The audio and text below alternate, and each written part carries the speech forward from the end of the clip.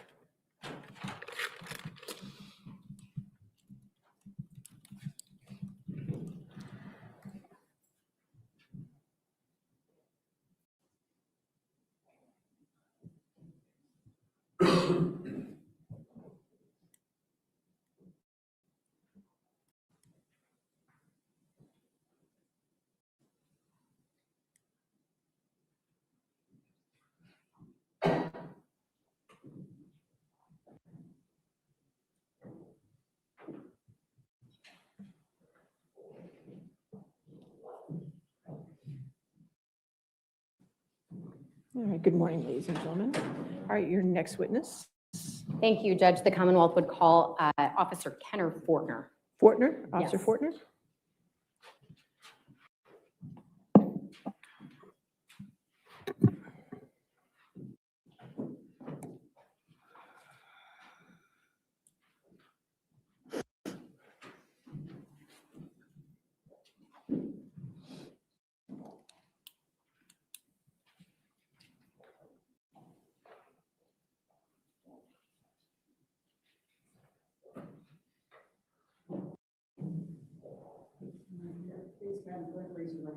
Do you swear or affirm to testify truthfully in this case under penalty of law? I do. Thank you.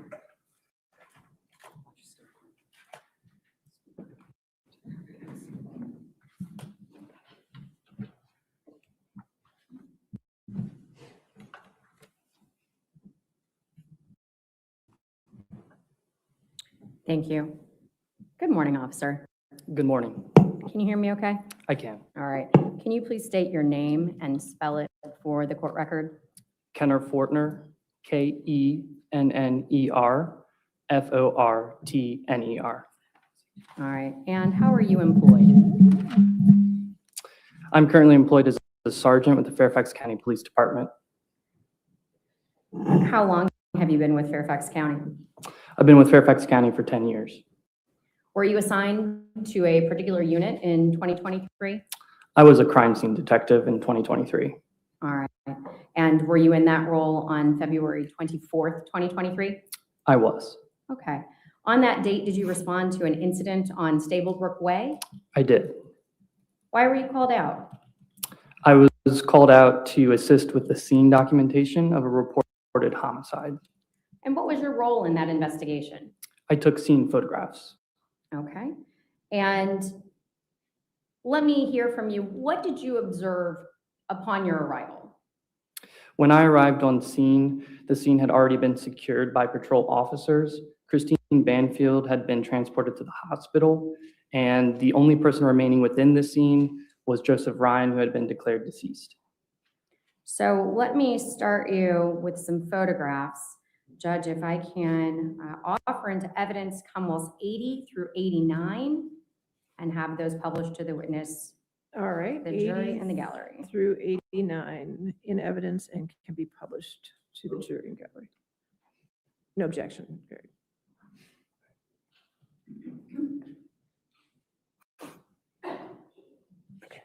All right, thank you. So starting with this first picture, Commonwealths 80, starting outside of the home on Stablebrook Way, how many cars did you observe? There were 4 cars of interest. Okay, and this picture here, what do we see? This is a black Hyundai Tucson. Were you able to later determine who it was primarily driven by? It was a government-owned vehicle registered to the IRS, driven by Brendan Banfield. All right, thank you. And in this photograph, we see 2 more vehicles. Can you tell me about them? Yes, so in the driveway, the vehicle parked in the left spot of the driveway is a navy blue Volkswagen ID that was registered to Christine Banfield. The silver Jeep Cherokee on the right parking space is registered to a Constance Ryan. All right. And this particular vehicle, this photograph was taken in your shop, is that correct?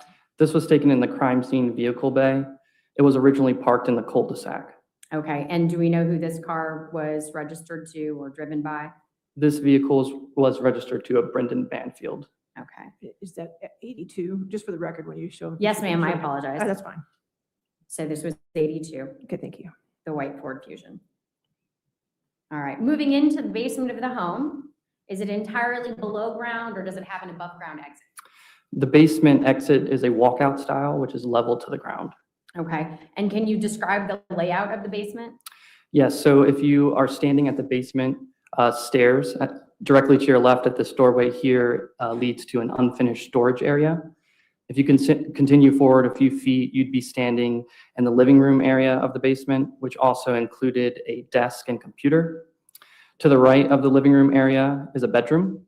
And then to the left of the living room area was a home gym workout area. And then if you orient yourself to where you're now looking at the workout area with the living room behind you, along the left wall was a bathroom. And then finally, another door which led to the same storage unfinished area. So in your walk through the basement, did you notice anything out of the ordinary? No, Okay. Looking at this photograph here, Commonwealth's 83. Can you tell me, was there a gate at the bottom of the basement stairs? there was. Okay, from the photograph, it appears to be about hip height. Is that accurate? Yes, Okay, well, my hips anyway, perhaps someone taller, it's lower, but did it look like it was intended to serve a purpose? at the time that I found it is as it was in this photo. All right. Did you notice a lock on the door at the top of the basement stairs? Yes, Okay, so looking at Commonwealth's 84 here, is that a photograph of the lock that you observed? that is a photograph of the lock that I observed. Okay, was it engaged when you saw it? No, it's as it was. Okay. Moving up to the first floor, there was a kitchen and a living area? Yes, Okay, so looking at Commonwealth's 85, is this a photograph of the angle of the living area from the kitchen? yes, Okay. In this photograph, can I draw your attention to the window area and the stationary object in front of it? Can you yes. tell me what that was? That was a bar cart style counter with 2 bar stools in front of it. Okay. What, if anything, did you find in the kitchen? There was a laptop on the kitchen island. So here in Commonwealth's 86, are you able to see the laptop? Yes, it's on the right-hand Is corner. it the black object here in the corner? Yes, Okay, thank you. Did you find what was later identified as Christine Banfield's cell phone? yes, Looking at Commonwealth's 87, is this the bar cart you previously described? it is. This is the back side of the bar cart. Okay, and where did you find the phone? The phone is going to be in the middle top drawer of this bar cart. All right, so looking at Commonwealth's 88, is that the drawer you're talking about extended? Yes, Okay, and what do we see there in the middle of the drawer? it's going to be the cell phone in question. All right, Commonwealth's 89, is that the cell phone? Yes, And Commonwealth's 90, is this the back side of the phone that you found? yes. 90, we hadn't put in evidence yet, so I took Oh, I that off the apologize. screen. So do you want 90 in? I do. evidence? And I understand there's no objections on 90 in evidence. Okay, go ahead. Thank you, Shannon.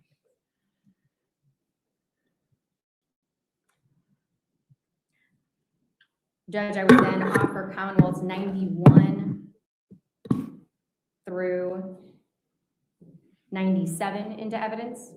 All right, again, I understand there's no objection. Okay, all And I right. apologize, Judge, I think I had said 98 originally and was just not clear in my speech. Okay, Thank you. All 90 to right. 97, okay. Detective Fortner, did you have the opportunity to then move upstairs in the home? Yes, All right, and did you take photographs of the bedroom belonging to Juliana? yes, Okay, is this that bedroom? This is her bedroom. And how did you identify this bedroom as hers? There's a Brazilian flag, excuse me, above the bed, and I also was able to locate an expired Virginia driver's license for Juliana on a dresser. All right. Commonwealth's 92, is this still her bedroom? Yes, What is it that we see on the dresser to the left? there are hygiene products. Her personal effects? Yes, All right. Commonwealth's 93, is this Juliana's closet? this is. All right, was there anything that caught your attention in that closet? There were red lingerie style clothing items, and then the yellow t-shirt with the green border on the sleeves. Did you have the opportunity to look for any signs of forced entry in the home? I did. Okay, and did you make any observations that would have indicated there was a struggle at any other area in the home other than the primary bedroom? I did not locate any obvious signs. Thank you. Did you have the opportunity to return to the home on October 13th, 2023? I did, Why were you there on that date? for a subsequent search warrant. Okay, and on that date, did you again photograph the house? I did, Did you inspect the bedroom that had been Juliana's? yes. Directing you to Commonwealth's 94, is this the same room? This is the same room. How were you able to identify it? The Brazilian flag above the bed. Did you notice that anything had changed? There were no longer any items in the closet. How about anywhere else in the room? Were her personal effects still on that dresser, if you recall? I do not recall the dresser. Okay. Did you eventually find her clothes? I did. Where did you find them? They had been moved to the primary bedroom's closet. Commonwealth's 95, is this the primary bedroom closet? Yes, And was there anything that you saw in the closet that made it clear to you they were Juliana's clothes? there were the red lingerie style clothing items and the yellow t-shirt with the green hem on the sleeves. All right. And Commonwealth's 96, another angle of the same closet? Yes, And we see the yellow and green shirt there on the second row? yes. All right, thank you. Had there been any other changes in the primary bedroom? They had gotten new flooring, new bedroom furniture, and pictures that had once featured Brendan and Christine had been taken down and replaced with Brendan and Juliana together. So showing you Commonwealth's 97, is this the primary bedroom? This is, In October of 2023, 8 months after the murders. yes, And I'm gonna zoom in here. Is this one of the photographs you were speaking of? it is. Okay. And did we see others in the room? Yes, that is a second photo. All right. Detective Portner, I don't have any other questions for you. Please answer any directed to you by Mr. Carroll. All right, cross-examination. Detective Fortner, there's just a couple of questions based on some of the things that you said, not too many. Commonwealth's number 94 is obviously a picture, and in a moment it shows something, but there were questions asked about you doing an investigation as to any other signs of struggle or forced entry in the house other than the master bedroom. Yes. Okay, describe for the ladies and gentlemen of the jury, what would you do to come to the conclusion that there was none of those things? So I would inspect all of the doors to see if there are any obvious signs or damage to the framing of the door, which I did not find. There were no debris found on the ground to indicate anything had broken.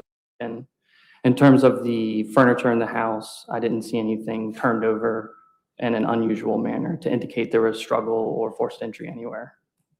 When did you do that in relation to the incident?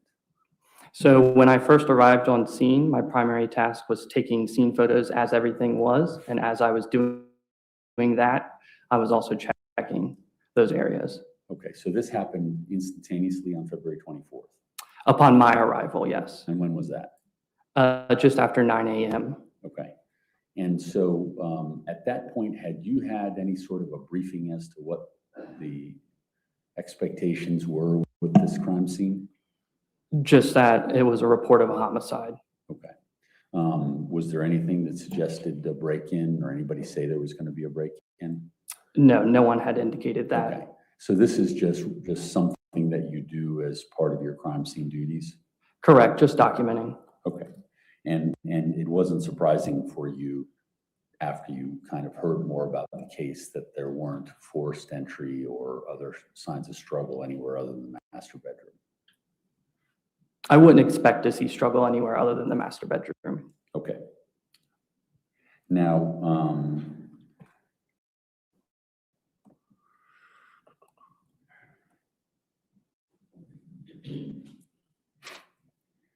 the places where you chose to take pictures, were you directed to take certain pictures, or do you just go ahead and just take as many pictures as you can and then see where it goes from there? So my ultimate goal when I'm taking scene photographs are to take overall photographs to indicate everything as best I can. Typically, these come from the four corners of the room from different angles. And then if there's an area of interest, I then come in and take mid-range and then close-up pictures of those items or areas of interest. And that was those were your decisions, I guess, was the question I was asking. Yes. Okay. I don't have any further questions. All right, reader. Nothing, Your Honor, thank you. Just witness subject to recall? He is not. Do you need to? Okay, you're free to go, sir. Thank Thank you. you, Your Honor. All right, your next witness, Detective O.J. Falk. Detective Falk.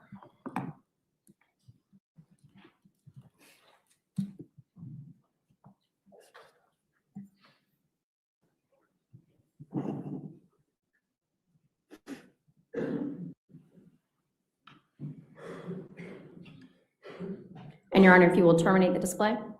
It is. Thank you.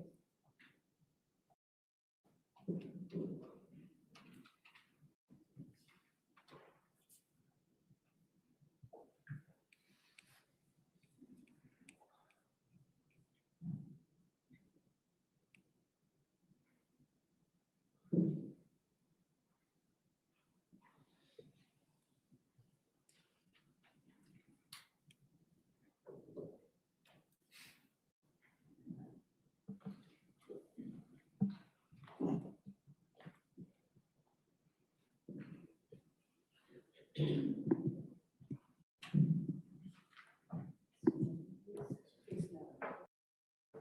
you swear or affirm to testify truthfully in this case under penalty of law?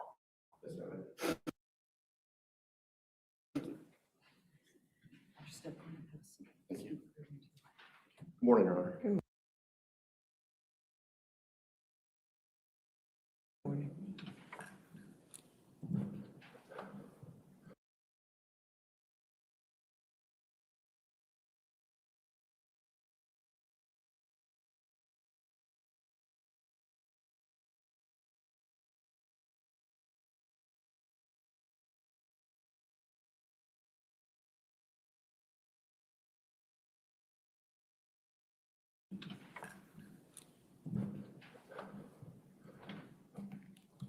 Good morning, sir. Can you please state and spell your name for the court record? Olin J. Falk IV. Falk spelled F as in Frank, A-U-L-K. Thank you. Directing your attention to February 24th of 2023. On that date, how were you employed? I was employed as a crime scene detective with the Fairfax County Police Department. Are you now retired? I am retired. Congratulations. Thank you. Taking you back to that day, did you have the opportunity to investigate a vehicle later determined to belong to Joseph Ryan? Yes, ma'am, I did. Okay. What were you able to see upon your inspection of that vehicle? Within the vehicle on the driver's floorboard, there were two red cellular phones laying underneath the brake and the gas pedal. All right. I'm going to show you a picture that's been marked as CAMLOS 155. I'm going to ask that that be admitted into evidence along with 156 and displayed to the jury and the gallery. No objection, correct? Yes. All right. Detective Falk, do you recognize this photo? Yes, ma'am. Are those the telephones that you observed in the vehicle? Yes, ma'am.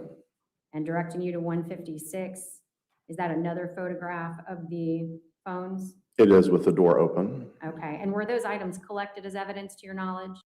Yes, ma'am, they were. Okay. Had you disturbed them prior to taking these photos? No, ma'am. Okay, so that's where you found them. Yes. All right. That's all I have for this witness, Judge. Thank you. All right, cross-examination. All right, is this witness subject to recall? He is not. All right, you're free to go, sir. Thank you, ma'am.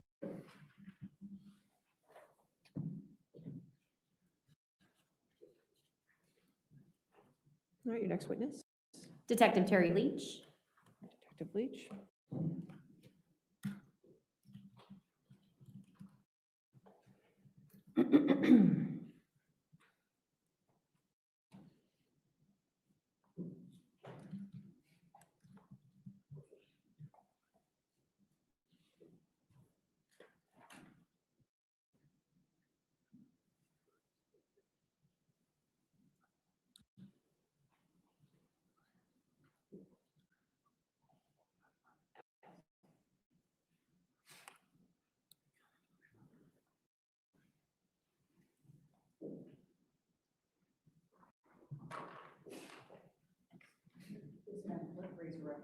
Do you swear or affirm to testify truthfully in this case under penalty of law? Yes, ma'am. Thank you.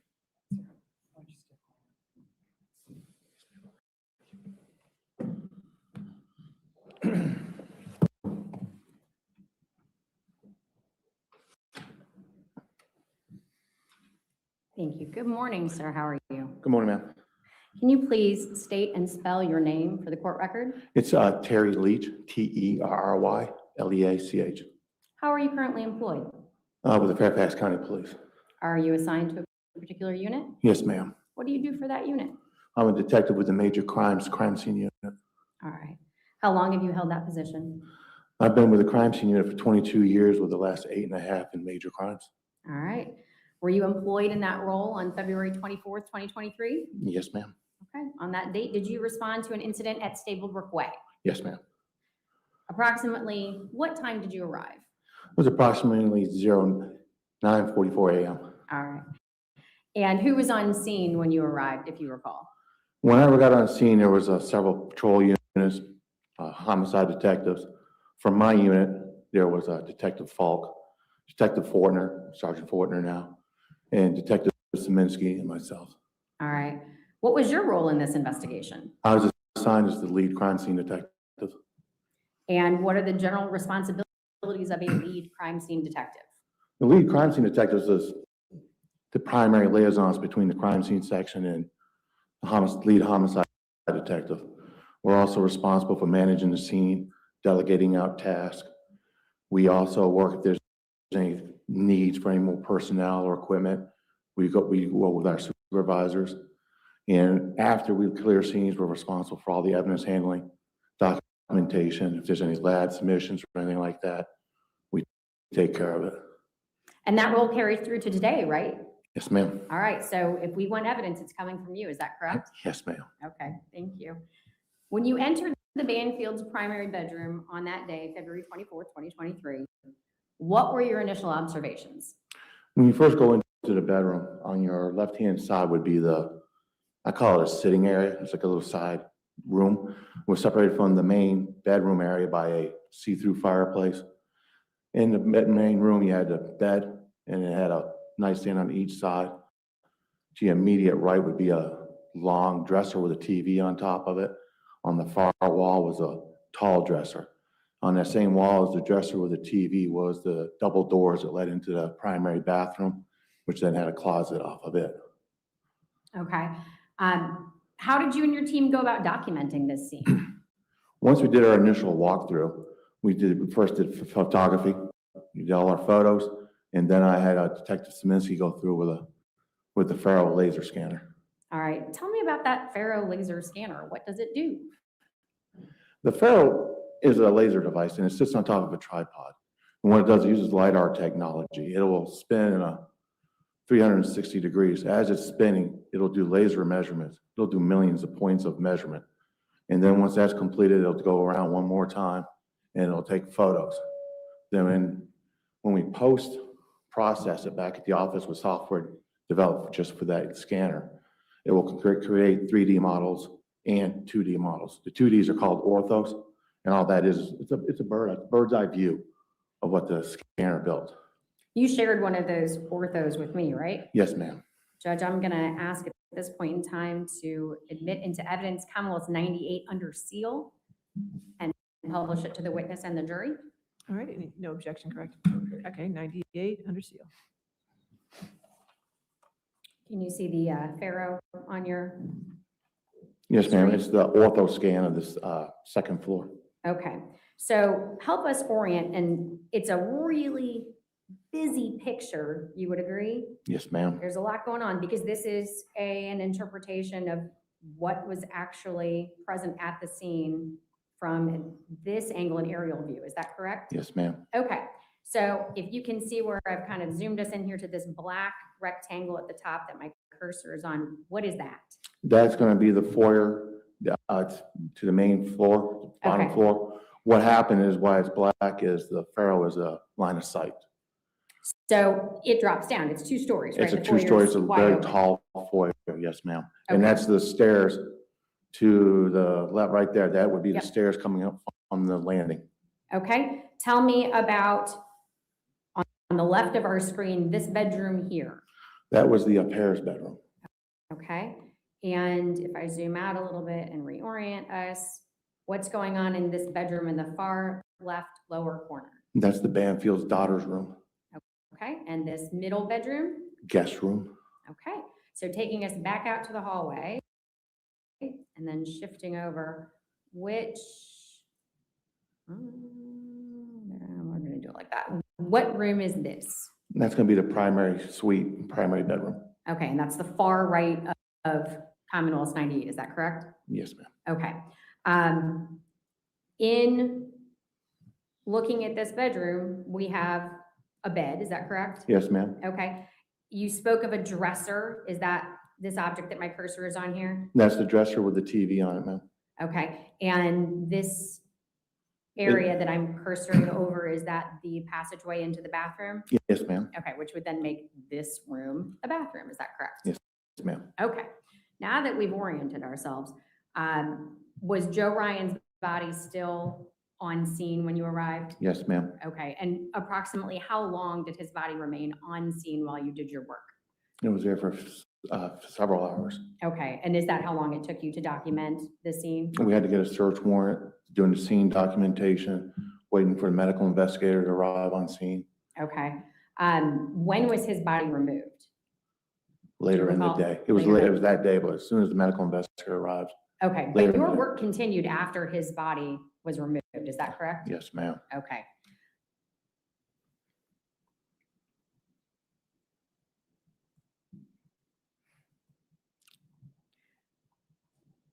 Judge, I'm going to offer exhibits 99 Okay, through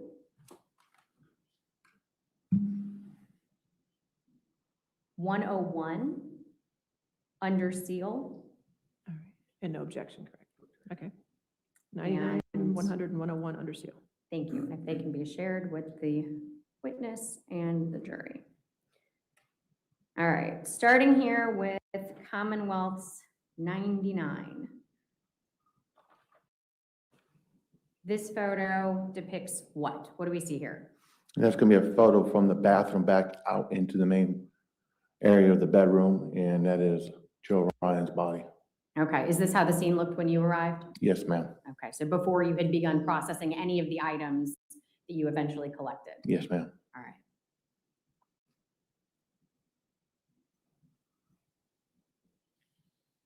Commonwealth's 100, is this a photograph of Joseph Ryan's body? Yes, ma'am. Okay, what observations did you make about his body upon your arrival? Upon arrival, I was documenting when I was first that his shirt was pulled up. There was a chest seal on the left side. The hands, right hand was in that position as you see it here, along with his right hand. The pants were unbuttoned and disheveled in the front. Right leg was straight, and the left leg is underneath the bed with a purple pillow over it. Did you do any investigation to determine whether or not that was the position of his body when first responders arrived on scene? Once I had access to the body worn camera, I watched that to see what the officers originally came into. And when they first came in, the shirt was down and the hands were across his chest. All right.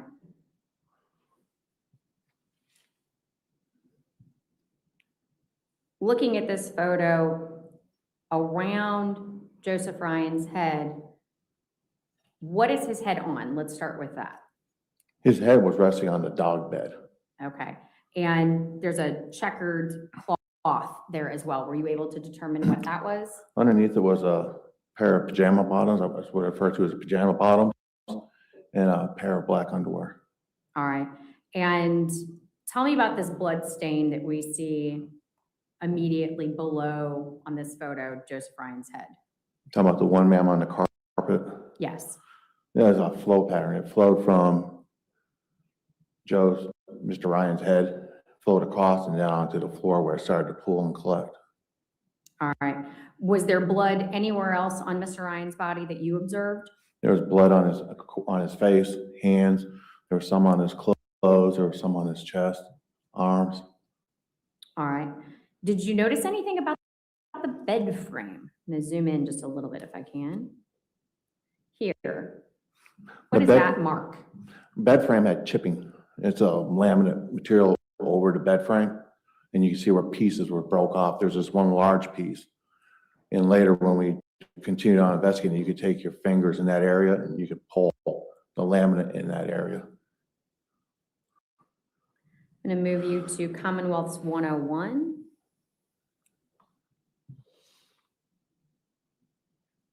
Is this another angle of the same area of the scene? Yes, ma'am. Okay. And again, we see the chip in the bed frame here, is that correct? Yes, ma'am. Okay. You indicated Joseph Ryan's legs were under the bed. Yes, Is ma'am. that accurate? Yes, ma'am. All right. Judge, I would move to admit photographs 102 through 123. All right, and there's no objection, correct? Okay. All right, 102 to 123 in evidence. Thank you.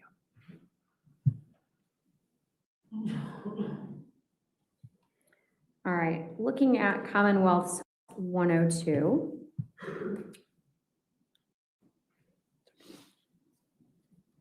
It appears that the scene has changed, is that correct? Yes, ma'am. Okay, what has happened since the last photograph? Since the last photograph, Joe Ryan's body was removed. The blankets and things that you saw on the floor, they were picked up and moved. And what did you observe now that the items had been removed on the bed frame itself? On the bed frame itself, if you come over here to if you're viewing the photo, it'll be on the left-hand side. We found one blood stain on the side of the frame. All right, I'm going to move then to Commonwealth's 103. Is that the area where you observed the blood stain? Yes, ma'am. It'll be to the right of the ruler. We're going to zoom in one more time. 104. Yes, ma'am. That's the blood stain. Yes, ma'am. Okay. Did you later send a swab of that suspected blood out for testing as item 71? Yes, I did, ma'am. Looking at Commonwealth's 105. We're back in time before the items were picked up, but let's talk about those items that you collected. What was in this pile of fabric that we see here? I had two blankets, a sheet, and a towel. The blankets, one was a real dark blue with a white Sherpa on one side. The other blanket was blue on both sides. Sheet was white with stripes, and then he had a towel. Okay, let's talk about the blue blanket with the white Sherpa.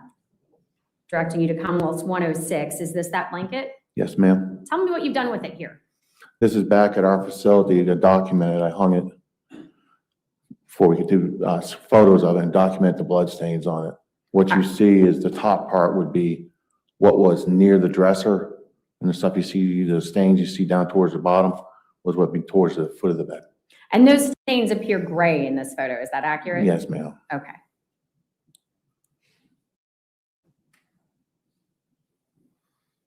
And let's look at Commonwealth's 107. Is that the reverse of the blanket? Yes, ma'am. So this is the Sherpa side? Yes, ma'am. And again, the dark marks we see, what are those? Blood stains. Commonwealth's 108. What is this object? That would be the sheet. Okay, and again, where is this photo taken? This photo was taken at our facility. Okay. The marks we see on the sheet, what are those? More blood stains, ma'am. All right, and there was a lighter blue blanket you mentioned? Yes, ma'am. Okay, Commonwealth's 109. Is this that blanket? Yes, ma'am. And again, what did you observe on the blanket? More blood stains. Okay, so let's talk about Commonwealth's 110. What is this object? That's the towel, ma'am. Okay, so again, where was this towel located? On the floor with all those bed linens near the foot of the bed. Did you happen to, in your review of the body worn camera, see where the towel was when first responders arrived? It was a little bit further away from the bed. When the first responders came, you could see the bed linens and things from firemen, patrol officers were trying to do life saving. Those linens and stuff started to roll and move towards the bed more. Was this towel on Christine Banfield? No, ma'am. Does this towel have any evidence of heavy staining or blood absorption? In my opinion, no, ma'am. So these blankets were moved as the officers addressed Christine Banfield's injuries and attempted to rescue Joe Ryan. Could the blankets that we saw a moment ago have transferred blood to the carpet as they were moved? Yes. Were they saturated? Yes, ma'am. Okay, so there was a lot of blood on those items. Yes, ma'am. Could have ended up on the carpet as well. Yes, ma'am. Okay. So looking at the carpet, can you approximate here where Christine Banfield's body was found? This is Commonwealth's 111. I used body worn camera. I watched the body worn camera to determine that. And it would be the stain that you see on the right-hand side. That was the vicinity of her head. What did you find when you removed the carpet relative to these stains? What I ended up doing was we pulled the carpet back. Our question was we wanted to see how far down the stains would go. And when we did that, we found that the stain on the left-hand side, underneath the carpet is a foam pad, then you got the subfloor. The blood soaked through the carpet, through the foam pad, and then onto the subfloor and created another stain there. The stain on the right, same scenario, again, is soaking down through. But when we got to the subfloor, there's just a little stain, a much smaller stain than what we found from the stain on the left-hand side.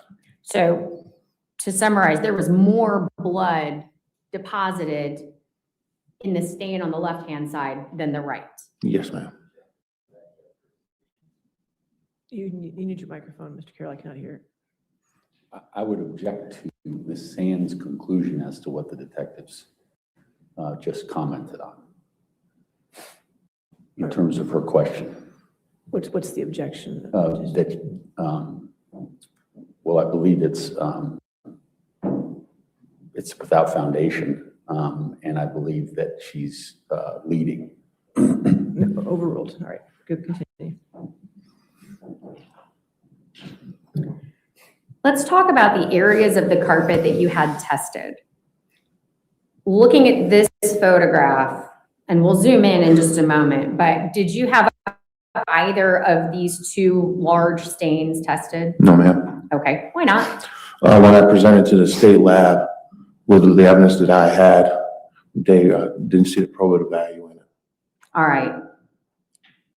Did they give you any explanation for why? Because her body was there. Okay. So looking at Commonwealth's 112, did you take swabs from the stains on the carpet that we see here? Yes, ma'am. If you take where the scale is at and come below it. All right, Like- that large Yes, ma'am. stamp, if you will, Yes, ma'am. okay? And was that item 42? That was item 42. I did another swab, which would have been item 43. If you come above the scale, you'll see another stain in there. What I did is I took another sample from the center of it. And we're talking about these two stains to distinguish. We've got 43, and the shape of 43 is different from 42. Is that correct? Yes, ma'am. Okay, how would you describe 43 as a stain? That's a stain to me. It was passive blood droplets falling down onto Okay. the carpet. And what was different about 42? What kind of stain was that? 42 was one large concentrated stain. Thank you. I'm going to direct your attention to Commonwealth's 113. Did you find a knife? Yes, ma'am. And where was the knife found? The knife was found underneath the blankets, between the edge of the blankets and the bed. And the only thing we could see when we arrived was the handle. And the knife was sitting on its backside, so it was blade up. And then the handle was towards the bed. Did your review of the body worn camera tell you anything about the final position of the knife? This is not the original position of the knife. Okay, so what did you observe on body worn? I think we've all seen it too and talked about it, but what did you observe on body worn? On body worn camera, the blankets were, if you're viewing this photo, the blankets have been more to the left. The knife was completely exposed. And you could see during the life-saving that officers and firemen stepped on the knife a few times and they got kicked and moved around as they were trying to work. Okay, did you collect this item? Yes, ma'am. Did you send it to the lab for testing as item 10? Yes, ma'am. Going to have you look at Commonwealth's 114. Is that the knife and the photograph that accompanied it to the lab? Yes, ma'am. All right, thank you. So let's talk about guns. Commonwealth's 115. Did you observe any weapons at the scene other than the knife? Yes, ma'am. There was two handguns. Okay, can you describe those two items for me? One gun was a Glock 19M with a light kit on it, and the second one was a Glock 43X. All right, is this photograph of the 19M? Yes, ma'am. And the flashlight, you mentioned the light on it that you said, is that the red ring that Yes. we see at the end? Yes, ma'am. It's the light kit. It's a flashlight underneath the barrel of the gun. Okay. Were you able to identify who owned that weapon? It was Brendan Banfield's duty weapon. Where was it located upon your arrival? When I arrived, it was on the left side of the bed, about halfway, resting on its right side. Again, after reviewing body worn camera, were you able to determine if that gun had been moved? It was moved, ma'am. All right, do you know where it was moved from?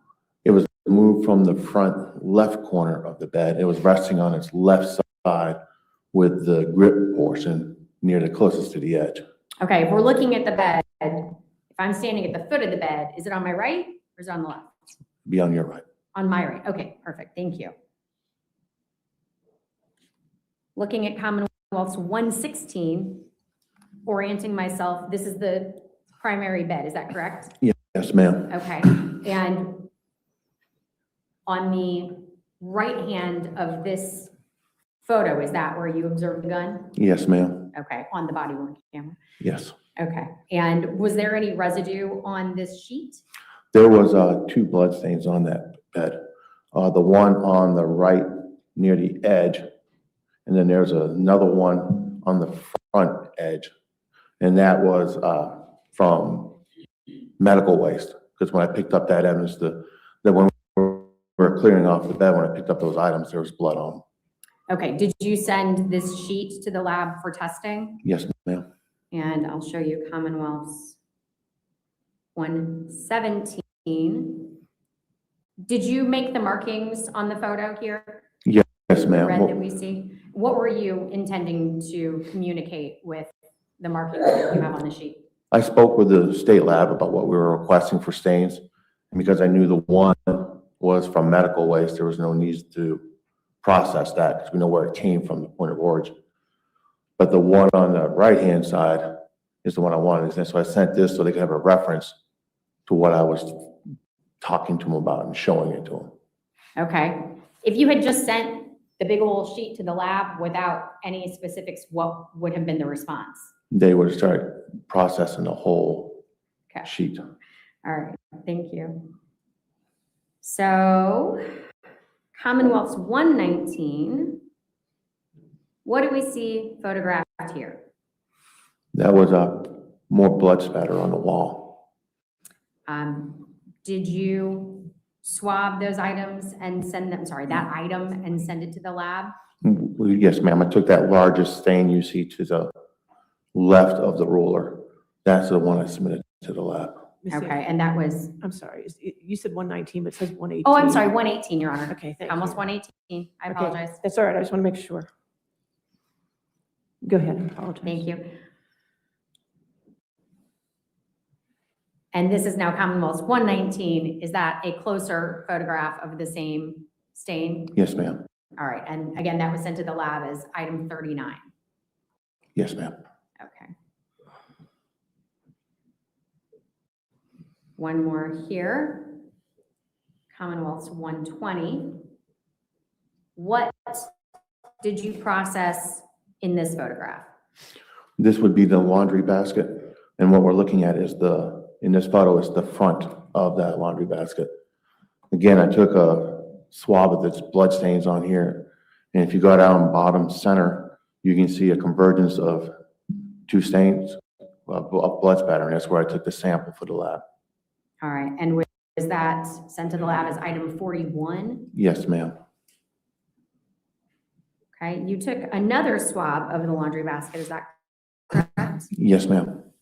And while this photo doesn't necessarily zoom in on it, describe for us from where you took the second swab on the laundry basket. The second swab would have been on the left-hand side and be the side furthest from the dresser on the curtain side. All right, and that's Commonwealth's 121 that we're looking at? Yes, ma'am. Okay. And that went to the lab as item 56, is that correct? Yes, ma'am. Commonwealth's 122. What do we see depicted here? This would be the dog bed once Joe Ryan's body was removed. And again, that black checkered item was determined to be Christine's pajama bottoms, is that correct? Yes, ma'am. Okay, and I see there's some black fabric to the left as well. What is that? That's the underwear, ma'am. Okay. Did you inspect those items? Yes, ma'am. Did you make any observations about them apart from the blood? Apart from the blood, one pant leg was inside out and the other pant leg had the underwear around it. If you took the crotch region of the underwear, it was torn, ripped, separated from the other side. All right. And Judge, if I can terminate display for just a moment.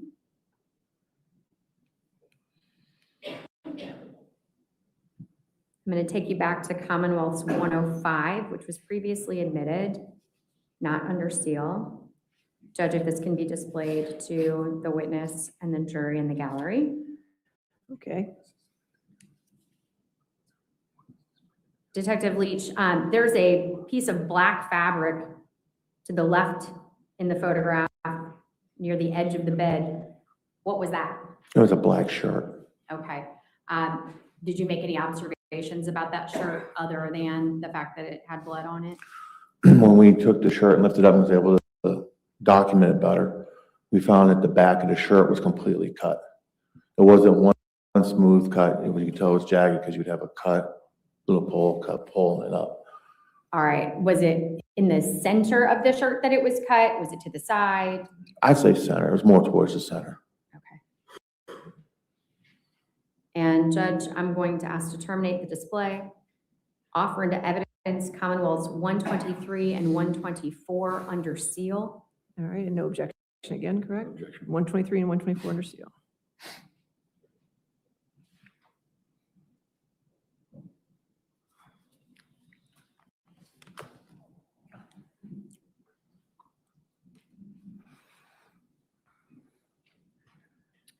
All right, Detective Leach, if the court can publish the photos to the jury and the witness. Tell me about this photograph. We see again, we're back to Joseph Ryan. Is that correct? Yes, ma'am. Okay. What is it that is next to Mr. Ryan's left hip, partially under him? It would have been a black slide and a shoe, slide on shoe, and a backpack. All right. Did you search that backpack? After we finished with Mr. Ryan's body and we were able to move him out of the way, yes. I'm going to take you to Commonwealth's 124. Is this a zoomed in photo of that bag? Just trying to show the property that was in it at the time, how it was when we found it. Okay.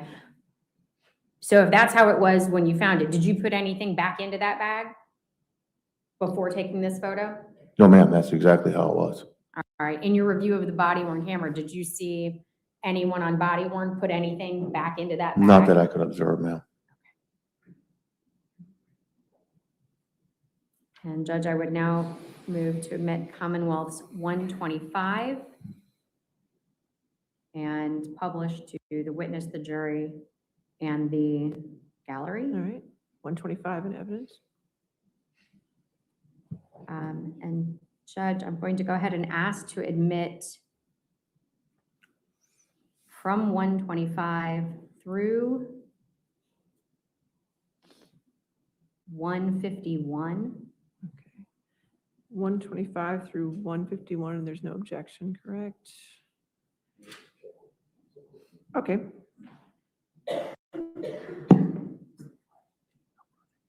Should be 151. Okay. No objection. Okay, so then we have 125 through 151 in evidence. All right. So looking at Commonwealth's 125, is this the backpack after you removed the items from it? Yes, ma'am. What observations did you make about the backpack? Once we opened up the backpack, this would be, the photo is showing the back of the pack from the it's the back inside compartment of the backpack, and there was blood spatter on there. Okay, so if I open the bag with my two hands and spread it wide apart, this is looking inside the bag. Yes, Is that ma'am. correct? Okay. And what are those marks? That's the blood spatter, ma'am. All right. You placed circles in this photo. Did you make those circles? That's stitching. I'm sorry, the red lines. Oh, the red lines, the circles, yes, ma'am. I did that for again, this was something I sent out to the state lab. And so I wanted to know what I was referencing when I asked for the exam. Okay. Did you send that to the lab as item 125? Is that correct? Yes, ma'am. Okay. So let's talk about the contents of the bag, Commonwealth's 126. What did you find inside? We took the backpack and we laid out everything and did one overall photo as we inventoried through. And what you see is there's like rubber exercise bands, a metal rod with eyelets in it, lubricant, clothespins, a chain with padlocks with the keys in them, a roll of electrical tape, like a COVID mask, an apricot, and then one I could refer to like almost like a gag. Okay. Commonwealth's 127, is this the receipt that was found in the bag? No, ma'am. I'm sorry. Commonwealth's 127, a receipt that was found in the wallet? That was found in Joe Ryan's wallet. Yes, okay. And we can see the wallet underneath the receipt, is that correct? Yes, ma'am. And is that wallet listing out personal lubricant, floss sticks, and apricot? Yes, Is that ma'am. correct? One apricot? All right, and that receipt is dated the same day of It your was the same date, yes, ma'am, the 24th. February 24th, 2023. Okay. Did you find, obviously, this wallet, but anything else outside of the backpack that might have been personal belongings of Mr. Ryan's? Well, I found his coat. His coat was actually underneath his legs near his buttocks area. We took his coat. We found his car keys in the front right pocket, and his wallet was in the front left pocket. Okay. You also found zip ties, is that correct? There was zip ties found on the floor, yes. Okay.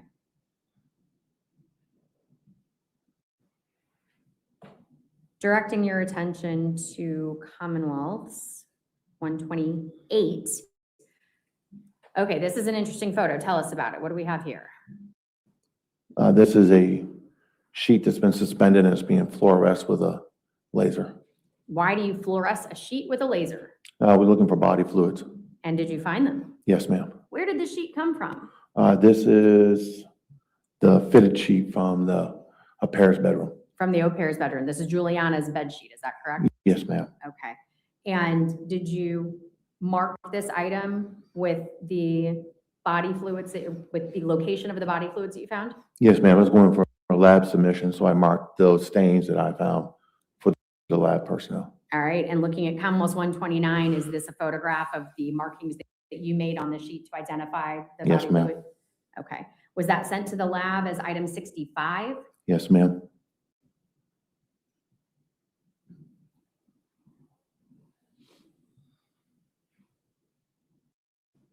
Turning your attention to Commonwealth's 130, what have you photographed here? This was Brendan Banfield's clothing. Okay, and what were the articles of clothing that were collected? It was a set of his blue jeans, button-down shirt, and a black coat. And you've put them on a dummy here in approximation to how Mr. Banfield was dressed on the day of the murder, is that correct? Yes, ma'am. I used the body-worn camera. Perfect, okay. What did you do with these items once you had taken this photo? Some of the coat and the jeans all both went to the state lab. Did you mark the jacket for the areas that you wish to have tested? No, ma'am. This is once it came back from the lab. Aha. All right. So how did you present this item to the lab? Presenting this one was because of the color. It's hard to see the blood and everything on it. I submitted it to the lab. I said, gave them a synopsis of what happened. And I just gave them the whole as a whole. And this is what they marked out. All right. So those markings that we see were the selections that the lab made for their testing. Is that correct? That would be my understanding, ma'am. Okay. And this was sent to the lab as item 121. Is that correct? Yes, ma'am. Okay.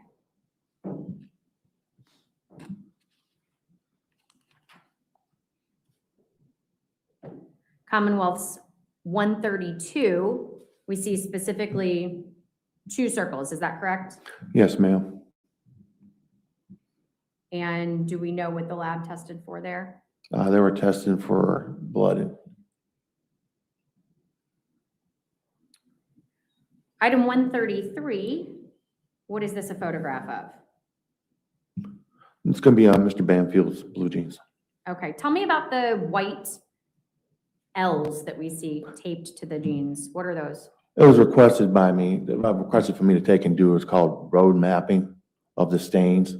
And all you simply do is you take the item and you put down the scales in so many distances apart. There was no set distance, but you just want to make sure you got plenty of scales. Doesn't necessarily mean there's a stain there. We're just trying to document to scale the entire object. Okay, so they're reference points, is that That'd be fair? a way of referring to them, yes, ma'am. Okay. What did you observe about these pants? That they had blood stains on them. All right, any particular staining patterns that you observed? There Stood out? was the blood stains on the knee area. And then there was a particular stain which someone pointed out and they requested for me to submit that to the lab. All right, so we're gonna look at Commonwealth's 134. This now has a circle imposed on the photo. Tell me what that circle is indicating. Again, this is something that's going to the lab. We discussed it. It's obvious with the pants, there's lots of staining. This was the particular stain that the grafts requested to be processed. Okay. And zoomed in here, tell me about that stain. Was it different than the staining on the knees? Most of the stains that you saw in the pants were like almost like smears, smudges, like they came in contact with blood. This was droplets. All right. Were there more droplets on the pants? Yes, But this was the area that was selected for testing? yes, ma'am. And again, that was Commonwealth 135 that we're looking at for those markings. Taking a look at Commonwealth 136, tell me about this red circle. This is on the back of the jeans. It'd be to the left of center, just below the belt line or close to being in the belt line. And was that item sent along with the other request for testing by the lab? Yes, ma'am. Okay. And that one went to the lab as 136. I'm sorry, as all, these were all sent to the lab as 123. Is that correct? Yes, ma'am. Okay, photo 136, also item 123. Sorry for any confusion. All right, and looking at Commonwealth 137, what do we have here? It's that same stain with the drop, just a different angle on it. You're showing it more from the inside of the leg outward. All right, did you have the opportunity to take a look at Mr. Banfield's shoes? Yes, ma'am. Commonwealth 138, are these the shoes that were collected from Mr. Banfield? Yes, ma'am.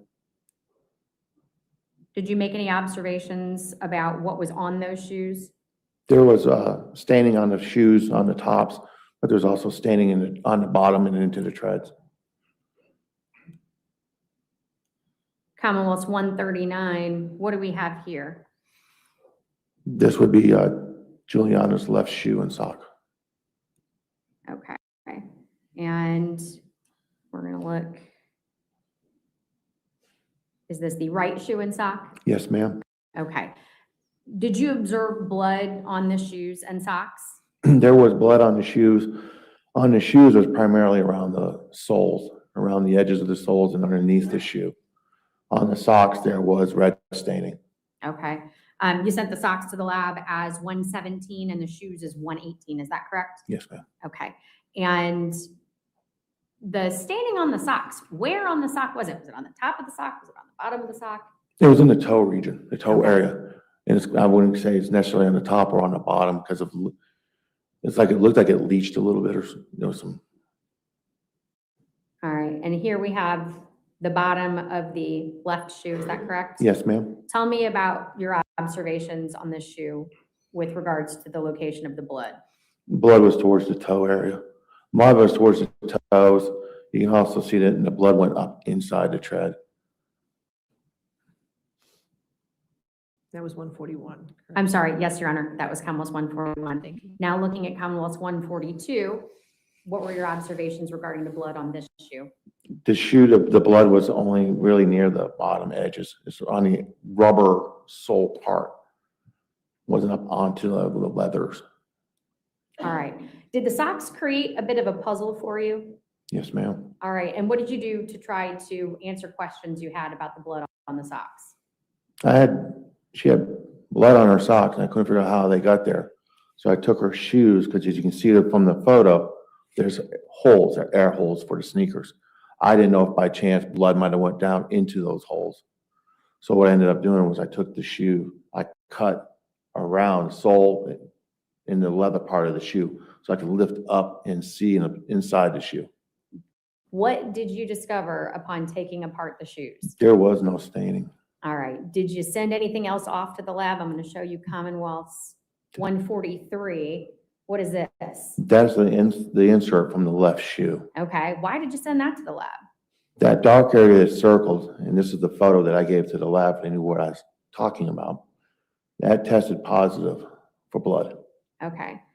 And so that was sent to the lab as item 118 it didn't have a separate designation from shoes 118, it went back to the lab as 118, is Yes, that ma'am. correct? Okay. Did Juliana's sweatshirt, t-shirt, or pants have any blood on them? Not that I could find, ma'am. All right, let's look at Joseph Ryan's clothing. Commonwealth's 149. This t-shirt, what, if anything, did you observe about the shirt? It had the blood staining. A lot of it was near the chest area. You can see it's not like any individual stain. Also, if you come down, as you look at the photo, it'll be on the right-hand side. It's right above the G and the H and Howie's name there. There's a defect. I've zoomed in and I'm aiming my cursor where you're talking. Is that what you observed? Yes, ma'am. Were you able to determine how that defect occurred? It appeared it was coming from a projectile, from a bullet.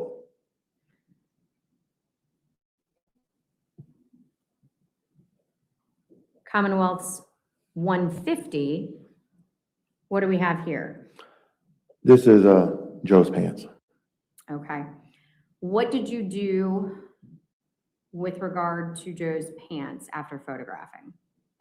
After photographing, we met with the state lab and we discussed different options for processing. On this one, because of the way the pants were situated on his body, I had questions about the zipper button area. The lab recommended an MVAC, but they don't have one. So this item was sent to DNA Labs International to be processed. All right. And so that was regarding the zipper, the button, and the waistband, is that correct? Yes, ma'am. Okay. Were the jeans sent to any other labs for other testing? Yes. The right leg was sent to the whole pants was sent to Bodie Laboratories, but we requested the stain on the right pant leg to have a technique done that the state lab doesn't do. Okay. And so we sent it to them to have them process it in an attempt to see if we can generate any more evidence out of it. All right. So Bodie tested the stains on the pant leg and DLI tested the zipper, the button, and the waistband. Is that correct? Yes, ma'am. Okay. And did you have any other questions about these genes that could have been answered by the state lab? Or did you feel it was necessary to send them to the other two labs for the specific testing that you've discussed? This for the specific testing, because those stains, we're just trying to figure out what caused them, what and what formed them. Okay. All right. Judge, I'm not sure what time the court wanted to take the morning break. It's a little early still. It is. My next bit is a little bit lengthy and we can break after that, but it will be approximately 30 minutes. I have video to share with the detective. The video is your next Yes. item. All right. Ladies and gentlemen, let's go ahead and take our morning recess then, and we'll just have to make it through to lunch a little longer, okay? So don't do any outside research and don't talk to anybody, okay? We'll take 15 minutes.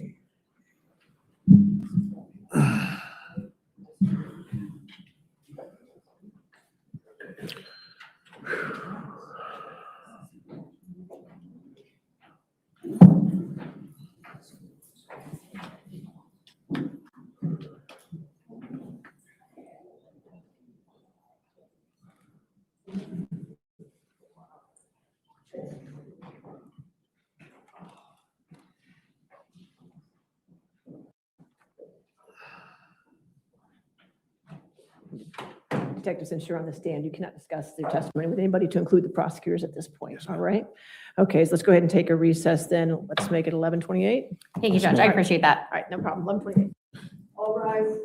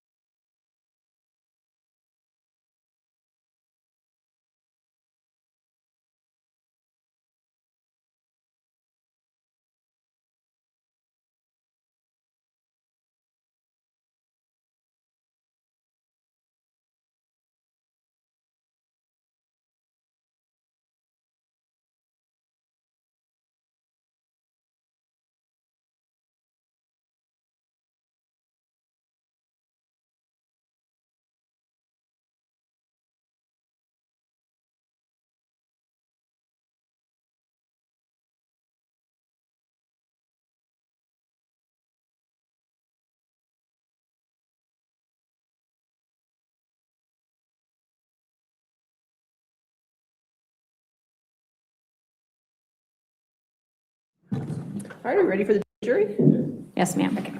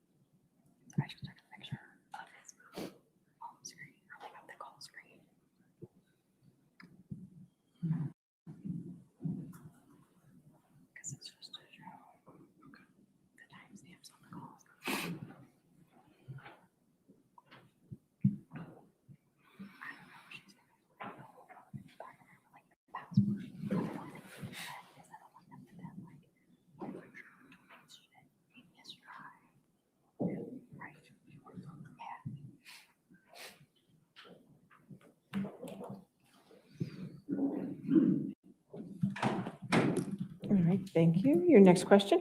Thank you. And I'm going to go back for just 1 second. We left one out. Detective Leach, I'm going to have you look at Commonwealth's 151. I would offer this into evidence if it has not yet been. It is in evidence. All right, wonderful. That can be published. Detective Leach, this is, to back you up just a little bit, we're back on Joe's jeans. We've zoomed in here. You were talking about what specifically was sent to DLI. Yes, ma'am. Can you explain again what we see here and what you asked DLI to test and why? DLI would be the zipper region in the area of the waistband around the buttons, the button and the buttonhole into the sides of them. Okay, when you say the zipper, are you talking about the tines on the zipper or the hole? The whole area, ma'am. The whole area, Yes, okay. ma'am. And why did you send that to DLI to be tested? Yeah. Not why DLI, but why did you send that to be tested? Because of the way the pants were positioned on the body. To me, when we got there, the pants, you saw in the one photo how the pants were undone and down a little bit in the front. When we rolled Mr. Ryan's body to place him into the body bag, we found that his pants in the back were caught up on his butt. So it was caught up underneath his butt cheeks. And so to me, I didn't know if someone might try to manipulate the pants. I don't know. So Okay. my job is to find the answers. Perfect, thank you very much. All right, give me just one moment. This time Commonwealth would offer 152, 153, and 154 into evidence. And no objection, correct? All right. 152, 153, 154 in evidence. Thank you. All right, so, to your knowledge, was surveillance video collected from the McDonald's restaurant located at 2475 Centerville Road in Yeah. Herndon? Yes, ma'am. Okay, do you see that pictured here on this fantastic Google map? Yes, ma'am. Okay, and it's labeled on the map, is that correct? Yes, ma'am. Okay. And are you aware of the distance of this McDonald's from the Banfield's home? From the Banfield's home, there's a couple of different ways to get there, but they're all probably under 3 miles. Okay, thank you.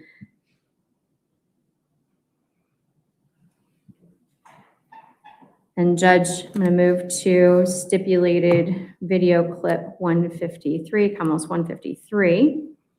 All right, this is the vantage point from the McDonald's drive-thru. Is that your understanding? Yes, ma'am. Okay, and this car creeping in here, that's Mr. Banfield's car, is that correct? Yes, ma'am. Okay.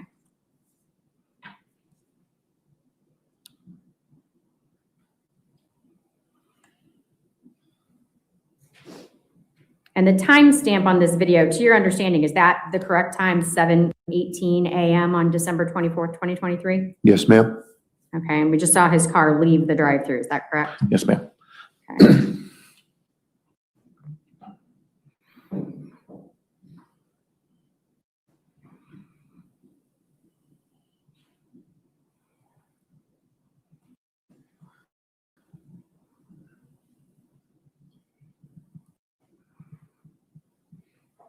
All right, and that's his car returning to the drive-thru, is that correct? Yes, ma'am.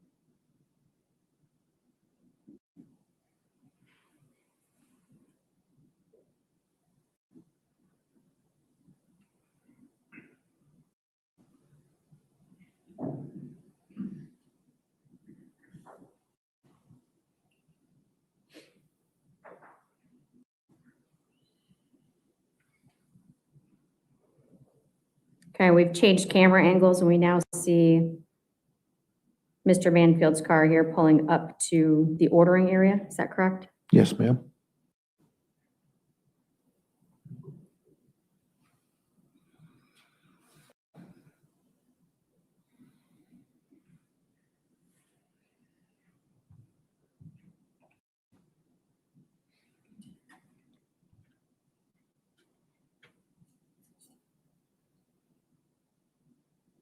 All right, and changing angles again. We're at the pay window. Is that correct? Yes, ma'am.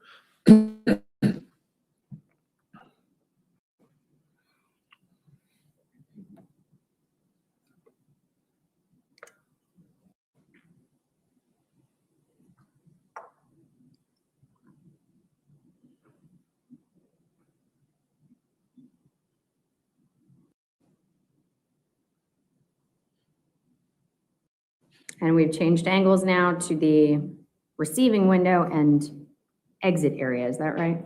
Yes, ma'am.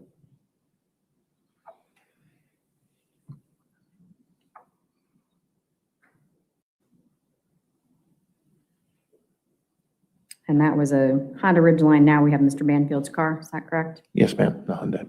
Okay.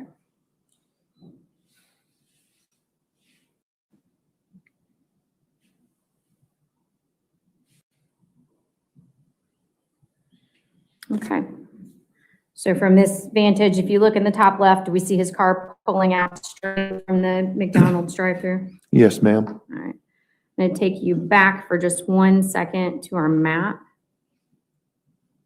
And I'm putting my cursor here over the drive-through pickup area. Is that your understanding of its location? Yes, ma'am. Okay, and so we saw his vehicle exit in the direction of my cursor. Is that right? Just pulling straight out?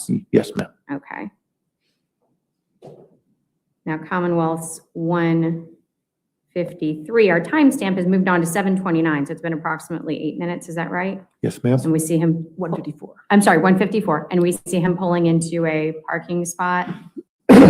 Yes, ma'am. And that's Mr. Banfield getting out of his car. Yes, ma'am.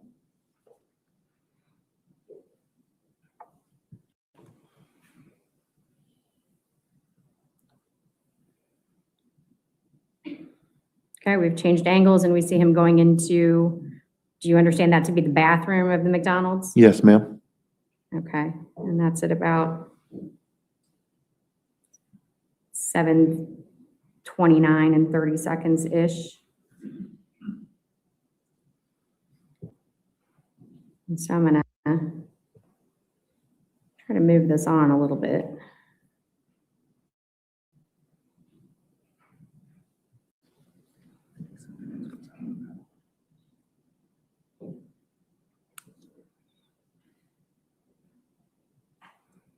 We're gonna go to 7:30.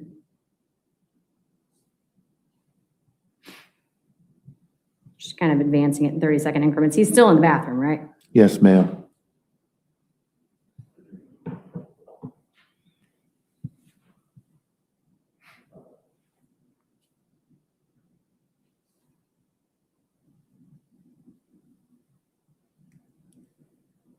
Somebody else has gone in the bathroom. Is that what that looked like? That wasn't him, Yes. right? Okay.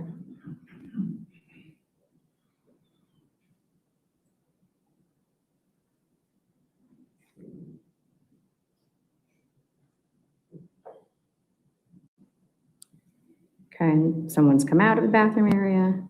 Still not Mr. Banfield.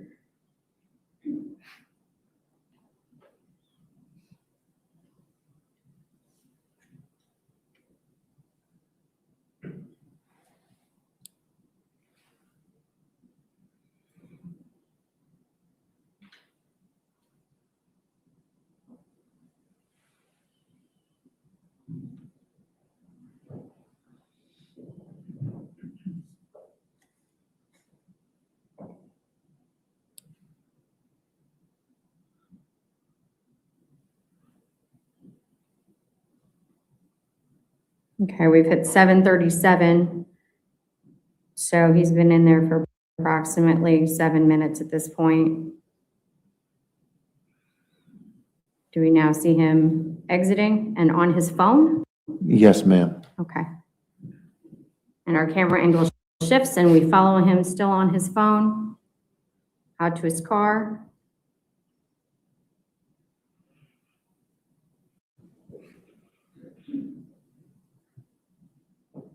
And is it 7:37 and approximately 30 seconds that he's getting in his car still on the phone? Yes, ma'am. Okay.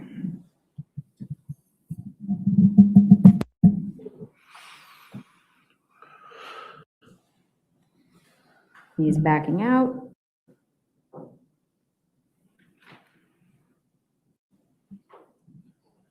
And we see his vehicle leave the area. Is that correct? Yes, ma'am. All right. And again, this angle from the window, you see him drive off, right? Yes, And ma'am. then this angle, we see him head out onto the road, presumably towards home. And that's his black Hyundai turning left in the left side of this video. Yes. Is that correct? All right.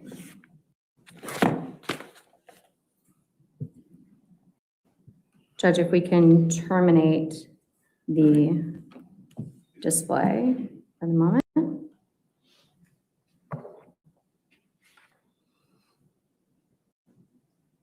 All right.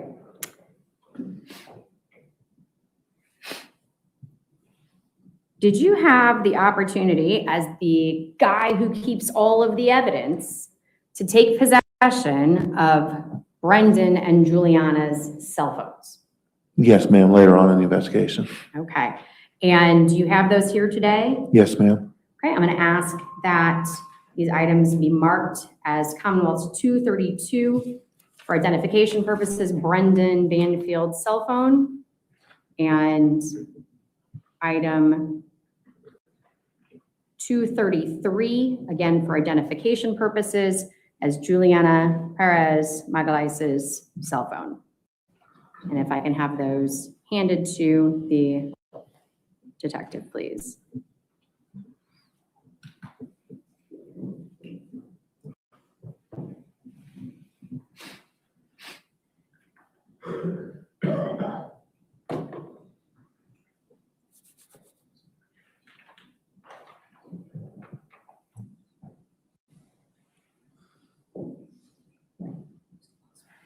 They're already open. I have a charger. Thank you, ma'am. Yes, ma'am. Thank you.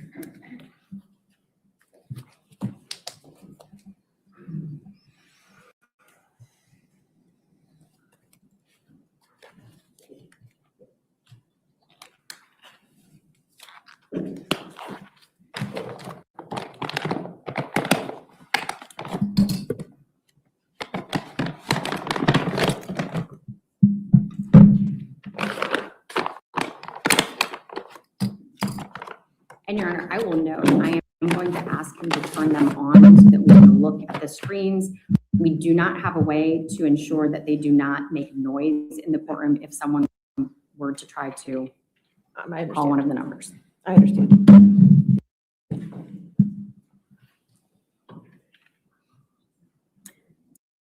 All right, so let's start with the Android, Mr. Banfield's phone. Still charging, still powering up, ma'am. I'm sorry? It's still powering up. Okay, thank you.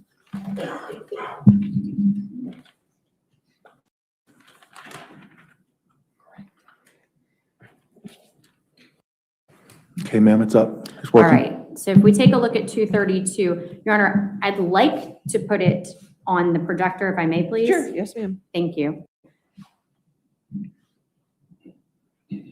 Are you still want it to the witness, or are you going to admit it into evidence this time? I am not going to admit the phone into evidence. Judge, I'd like to have the jury be given the opportunity to look at it, and then I have still photographs taken of each of the screens that I will offer into evidence as 232 A, B, C, D, E, and F. If it's not in evidence, the jury can't look at it. I was under the impression that the court would not want the object with its password given to the jury to be able to manipulate for themselves, and so we have photographs of the screens. I can I mean, you simply can enter show those evidence. photographs if there is no objection to moving directly to those items. Is there any objection to just moving to the photographs? I've seen these videos, so I don't.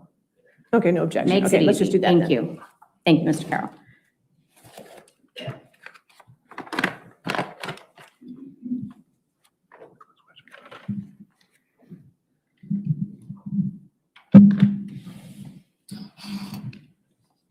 So then we are not going to display it. We are simply going to move to the photographs. We're going to the photographs. Thank you. Thank you. Sorry Dr. for the Johnson. confusion. That's okay.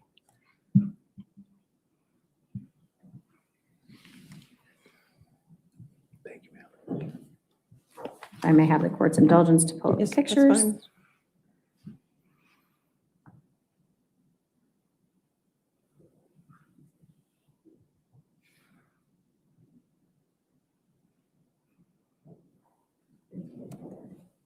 All right. So Judge, at this time, the Commonwealth would move to admit Commonwealth's 232A, a photograph of Brendan Banfield's phone screen call log. No objection? No objection to our 232A. All right, and if I can have that displayed to the witness, Yes. the jury, and the gallery. All right, Detective Leach, when you turned on the phone and worked your way over to the call log, is this what you saw? Yes, ma'am. Okay, and we can note that it has a record of calls from, at the top, this is February 24th, and then timestamps for each of the received or outgoing calls. Is that correct? Yes, ma'am. And we see an incoming call from Juliana at 7:37 a.m. Yes.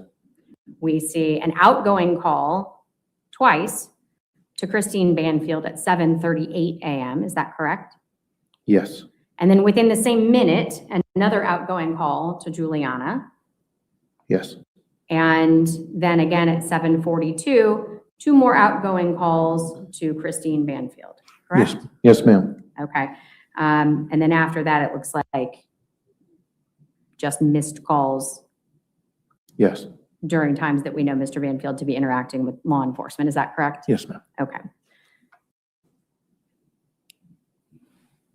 Judge, if we can terminate, I'll then move to 232B. Okay. Although somehow the picture is marked A. This is B, despite its title. All right. If we can then offer into evidence Commonwealth's 233, it is 233A. So not 232B. Nope, it is 233A. Okay, 233A. Yep, 232 being Mr. Banfield's phone, 233 being Juliana Magalhaes' phone. But 233A. 233A, all Okay. right. And if everyone can take a look at this. All right, Detective Leach, is this the call log that shows up when you turn on Juliana's phone? Yes, it is, ma'am. Okay, and we can see a handful of calls that occurred on the 24th. Is that correct? Yes, ma'am. All right. Commonwealth would next offer 233B into evidence. Any objection to 233B? All right, 233B in Okay, evidence. so here's 233B. We have an outgoing call at 7:36 a.m. that lasted for 5 seconds. Is that correct? Yes, ma'am. To a contact identified as Christine. Yes. Okay. Then 233C would be offered into evidence. You already had 233B is in evidence. C, I'm C, sorry, all right. 233C. C, okay. Any objection? Mr. Carroll? I'm going to move, I'm sorry? No, I'm about to. Yeah. right. Are we still casting? No. Okay. Any objection to 233C? I'm This just is going to take a quick look Okay, at sure. it, Judge. Yep.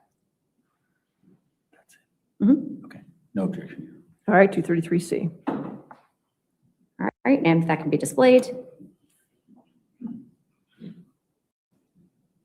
All right, and this is a call record indicating calls at 7:37 a.m. for 19 seconds and 7:38 a.m. for 47 seconds as an incoming to a contact identified as Brendan. Is that correct? Yes, ma'am. Okay. Judge, the Commonwealth will now move to 233D 233D. and offer that into evidence. Any objection?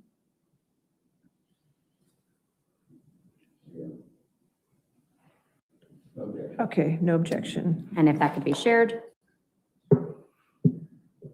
Detective Leach, this is an outgoing call from Juliana's phone to 911 at 7:47 that lasted 7 seconds. Is that correct? Yes, it is, ma'am. And Commonwealth's 233E. Any objection to 233E? No, Your Honor. All right, E in evidence. Okay. This phone call shows a missed call from a 703-877-3038. Do you know that to be the 911 direct number or the exchange? Yes, ma'am. Okay, so this is a call from 911 back to Juliana's call that was missed according to the phone. Is that correct? Going to the phone line, According yes, to the ma'am. phone. Okay. I'll now move to Commonwealth's 233F. Any objection to F? No, Your Honor. All right, 233F in evidence. And I'd ask that be published. This is our last one, I promise. This is a log of calls to 911. We have a canceled call at 7:48, a canceled call at 7:49, and then an 8-minute outgoing call from Juliana's phone at 8:02 a.m. Is that correct? Yes, ma'am. All right. Your Honor, I do not believe I have any additional questions for this witness. Can I Clarify exhibits? I have a question. Well, 144 through 148, you asked to be admitted in evidence, which we admitted in evidence, but I don't have any. You didn't display any 144 through 148. If I can have the court's indulgence for just one moment. Sure.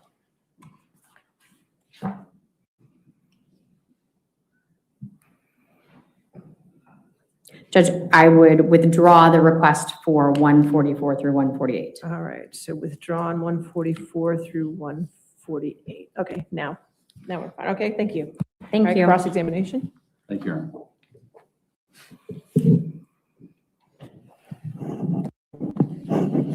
To do the pictures?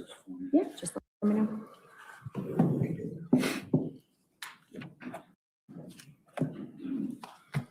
Good morning, Detective Leach. Good morning, sir. I just have a few questions for you. And I think I'm just going to kind of go backwards from where we ended up with regard to the pictures, if that's all right. Yes, sir. You raised, you actually decided, I believe, that DNA Labs International was going to be included in the examination of the zipper area and the pants area. And I think you had said something about it. They had tools that the DFS doesn't have. Department, yes, sir. Okay. And so were you the one who made the decision that DLI was where this was going to go? I met with the state lab. I was out at their facility, spoke with them, showed them what we had, and they actually recommended using the MVAC for that process. Okay, and the MVAC is designed to pick up finer particles, is that right? The MVAC is like a wet vac you would use in your house. It uses moisture in a vacuum, so it injects the moisture, then sucks that moisture back up. Okay. And it's used for DNA collection. And that's something that Fairfax County Police nor DFS has the ability to do? Not at that time, we did not, no, Is sir. that so that's the only reason why DLI would be brought in? Yes, sir. Okay. And then were their samples then, if you know, were they then analyzed by them or were they analyzed by DFS at that? I would not know that, sir. That's for the examiners, the lab people, sir. Okay. So in conjunction with DFS, you decided that this was a resource that we needed to kind of find the opportunity for and get them to do what the MVAC. Yeah, we wanted an area process, and with the recommendation of the lab, Okay. We went through DLI. Now, I didn't quite catch I guess you had suspicions because in the zipper region, it appeared that the pants were being opened the way they were left when you found them. When we arrived on scene, as you saw through the photos, his pants were undone, the zipper was down, and the pants were pulled down slightly. And we were trying to determine why that was. And that was pulled down on the backside, so. On the backside of the pants, if you're facing a person, it angled from the front down towards the back. And the back pants, the top of the jeans were underneath his buttocks. Okay. And that caused significant enough concern that you had to go to that area? It was an answer, I was trying to answer that question is why the pants were like that, and if they were, who did it? Okay. Now, item number 135. So just so it's clear for the jury, the picture's number is 135, but you were also talking about 123 when we were in the middle of that. That's actually the number for the sample that went to the Division of Forensic Science, correct? Which item was 135? It said, it was the one that you said the graphs told you to go and get. The graphs. Graphs. Yes. And so that would have been relating to the genes of Joe Ryan, I believe. There's the Do you genes of mind- the, Sorry? I think 135 I have is the genes of the defendant. But Oh, I'm sorry, genes of Brendan Banfield. If Your Honor wishes, I can. did you want to see the picture? Yes, I think Okay. that, I think the witness probably would be. Okay, that's fine. Please.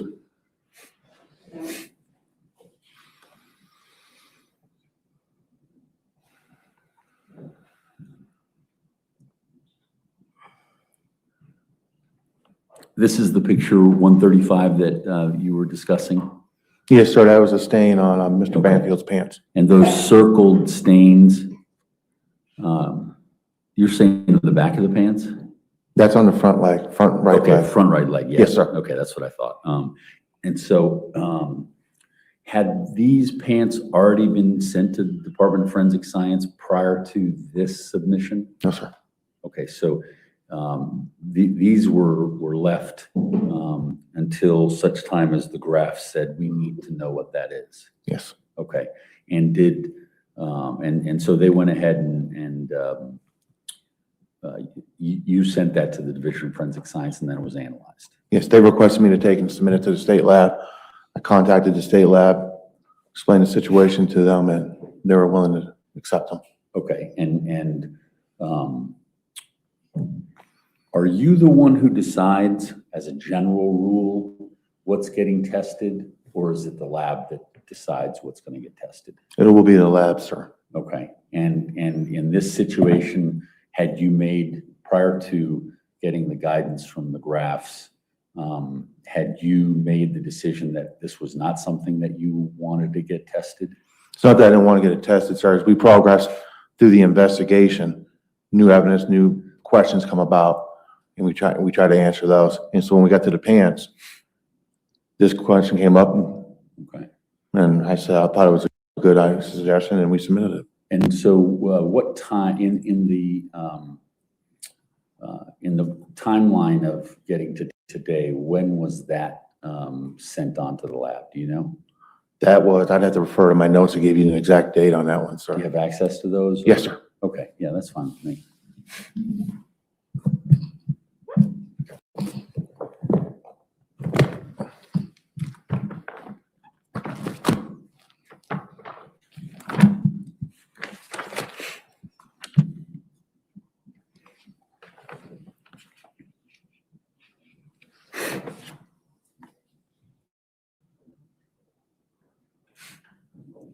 According to the request for laboratory examination, I submitted them to the state lab on 5/15/2024. 5/15/2024. Yes, okay. sir. And were there any detectives involved in the decision in that situation, Was- other than yourself?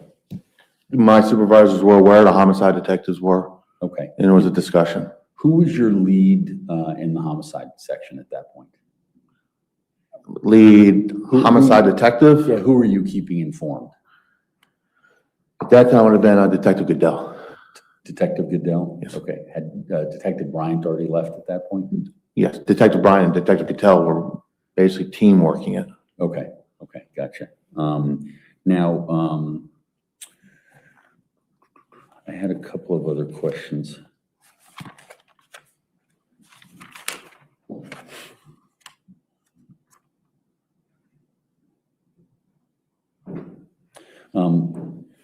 So just to kind of go a little further into it, the state, when you bring a pile of evidence there, the state lab's going to determine what they're willing to test, correct?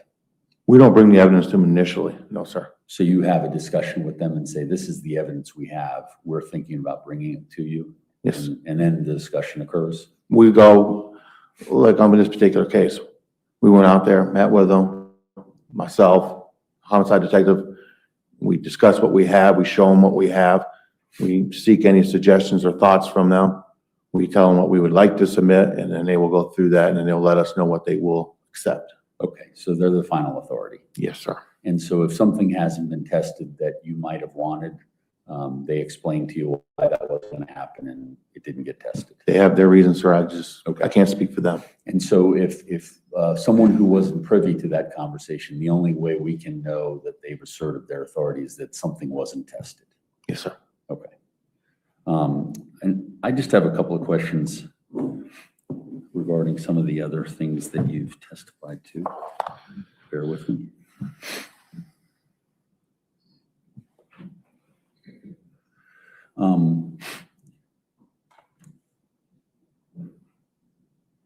Now, did you take into account the injuries of the people as you found out in the investigation as to some of these stains that you observed?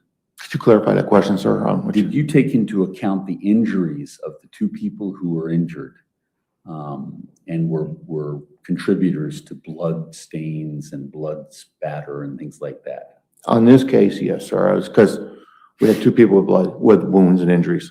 Okay. And that was Christine Banfield and Joe Ryan. Now, when you look at the initial body camera, I think it might have been Officer Baumler's. Did you look at that? I looked at several body worn cameras, sir. So the first one in into the room. The very first officer? Yes. Yes, sir. Okay. And I think that along with what we've heard in the 911, you've heard that too, correct? I didn't listen to the tape, sir. Okay. Christine Banfield was on her side was asked to do that by the 911 operator before first responders came. Would that account for the larger and deeper blood stains that you've described that were near the bed area where you say it was her? Well, she was found on body worn camera away from the bed on her left side facing the bathroom with her head closest to that tall dresser. Right. And did you know that she was rolled over? Once I saw the body worn camera. Okay. Now,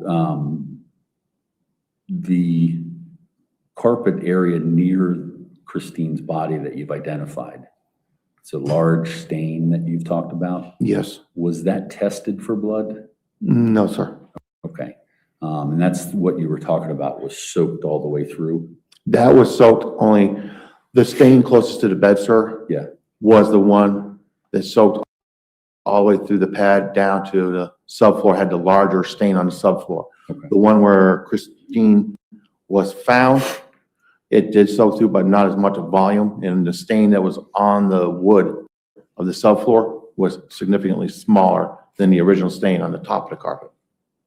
Okay. And was the significant stain larger than the other stain? Was that tested? No, sir. Okay.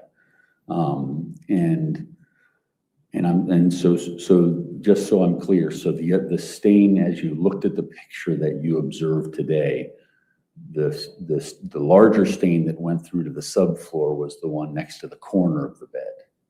Yes. Do you want to see that picture, Mr. Carroll?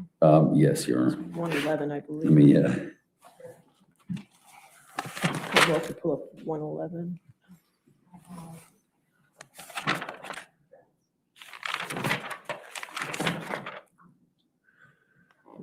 There we go. Just go the picture on the screen if you want. Yes, yes. So I'm looking at the picture in the same direction you're looking. Yes, The sir. one that you, just so I'm correct, the one that you indicated had the larger stains that went all the way to the floorboard was the stain near the bedpost of the bed. Yes, sir. Okay. And that's the one that you've testified was not tested. Cliff, to make it easier to show for you, my notes, that stain that you're looking at, I designated as blood stain 1. Blood stain 2 is going to be the one closer to the dresser. Yes. Blood stain 1 and blood stain 2, neither were sent to the lab for processing. Okay. And so we're not sure who the contributor of that blood on blood stain 1 and blood stain 2 is. No, sir, We don't have any confirmation through DFS. we don't have DNA forensic, but we have body worn camera showing her body position. Okay. Now,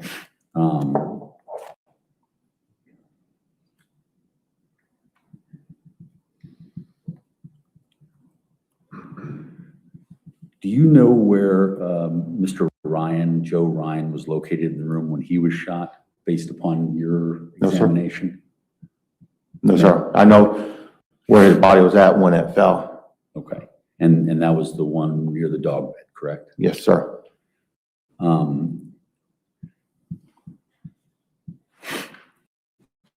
Is it possible if he was, Mr. Ryan was shot at the foot of the bed, which is where those stains are, that the blood would be in the same area? If that's where he was shot, it could be, yes, sir.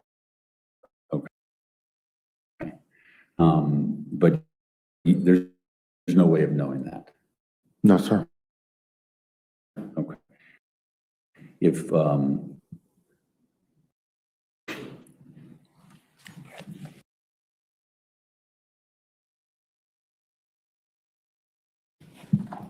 if Joe's, Ryan's blood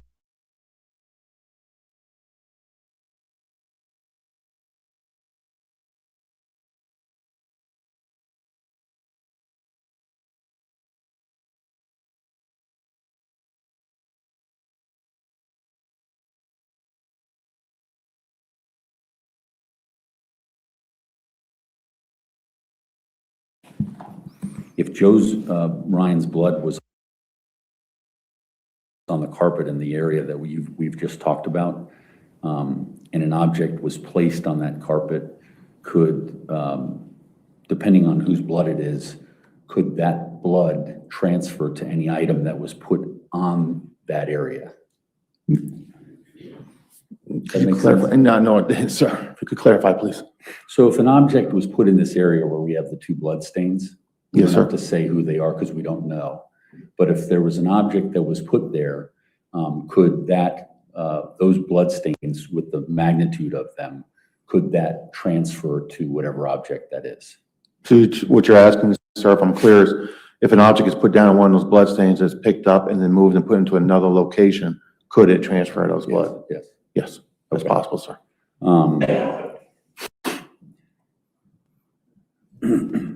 Do you have, in terms of your, I know you only have a limited kind of focus in this case, but do you have any idea whether my client is a right-handed shooter or a left-handed shooter? When I documented his property that was brought to me from that was collected at the hospital, he had his holster on the right side and was a right-hand draw holster. And that would indicate he's a right-handed shooter, correct? Yes, sir.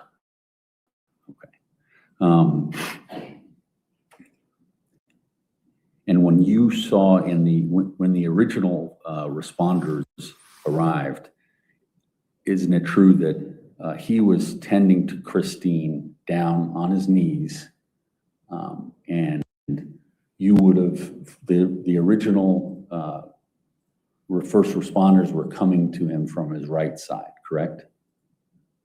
As they approached into the room, that would be correct, sir. Okay. Because he was on his knees facing the bathroom. So as they approach, they would approach Christine's feet, and as they would move upward, it'd be to his right. Okay. And at that point in the, I strike that. Brendan's gun had blood on it, is that correct? Yes, sir. Okay. And is there any way in your investigation to know where that blood came from? No, sir.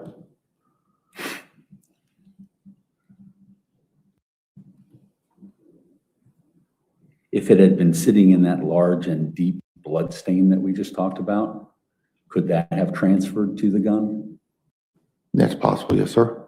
Okay.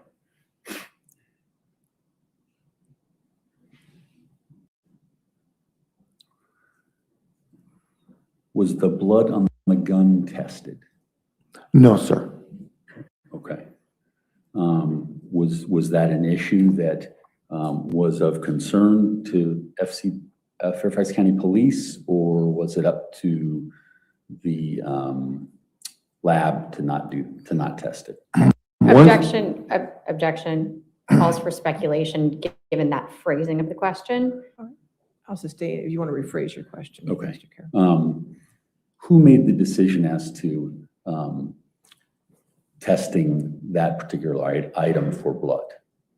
It came to the state lab, sir. Okay. So it was submitted to the state lab. Was there a request from Fairfax County Police, or is it just after talking to the state lab, they said, we're not going to do that? Excuse me. The gun was originally sent to the state lab for firearms.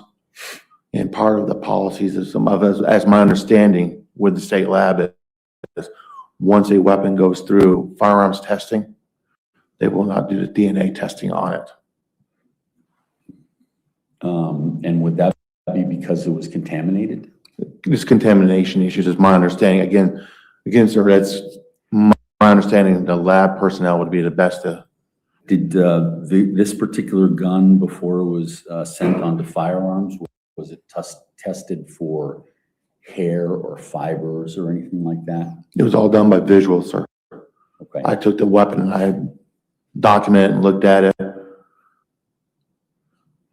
And did you see any hair or fibers No, sir. on the gun? Not just the blood stain, sir. Okay. Now, did you encounter carpet fiber in your crime scene? We encountered carpet fiber and dog hair. Carpet fiber and dog hair? Yes, sir. And were they analyzed to say, oh, this is carbon fiber and this is dog hair, or just eyeballed it? I'm using your term, I eyeballed it. I observed it, looked at it, and documented it, and it was discussed with the lab. Okay. And I'm not suggesting, I'm not trying to be No, quippy with eyeballing, just you observed it. And obviously there's a dog bed there, so Yes, sir. that probably is not a bad conclusion, but we really don't know what's fiber and what's dog hair. no, sir. Okay.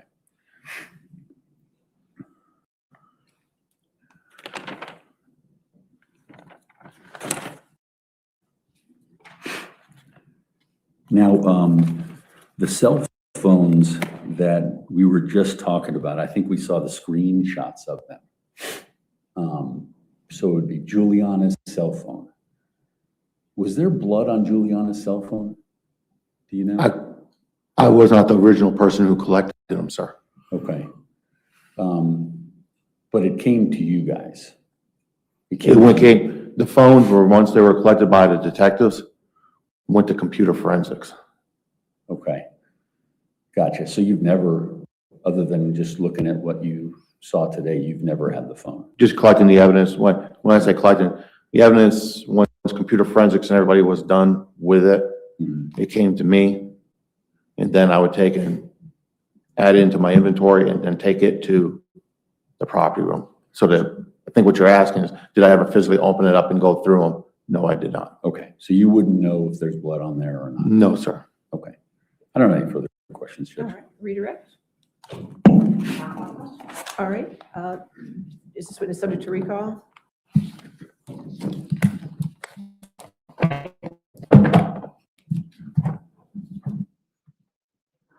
right, is he subject to recall? Okay, so you're good to go. Thank you. Thank you, Captain. All right, your next witness? The Commonwealth will call Matthew. Could you turn your microphone on because I didn't quite hear the name? Commonwealth would call Matthew Niederreiter. Thank you. Matthew Niederreiter. I don't think they admitted it. Want me to take it with me?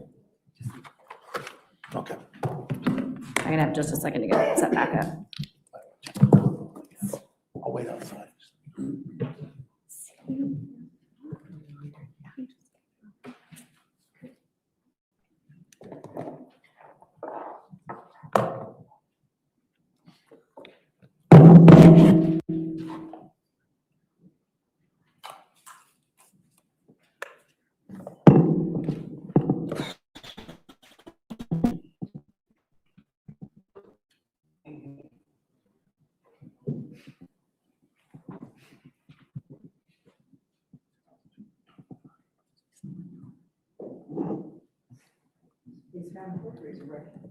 Do you swear or affirm to testify truthfully in this case under penalty of law? Thank you. Could you vocalize your answer, please, sir? Oh, yes. Okay, thank you. I'll just step right up. Should we speak clearly into the microphone?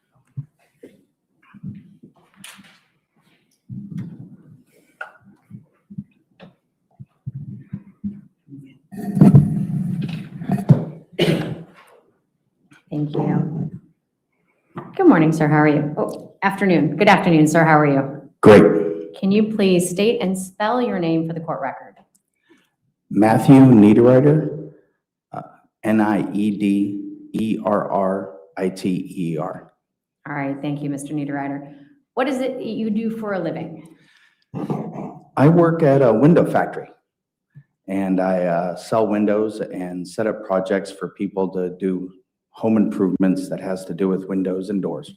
All right, I'm going to offer into evidence at this point in time Commonwealth's Exhibit 157.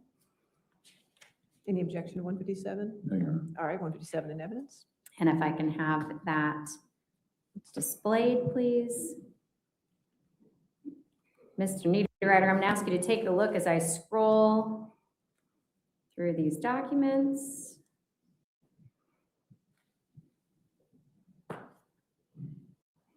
Do you recognize these materials? Yes, this is all information from my company that I work at, the window factory.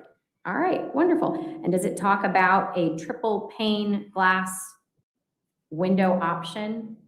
Yes. Tell us about triple pane glass. What does it do? I sell a lot of windows, and most people are happy with a double pane product that's very good for energy and such. And you can get regular glass where you can add to it sort of an energy coating that would make double pane windows very, very good and meet Energy Star type levels. When someone goes to a triple pane, that's another level. And that is a type of level where they're trying to do more than just protect the house from the sun. What else does a triple pane window offer? Most of the customers that I deal with that are looking in that direction are, I'm gonna ask you, Oh, no. just to answer the No, no. question, what does a triple pane window offer?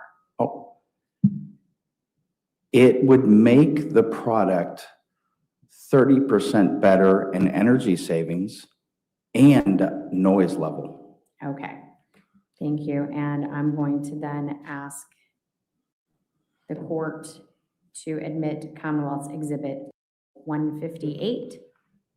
Any objection to 158? No, Your Honor. All right, 158 in evidence. Mr. Niederreiter, again, I'll ask you to take a look at the documents on your screen. Do you recognize these documents? Yeah, that is an invoice from our factory.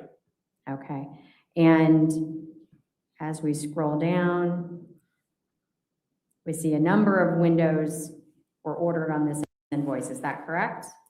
Yes, a large amount of windows.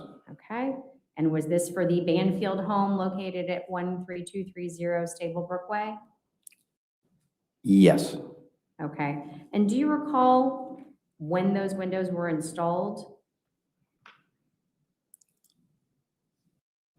I believe they were ordered in August and installed sometime in December.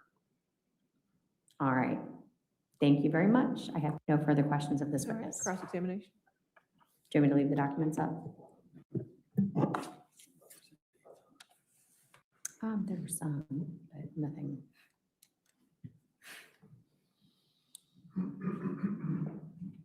Good afternoon, Mr. Niederreiter. My name is John Carroll. If I ask you any questions that you don't understand, please stop me and ask me to ask the question again. Yes, sir. Understand? Okay. So you are a manufacturer of windows, Yes, I work at a factory where we make our own products. and what's your job? I am in sales and project development. Okay, and so in sales and project development, you're here testifying about this. I'm assuming you went out to the Banfield home? Yes, I was there at least 3 times. Okay. And this whole process started in early 22, correct? Yes, approximately in end of January, early February of that year. Okay. And so that would have been when you were first notified, or would that have been the factory was notified saying they're interested in looking at windows? Yes, someone contacted the factory and said, I'd like a person to come out and give us a free quote. And were you privy to that initial contact? No, I wasn't just told an address to go to. So you don't know if it was Brendan Banfield or Christine Banfield? I do not know that, yes. Okay. And so the way it works with your factory is someone calls in and says, we're interested in windows.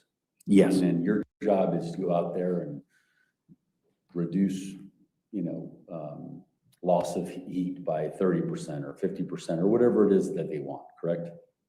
yes, I frankly just asked them what is important to them, and then I just measure. Okay, gotcha. And do you recall when you went out to the house? Oh, yes, And when was that? late January of that year. Okay, So that's when the process starts, Okay. that's the first thing I do is go to the home. gotcha. And then you go there and, not to presume this, but you would measure all the windows that are going to be replaced. Yeah, I have to walk the entire landscape of the house, in and out, and do a lot of measuring and counting.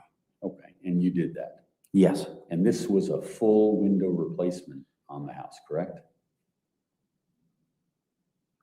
when you say full, do you mean all the windows? Yes. Or do you mean, yes, Okay. Okay, yeah, all the windows. And so how long would that take from the time that you first meet them to manufacture a full house worth of windows? well, there's several stages, meaning that I just start with a quote. Gotcha. And then it goes from there. If somebody actually orders, then from deposit to install could be any time between 8 to 12 weeks. Okay. Gotcha. So if I understand you correctly, you go out and do the initial measurements, you give them the quote, then it's in their court to contact you. Yes, we may follow up with, do you have any questions? Are you still interested? Gotcha. And do you remember who you spoke with in any of those follow-ups or anything like that before the August order? Yes, I do. Who was that? Nobody really contacted me until July. Okay. Who was But- it who contacted you? Brandon, Brendan. or the husband, I believe. Okay. And did you meet him? Oh, yes, of Is course. this the person that you met? Yes. And you were aware that he was shopping it around with 7 other window places, correct? Yes, they usually tell me that, hey, you're just one of many bidders. You know. Okay. And in this instance, you knew that to be the case, correct? Well, sometimes people say that, and that isn't the case, but I always expect that. You were told that, I guess I should say. Yes. Okay. And this was this in January when you first came out and measured? that you found that out? There was more communication in July. Okay. Did you find out about other potential competitors in January when you came out to measure? No. Okay. Were you, okay, that's fine. And so we're talking about triple pane glass, and you indicated there's a 30% energy reduction, and there's certainly a noise component to it, correct? Yes. Okay, so in January of 2022, he was talking to you about noise, correct? No. Okay. He told you you wanted triple pane, correct? No. Okay, so what was your quote that you based off of? The initial quote was for the double pane energy glass window, a more of our standard Okay, style window. and that was what you went out on January 2022 to sell him? Yes, that's what I went out to quote, and I think they believe they got the quote like early February. Okay, and that was, and that was, the quote was for double pane, Double pane. and it was increased to triple pane. Yes. Okay. And when you were talking about the quotes, was there any discussion of the pathway of Dulles Airport going over their house? No. Okay. Was there any discussion of a fire house right next to their house? Anything like that? No, not to my So knowledge. there was no discussion about noise at all? There was a discussion of what would be the benefits in July of if somebody got a triple pane window and the cost associated with it. Okay, but the specific noise, was there any discussion about that? Not that I recall. Okay.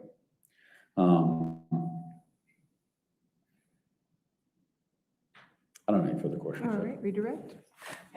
All right, is this witness subject to recall? Is this witness subject? not. No. No. Okay, you're free to go, sir. Thank you. Have a good day. All right, your next witness, Judge, that would be Amy Shotwell.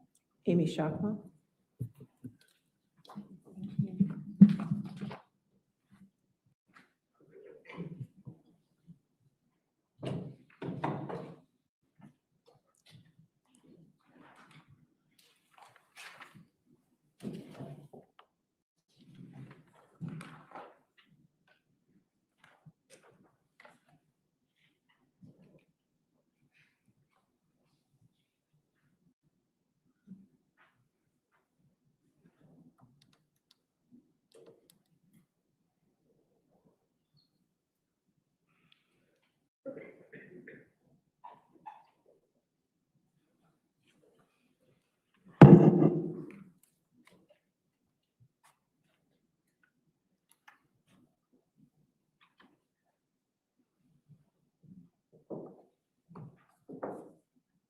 Do you swear or affirm to testify truthfully in this case under penalty of law? Thank you.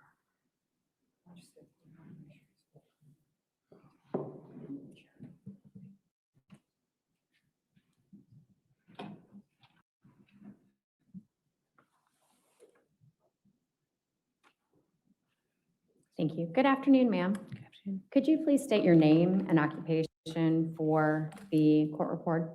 Yes, Amy Shotwell. I work at Silver Eagle Group in Ashburn All right. How long have you worked at Silver Eagle Group? since 2012.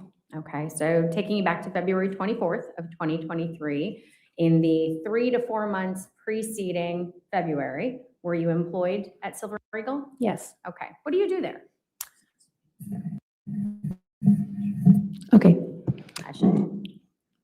I am a manager. I'm the responsible party on the business's federal firearms license and the custodian of records for that purpose. All right, and so did you provide us with some records for this Yes. case? Okay, I'm going to ask I'm going to ask the court to please admit Commonwealth's 159 into evidence.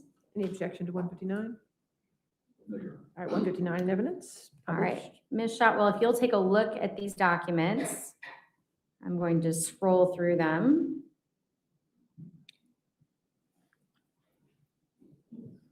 Do you recognize these documents? Yes. Okay.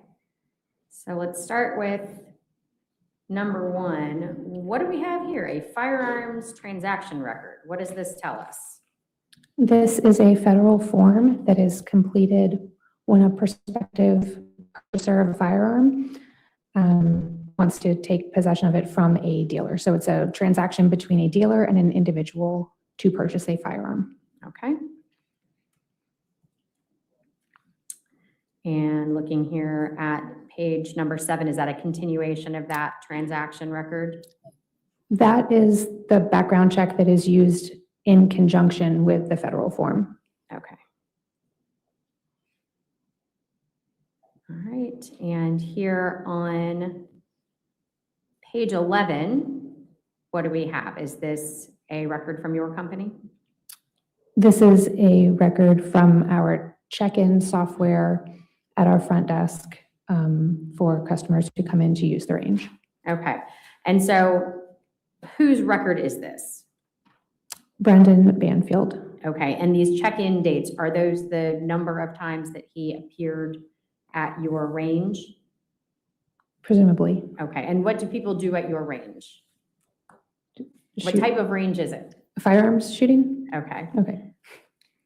and we can see that he was present on October 29th and then again December 23rd, both in 2022. Is that correct?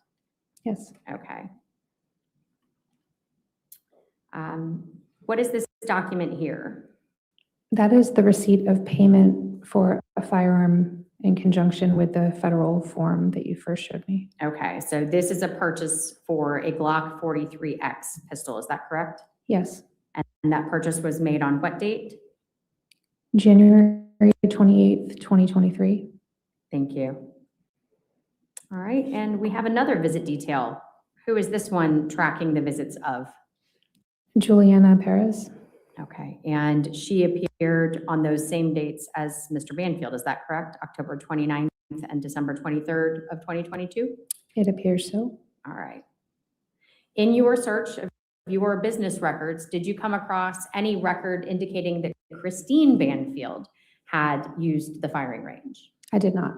Or any record that Christine Banfield had accompanied her husband to use the firing range? I did not find a record under that name. Okay, thank you. I have no further questions, Your Honor. Cross-examination?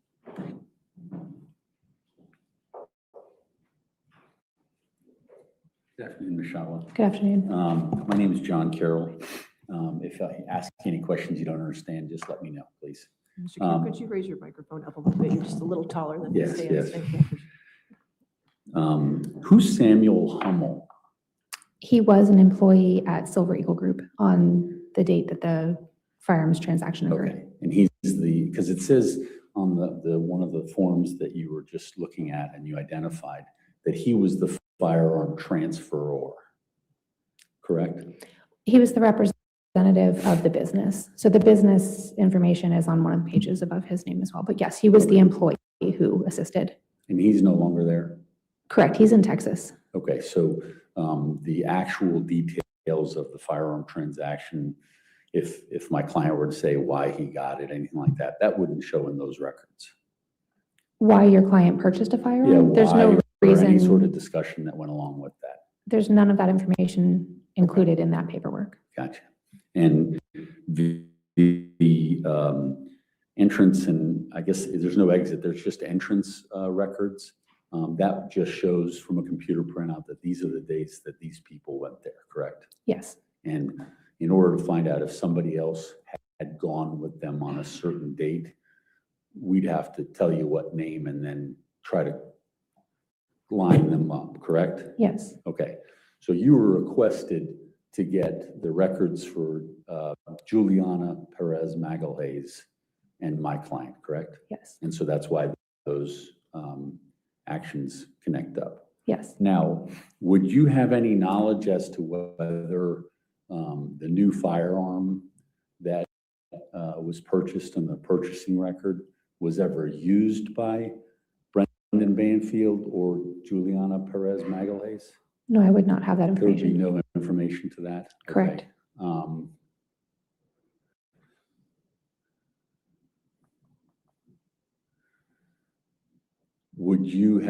would you have recognized my client? No, Okay, so you're just strictly the documents and these are the records and this is that. Okay, correct. well, I won't ask any questions you're not going to have the answers for. So thank you, ma'am. You're welcome. All right, redirect? All right, I assume she's not subject to recall. She is not subject to Okay. recall. You're Thank free- you. You're free to go. Thank you, ma'am. Thank you. Your next witness?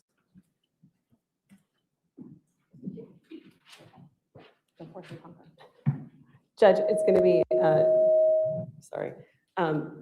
Douglas Gutekunst. Okay.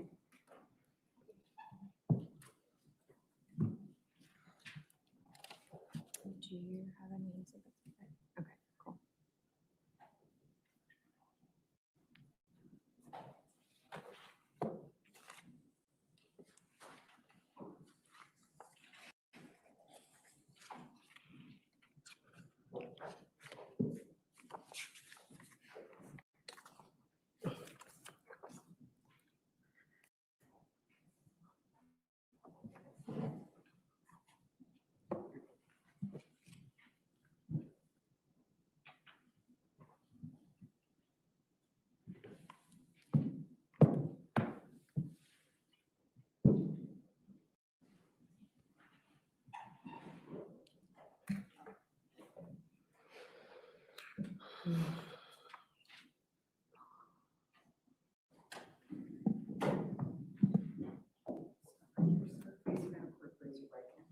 You swear or affirm to testify truthfully in this case under penalty of law? Yes, I do.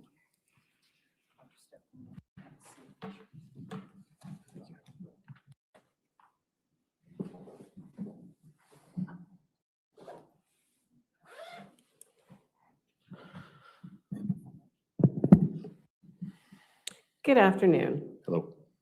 Could you first please state and spell your first and last name for us? My name is Douglas Gutekunst. That's Douglas. Gutekunst, Gudakkunst. And can you tell us how you are currently employed? I'm a fingerprint specialist with the Fairfax County Police Department. And are you assigned to any specific division within the police department? Yes, our section is referred to as Novaris. Is Novaris an acronym? Yes, it stands for the Northern Virginia Regional Identification System. And how long have you been a fingerprint examiner for Novaris? It will be 8 years in February. And has that entire period been within the employment of the Fairfax County Police Department at Novaris? Yes, And you examine more than fingerprints, correct? also palm prints. And what are the duties of a fingerprint examiner?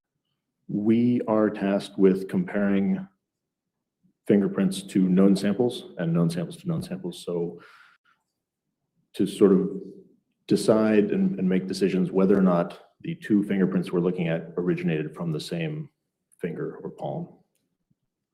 And can you tell us about the training that you've received in the area of fingerprint examination and identification? I have an undergraduate in forensic science from Marcellus University and a graduate degree from George Mason University in the same, as well as a large number of industry-specific training courses. And during your career, can you estimate the number of fingerprint examinations and identifications that you have engaged in? It's not something that we track. It is easily in the hundreds of thousands. Are you a member of any professional organizations? I am a member of the International Association for Identification. And have you testified previously in court? Yes, I have. How many times? 7, I believe, maybe 8, And any of those times in Fairfax County? all of them. Have you previously been qualified as an expert in any court in Virginia in the area of friction ridge examination and comparison, also known as fingerprint examination and comparison? Yes, I have.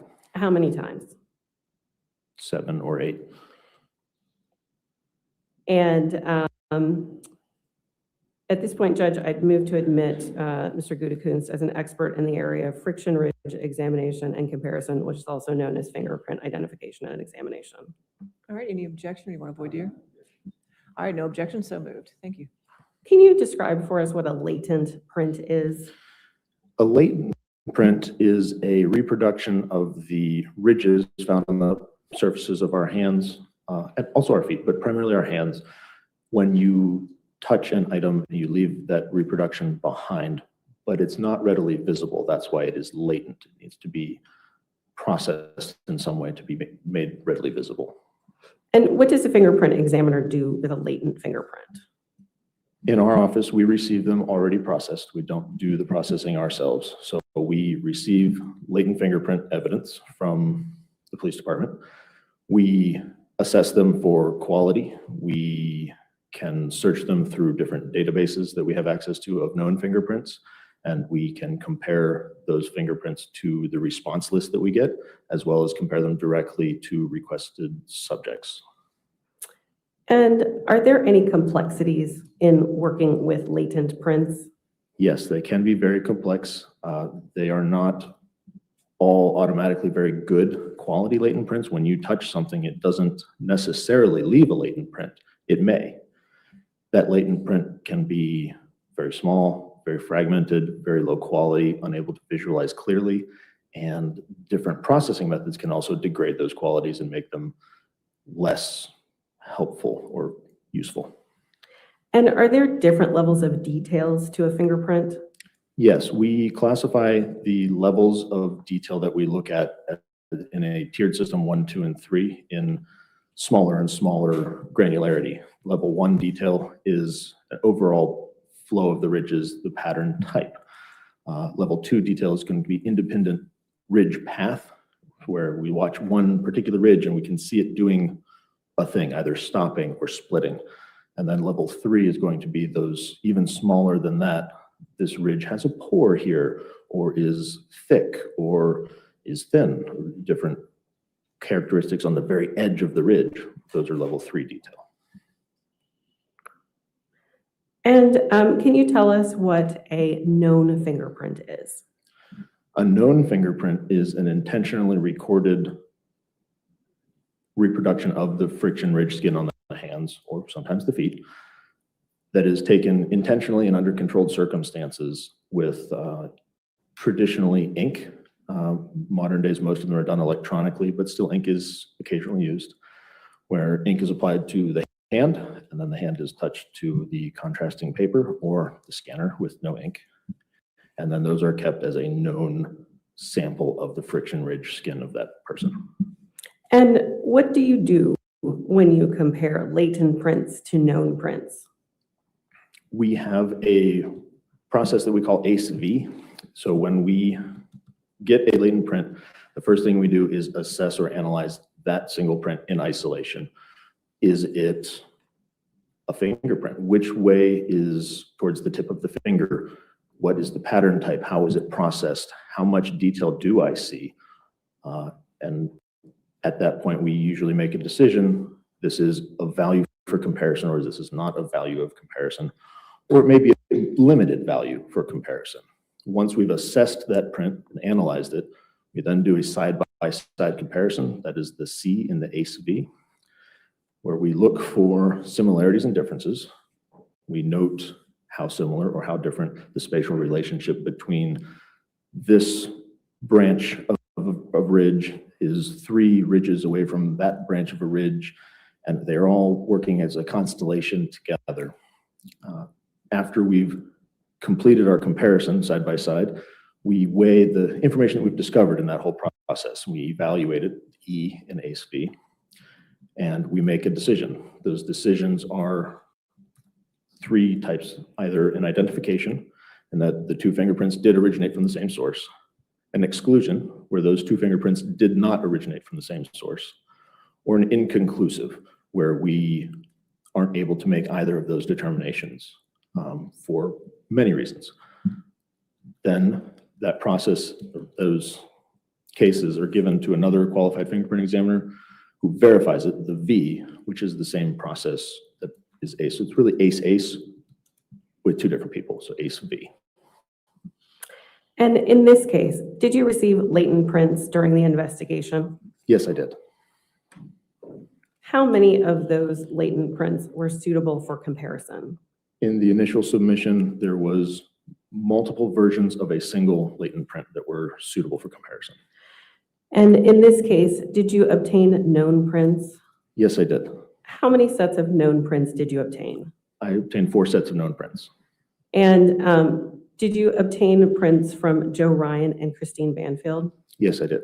And where and when did you obtain their prints? I obtained them at the medical examiner's office on, I believe it was February the 28th. And how did you obtain their prints? I went to the medical examiner's office and I used ink and paper to collect the known prints. And the known prints, did you obtain known prints from Brendan Banfield and Juliana Perez Magalhaes? Yes, And where and when did you obtain their prints? I obtained those at the Fairfax County Public Safety Headquarters on March the 2nd, And how did you obtain their prints? also with ink and paper. Did you compare the latent print in this case to the known prints of Christine Banfield, Juliana Perez Magalhaes, Joseph Ryan, and Brendan Banfield? Yes, I did. And after comparing these items, did you draw any conclusions? Yes, I did. With regard to Christine Banfield and Juliana Perez Magalhaes, what did you conclude? That the single latent print in this case that I looked at for this was not from either of those hands. And with regard to Joseph Ryan and Brendan Banfield, what did you conclude? It was inconclusive to a single finger from each of those people. And the latent print that you were asked to compare to the known prints, where did that come from? The item that I received is a CD with digital images on it. The digital images were titled knife and then number dash number. So this was, the one I used was knife 3-3. Thank you. I don't have any further questions. Mr. Carroll is going to have some. All right, cross-examination. Cross-examination.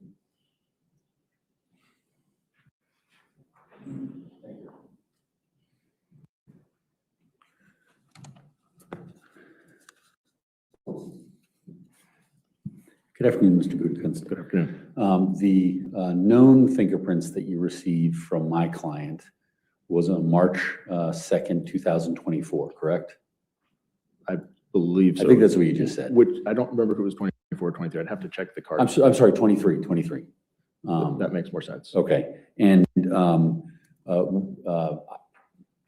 you were there, my client was there, and he basically gave you access to his hands, and you took it down on a print card, correct?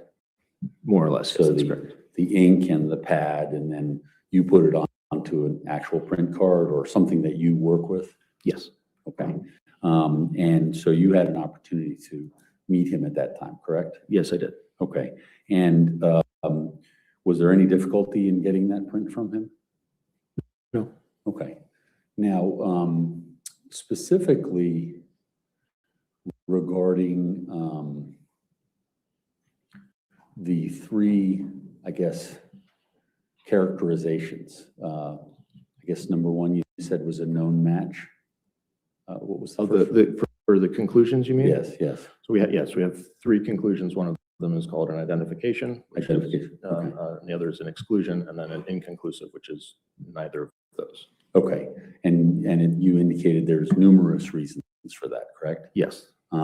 Now, so is there other than the fact that your test was inconclusive, are there other, is there anything else to draw from that other than that particular determination is that it's inconclusive? No. Okay, so there's no inference one way or another? Correct. Okay. Now, you did fingerprint analysis on other items of investigatory material in this case, correct?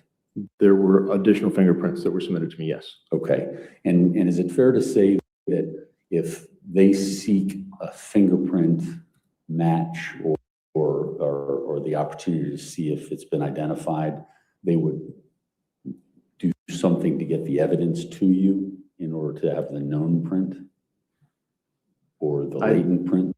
I'm not following, I'm sorry. So for example, if there was like a safe that they wanted to check fingerprints on, would you go to the crime scene lab and get something to see, something so that you could have a latent print? I'm just asking because you had said that you went to crime scene, or you went to wherever. I went to the medical examiner's office. Okay, the medical examiner. If there was pieces of evidence where you were asked to get fingerprints for, would you go to the crime scene to get, if in fact something was there at crime scene? No, that would fall under someone else's responsibility. Okay, so you wouldn't be the one who did that, just in terms of the medical examiner, you would go to them.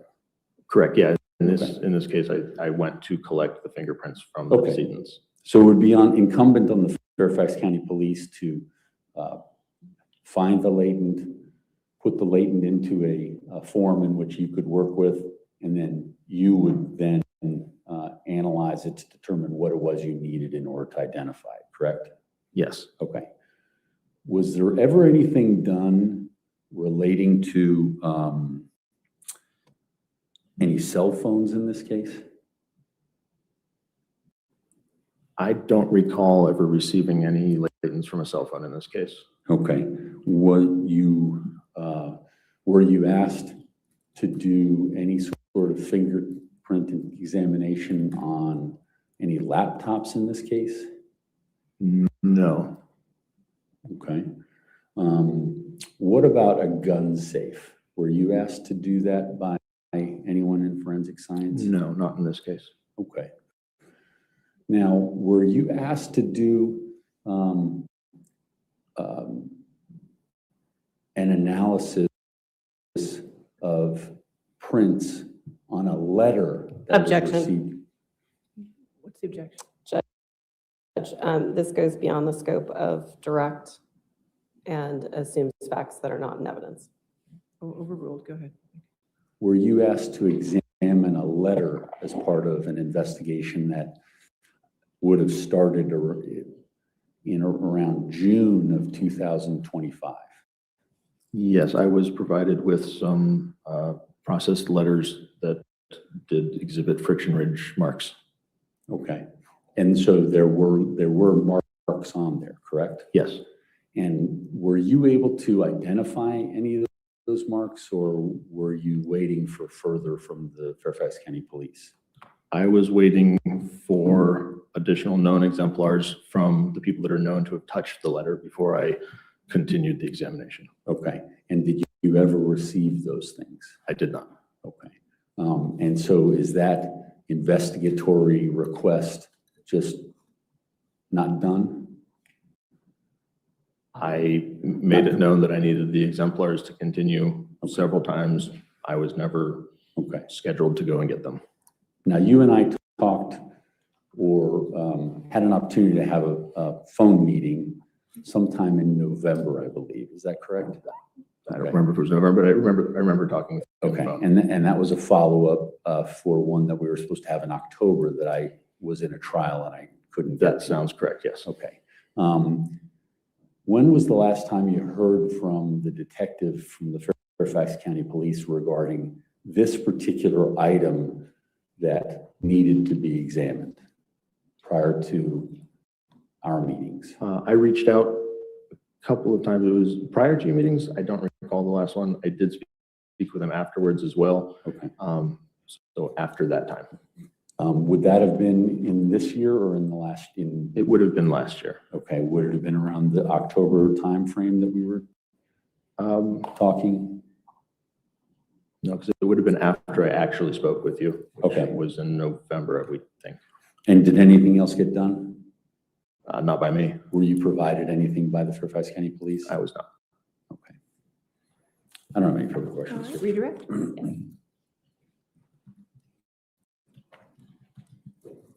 And the exemplars that you were waiting for before you continued any examination of this letter, you were waiting for those exemplars from Mr. Carroll's office staff, isn't that correct? That's my understanding, yes. And you've never been given them? No. Thank you. All right, is this witness subject to recall? Not, nope, that's, okay. Is witness subject to recall? No, Your Honor. Is he subject to recall? Is a possibility, okay. Since you might be subject to recall, I just want to remind you not to discuss your testimony with anybody, and you're still under the rules for witnesses, okay, sir? Okay. All right, thank you. You're free to go for today, though. All right, would this be a good time for lunch? Okay, all right. Ladies and gentlemen, we'll go ahead and take our lunch break then until 2 o'clock. Again, just don't do any outside research, and please don't discuss this case with anybody, okay? Thank you.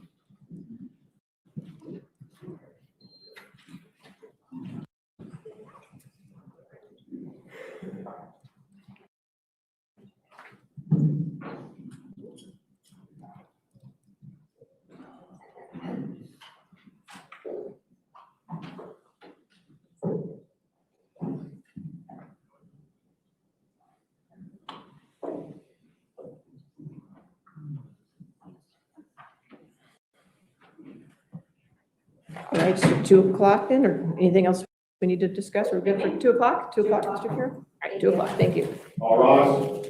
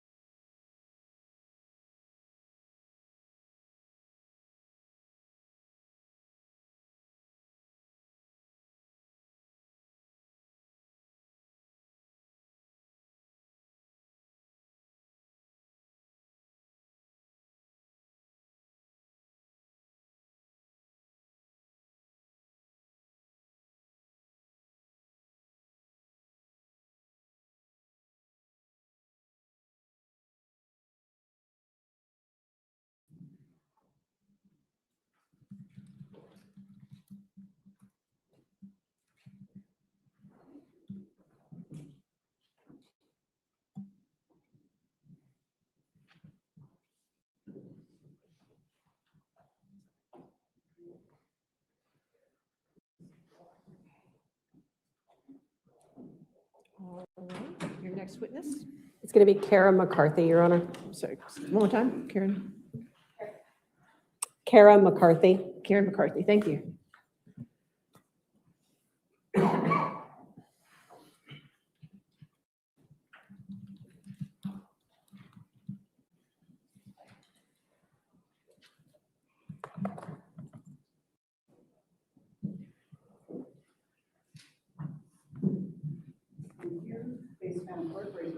Do you swear or affirm to testify truthfully in this case under penalty of law? Thank you.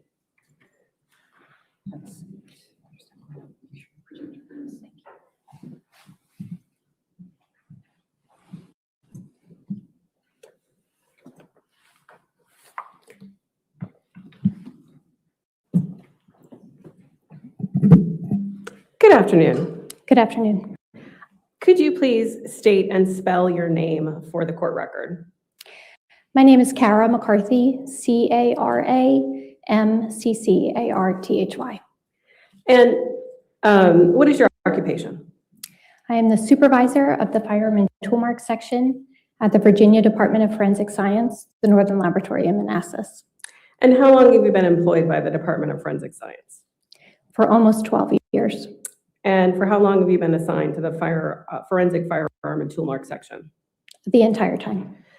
What is firearm identification and analysis? Firearms identification has a primary concern to determine if a bullet, a cartridge case, or other ammunition component was fired from a particular firearm. And how is firearm identification possible? Firearms identification is possible because most manufacturing processes involve the transfer of rapidly changing microscopic markings onto various tool surfaces, like firearm parts. And these firearm parts may impart markings onto ammunition components when they come in contact with each other. And then I can evaluate these markings on ammunition components in the laboratory using microscopy. And where did you work before you worked for the Virginia Department of Forensic Science? I was previously employed as a firearm and toolmark examiner with the Georgia Bureau of Investigation, Division of Forensic Sciences in Decatur, Georgia. And could you please describe your duties as a forensic firearm and toolmark examiner? Some of my job duties include evaluating firearms-related evidence that is submitted to the laboratory, analyzing the results of that evidence, reporting on my findings in a certificate of analysis, testifying when requested, providing training to scientists in the section, and also managing the day-to-day operations of the section. And approximately how many firearms examinations have you conducted in your career? Approximately 2,500. What's your relevant educational background? I have a Bachelor's of Science in Forensic Science from Baylor University, and I also have a Master's in Education from the University of Notre Dame.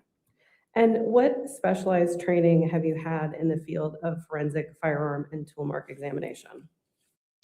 When I started my training at the Georgia Bureau of Investigation, I underwent a rigorous training program with GBI and NFSTC, National Forensic Science Technology Center. And during that time, I successfully completed numerous oral, written, and practical examinations in multiple blocks of instruction in the firearm and toolmark discipline. I also attended a comprehensive manufacturing plant tour. I was qualified to work cases in the firearm and toolmark section, and I did so for a period of time before I accepted a position with the Virginia Department of Forensic Science, again, went through a brief training program with Virginia, and again, was qualified to work casework in the firearm and toolmark section. And have you had occasion to train others in the field of forensic firearms and toolmark analysis? Yes, I have. And what subjects have you taught? I've provided training in the firearm and toolmark discipline to trainees in the section. I'm also an adjunct instructor for George Mason University. I teach their firearm and toolmark identification class for their graduate forensic science program. Have you previously been qualified as an expert witness in the area of forensic firearm and toolmark examination and analysis? Yes, I have. And in what courts have you been so qualified?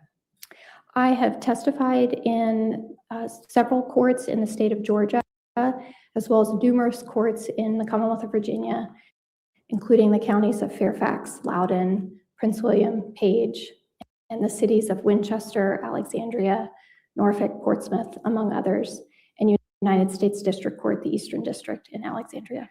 Do you have an estimate as to the number of times that you've been qualified as an expert? I have testified approximately 89 times. A majority of those I was qualified as an expert. And do you have an estimation of how many times you've been qualified as an expert in Fairfax County? About 9 times. Judge, I would ask that the witness be qualified as an expert in the area of forensic firearm and ammunition examination comparison, as well as muzzle to target distance determination. Any objection? All right, so move then. Are you familiar with the components of a cartridge? Yes, I am. And did you bring a demonstrative to help explain this to us? Yes, I did. Could you please describe these components for us with your demonstrative? Yes. Your Honor, may I retrieve it? Yes. This is a demonstrative aid of a cartridge. A cartridge is a single unit of ammunition, and it's made up of 4 parts: the primer, the cartridge case, the propellant inside the cartridge case, and the bullet. And are you familiar with the functioning of a semi-automatic firearm? Yes. Could you explain how a cartridge is fired from a firearm? Cartridges are loaded into the magazine, and the magazine is inserted into the frame of the firearm. On top of the frame sits a barrel and slide. Pull the slide of the firearm rearward and let go. As the slide travels forward, it will strip a cartridge from the magazine into the chamber of the firearm, which is the rear portion of the barrel. At that time, the firearm is ready to fire. Put your finger on the trigger and pull the trigger rearward. This will release the firing mechanism, and the firing pin will strike the primer of the cartridge. The primer will ignite the propellant. The propellant will burn, and gas will build up and force the bullet out of the cartridge case and down the barrel of the firearm. The energy will send the slide traveling rearward, where the extractor will extract the cartridge case out of the chamber, and the ejector will kick the cartridge case out of the firearm. The slide travels forward again, stripping a new cartridge from the magazine into the chamber. And you can repeat the process by pulling the trigger again. And can you describe the process by which you examine firearms and ammunition components in a laboratory setting? I routinely examine firearms and ammunition components like bullets and cartridge cases in the laboratory. Regarding firearms, I conduct a visual and physical examination to determine if they are in working order. I check the safety features of the firearm and test fire the firearm at the lab.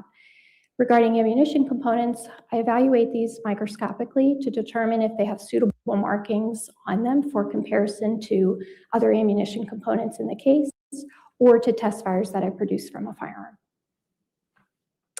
And were you asked to analyze firearms, magazines, ammunition components, and a t-shirt for this particular case? Yes, I was. At this point in time, I am going to ask to admit what I believe is going to be Commonwealth's probably 235. And it is, I've got it in a box over here. All right, any objection to 235?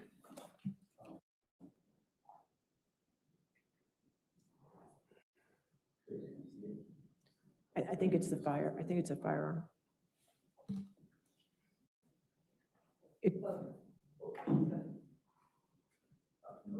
Okay, no objection to 235? 235. 235.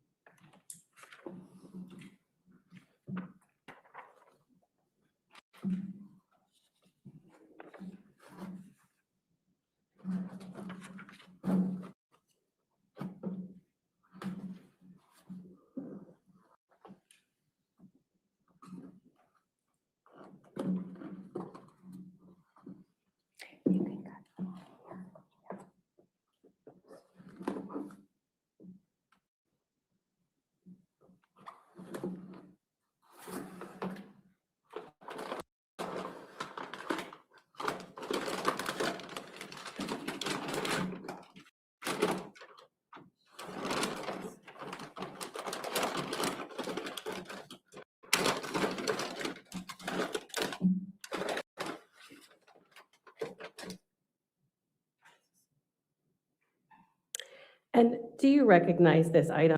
May I look at the container? Yes.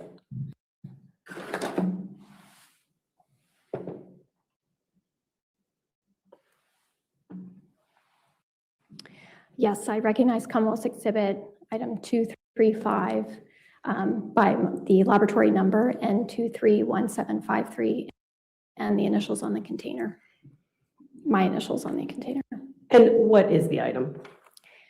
This item is a firearm. It's a Glock Model 19M 9mm Luger pistol. And when you began your examination of this firearm, were there any attachments on it? Yes, And what was the attachment? there is a flashlight that's attached to the firearm. Was it necessary to remove that flashlight? Yes, for my examination. And what did you do to determine whether this firearm was in working order?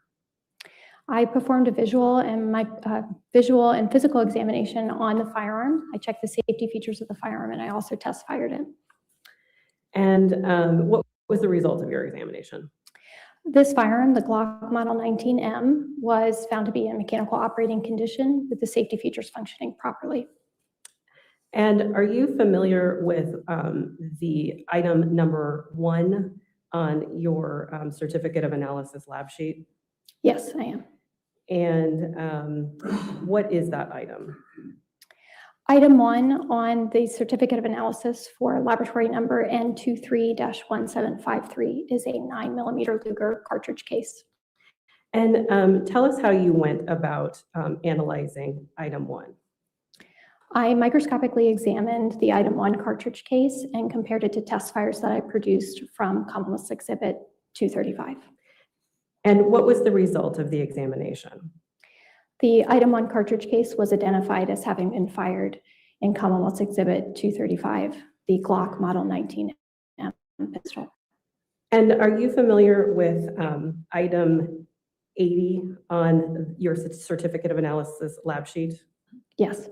And what is item 80 and how many parts did it have? Item 80 on the certificate of analysis for N23-1753 contains 3 bullet fragments and 2 lead fragments from autopsy. And whose autopsy are they from? The autopsy of Joseph Ryan. And tell us how you went about analyzing these bullet fragments. The bullet fragments were designated items 80A, 80B, and 80C.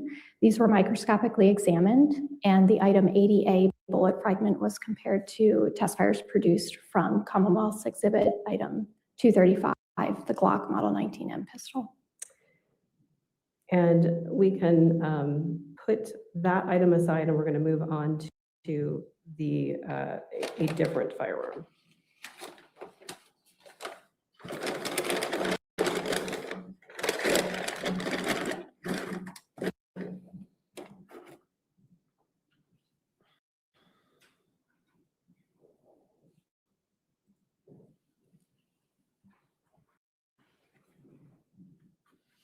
And Judge, I'm going to ask to admit this as Commonwealth's 236. 236, any objection to 236?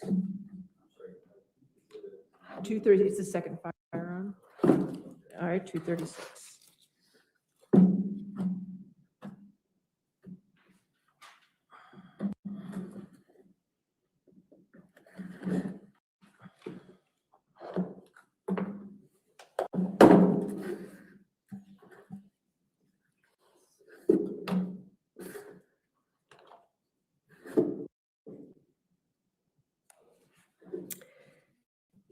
And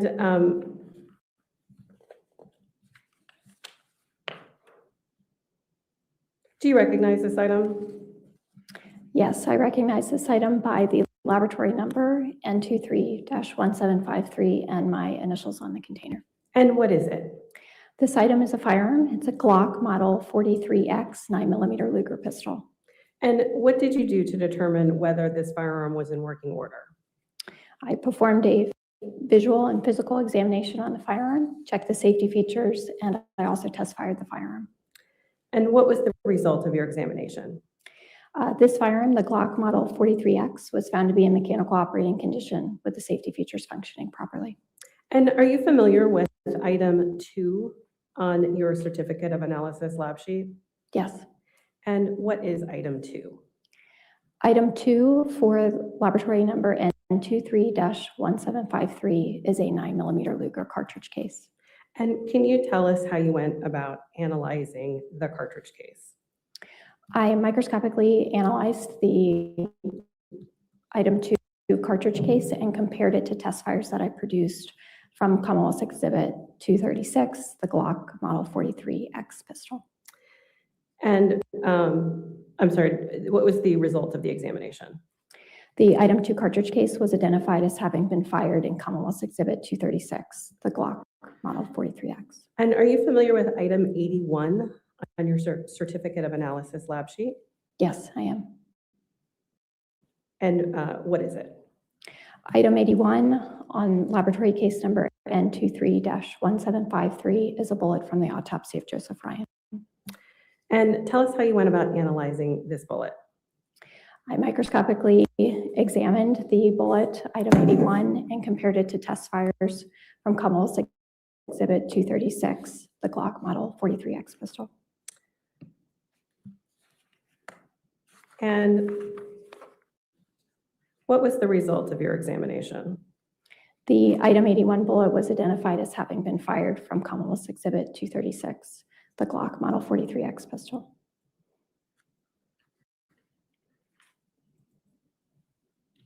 Did you memorialize your conclusions in a certificate of analysis? Yes. In a moment, I hope to show you that.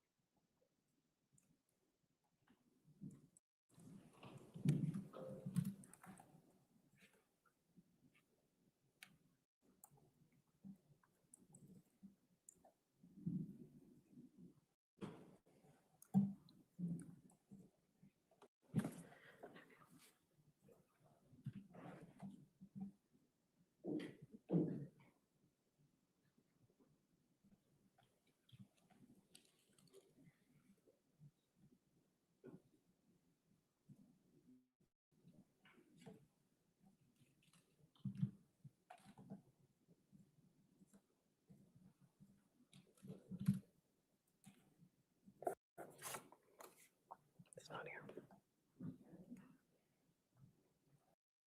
Exhibit number 230. No, nothing has been loaded onto this. If you had it on there, it had to be loaded onto it. Okay, but you don't have, Yes, I do. you have HDMI? No, I have a dongle Right. Where's the dongle? in my. I'm sorry, Your Honor. Yes, ma'am.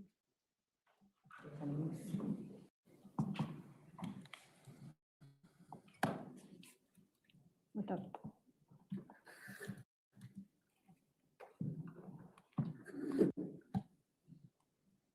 There you go.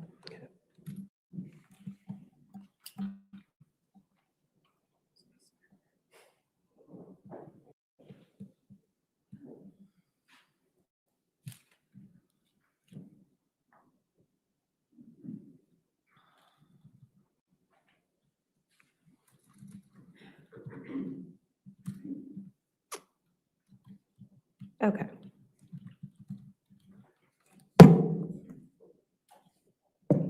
If I could have you take a look at the document that's displayed on your screen. Can you see it? Yes, Okay. I can.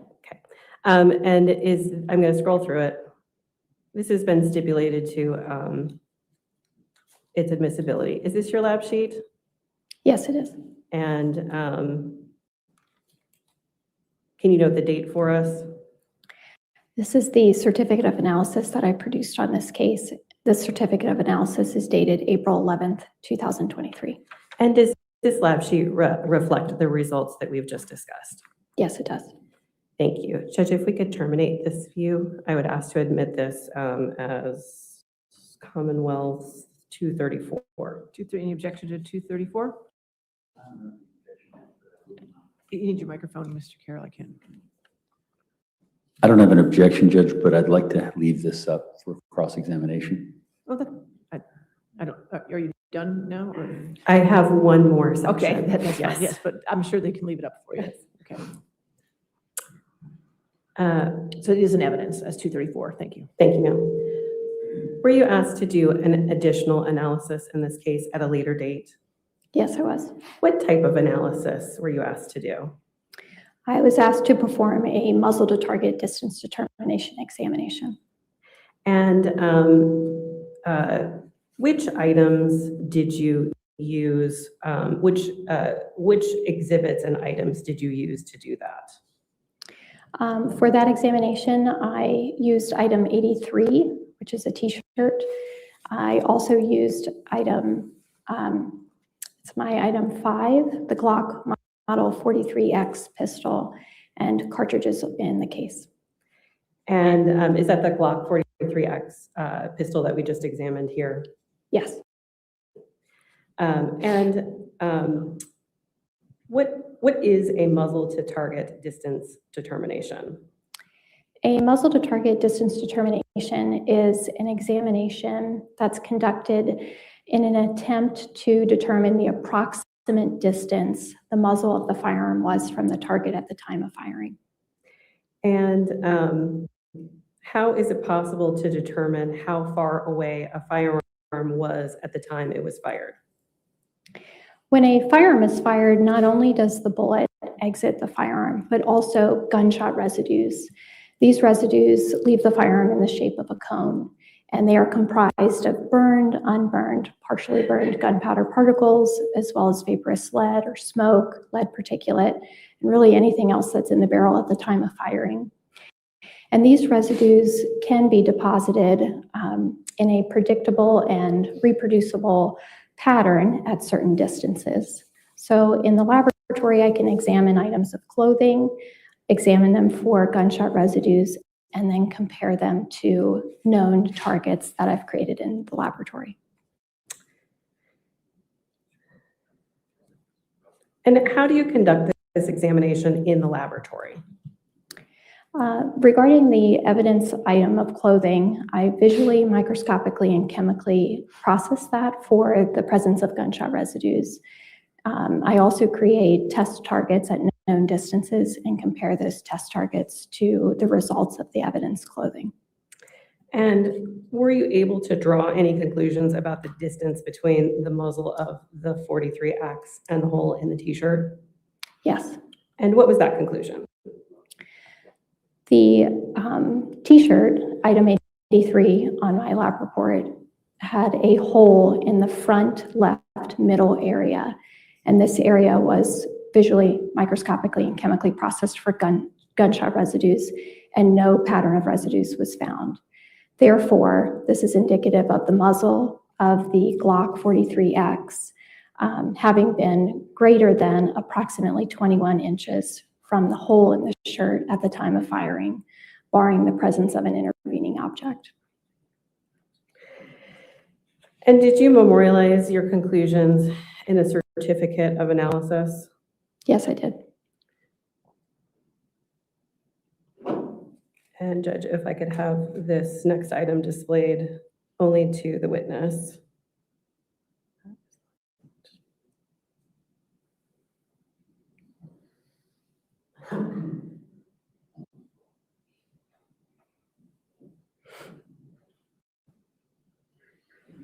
Do you see the document on your screen?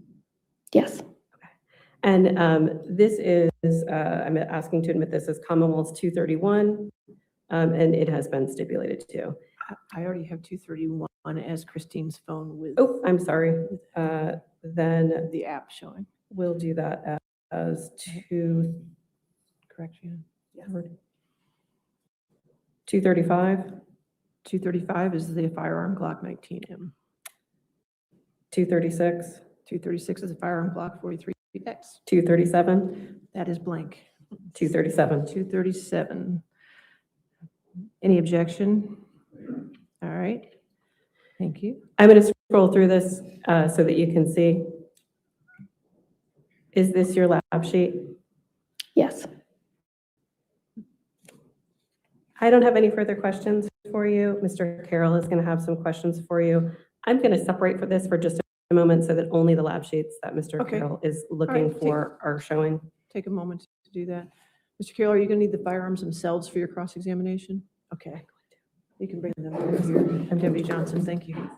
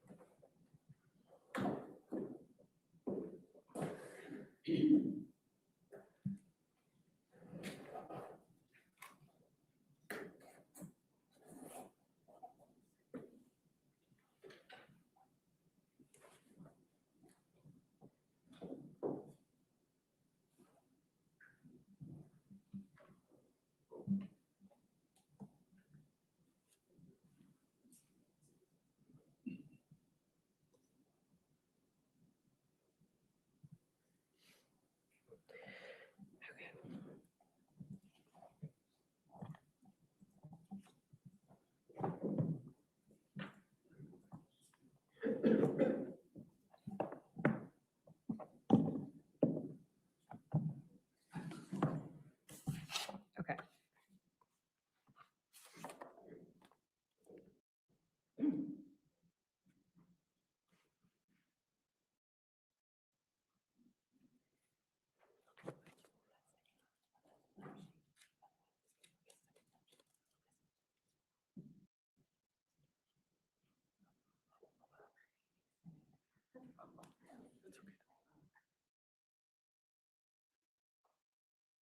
Good afternoon, Mr. Parker.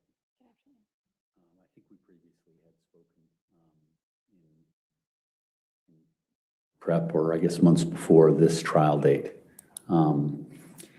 I indicated that I was going to stipulate to your lab sheets when they asked me to do that, but I did have some questions related to how you receive the firearms and what you do with the firearms after you're done. That's okay. So at some point you receive, and if I'm assuming something wrong, please tell me. Okay. At some point you receive the firearms from the evidence detectives at Fairfax County Police Department, correct?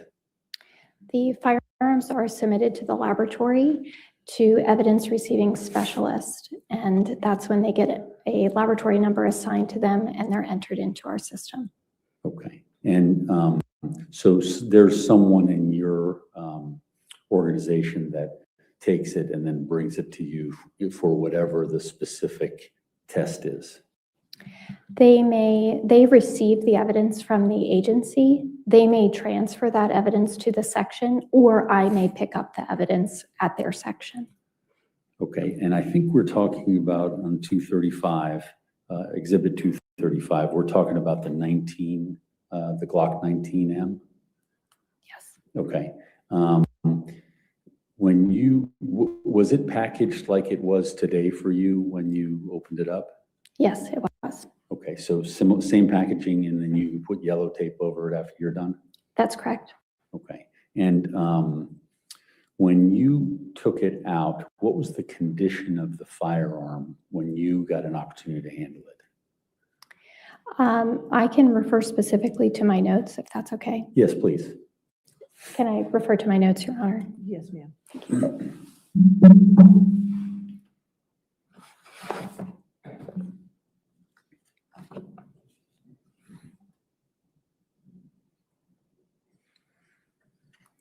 The Glock Model 19M was received in a closed brown bag with a zip tie through the action of the firearm, and a flashlight was attached to the firearm.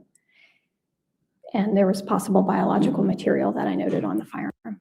Okay, and the biological material, would that have been blood?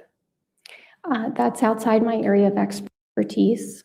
Okay, is there, well, I guess that my question is there any sort of a cleanup of that firearm in order to do the things that you do to test it? No, I did not clean the firearm. Okay, and are there any instructions to police department evidence clerks or detectives who are bringing things like firearms to you and how they should be in, what condition they should be in before you get them? Firearms can be submitted to the laboratory in the same condition that they are recovered in, particularly ones that are submitted in water. We want the agency to submit the firearm with water or in water. Okay. And is there any situation where you would want them, if say there were other tests that needed to be done, where you would advise them to do other tests before the tests that you do? There are some agencies that do test fire the firearm for entry into the NIBIN system before it's submitted to the laboratory. And was that done in this case, do you know? Yes, it was. Okay.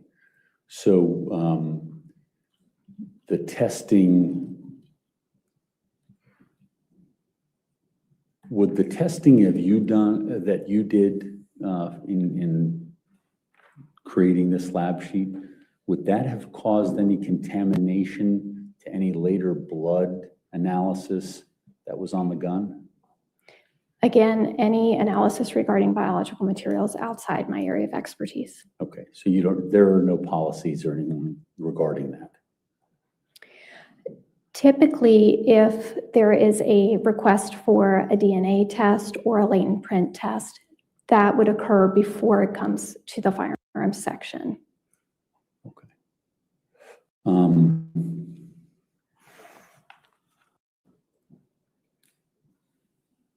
I have no further questions, Judge. All right, redirect.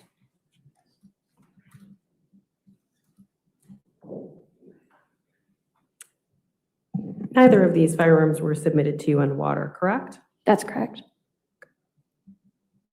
No further questions, Judge. All right, is this witness subject to recall? No, Judge. All right, you're free to go. Thank you, ma'am. Thank you. Have a good day.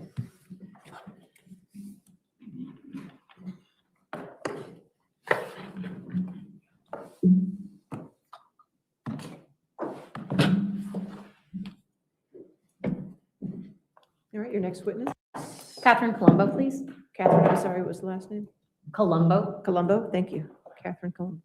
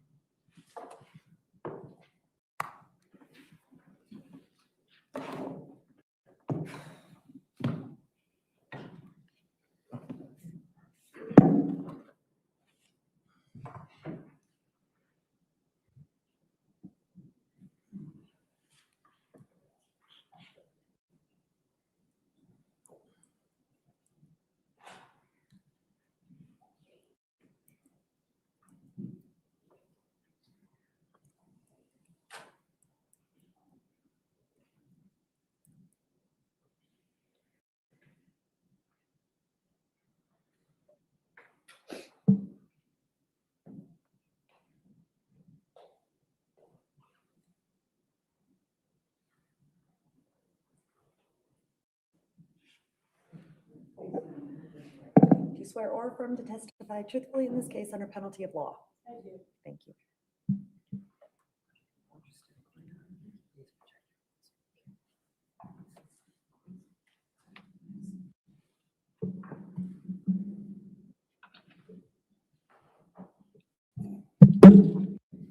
Good afternoon, how are you? Good afternoon. Could you please state and spell your name for the court record? My name is Catherine Colombo. My first name is spelled Kathryn. My last name is spelled Colombo. Thank you. What is your current occupation and where are you employed? I'm a forensic scientist. I'm employed by the Virginia Department of Forensic Science And how long have you worked for DFS? for 18 years. Did you have any experience in forensic DNA testing prior to DFS? I did. I was employed for 9 years as a DNA analyst at a private forensic DNA testing laboratory. I was employed for 3 years at the FBI laboratory conducting testing in the serology and DNA analysis units. And I was employed for 1 year at the Suffolk County Laboratory in New York in the same capacity, conducting body fluid testing and DNA testing. Outside of your extensive experience, did you have to go through any specific training to become a DFS employee? At DFS, and actually for each of my places of employment, there was specialized training with supervisory and senior scientists, and it involved a combination of attending lectures, reading the literature, processing a wide range of samples in the laboratory, and then successfully completing laboratory written and oral competencies. Thank you. What are your responsibilities as a forensic scientist at DFS? I examine items of evidence for the presence of body fluid stains, such as blood and semen. I conduct DNA testing. I issue reports of my results and interpretations, and I testify in court when needed.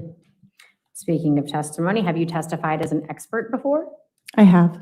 All right. Do you recall testifying as an expert in Fairfax County? Yes, How many times? approximately 30. All right, thank you.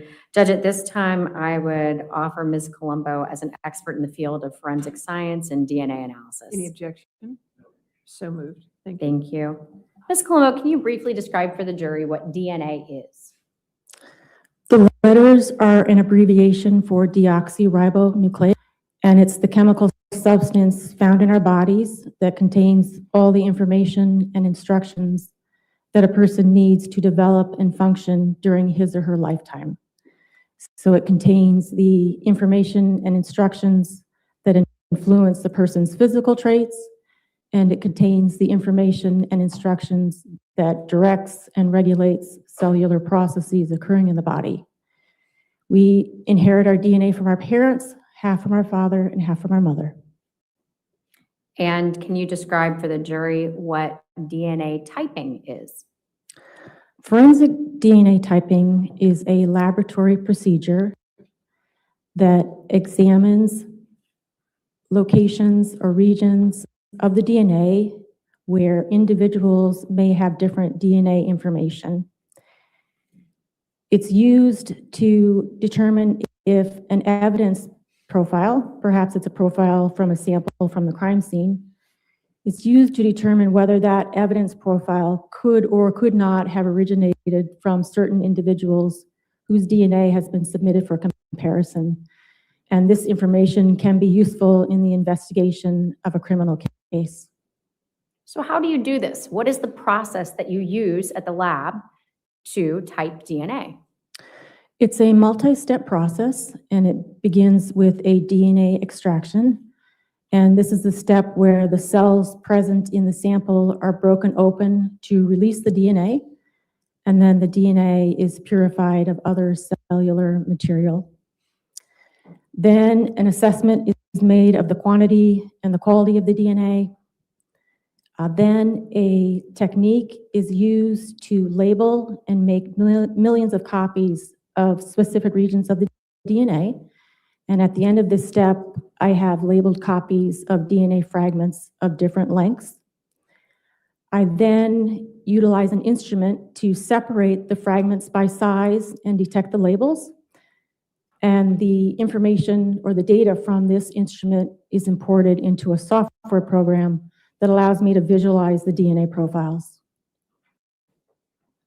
And what is the name of that software program, if you will? That's called Gene Mapper. Okay. Do the terms Powerplex Fusion mean anything to you? Yes, that's the name of the routine DNA test that I conduct, and it examines 24 regions on the DNA.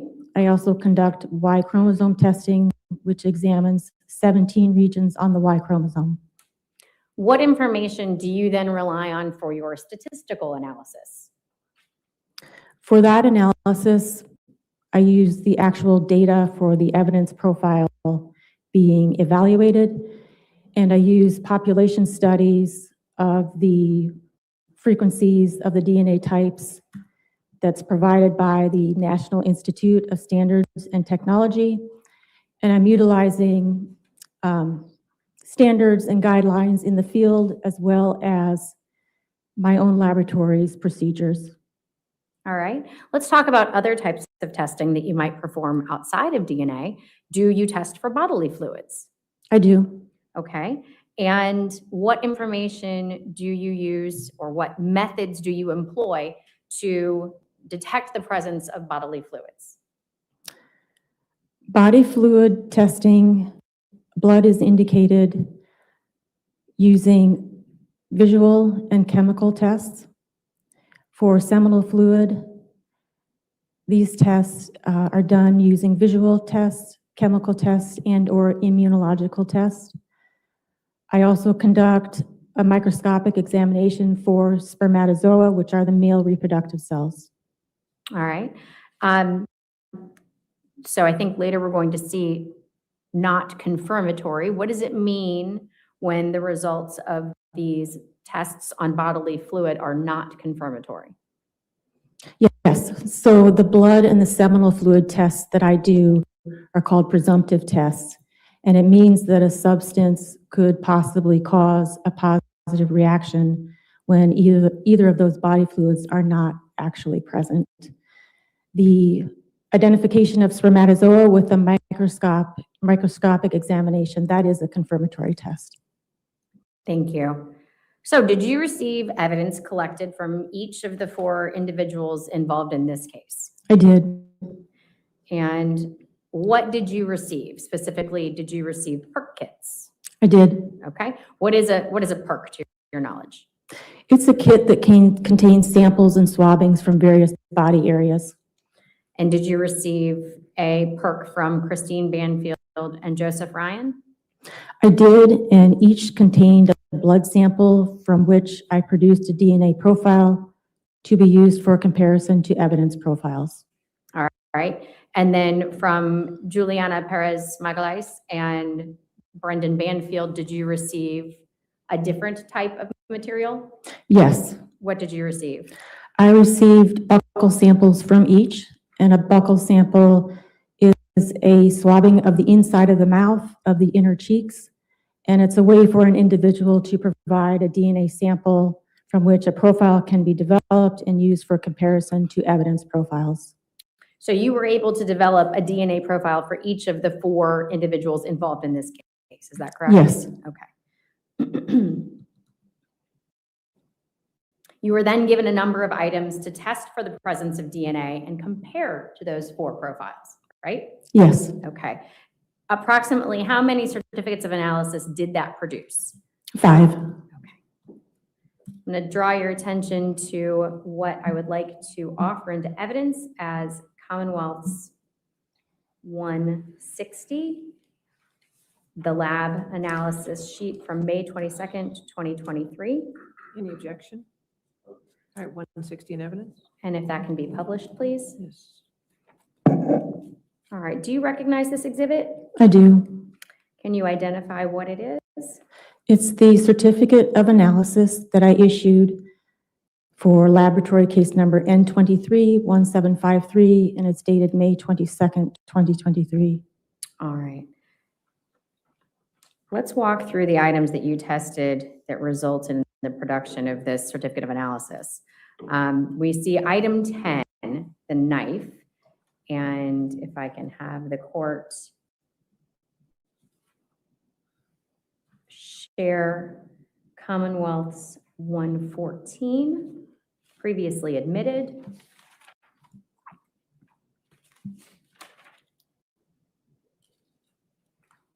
Is this the item that you tested? It appears to be, yes. All right. Tell us about your results. I collected a sample of red-brown staining from the sharp edge of the blade, and I recovered a sample of red-brown staining from the heel of the blade, and blood was indicated in each of those samples. And I developed the same DNA profile from each of those samples. And Christine Banfield could not be eliminated as a contributor of that profile. Brendan Banfield, Juliana Magalhaes, and Joseph Ryan were each eliminated as contributors of that DNA profile. And the probability of randomly selecting an unrelated individual with a DNA profile matching the profile developed from these two samples is 1 in greater than 7.2 billion, which is the approximate world population. And that was the case when I did the calculation in each of three population groups, the Caucasian, the African American, and the Hispanic. I then recovered a sample of red-brown staining from the underside of the handle where the blade and the handle meet, and I developed a DNA mixture profile. And that means that DNA from more than one individual was present. Brendan Banfield and Juliana Magalhaes were eliminated as contributors to the mixture profile. I referred the data for this mixture profile to a separate analyst for evaluation with specialized software and for conclusions with respect to Christine Banfield and Joseph Ryan and any statistics if applicable. Thank you.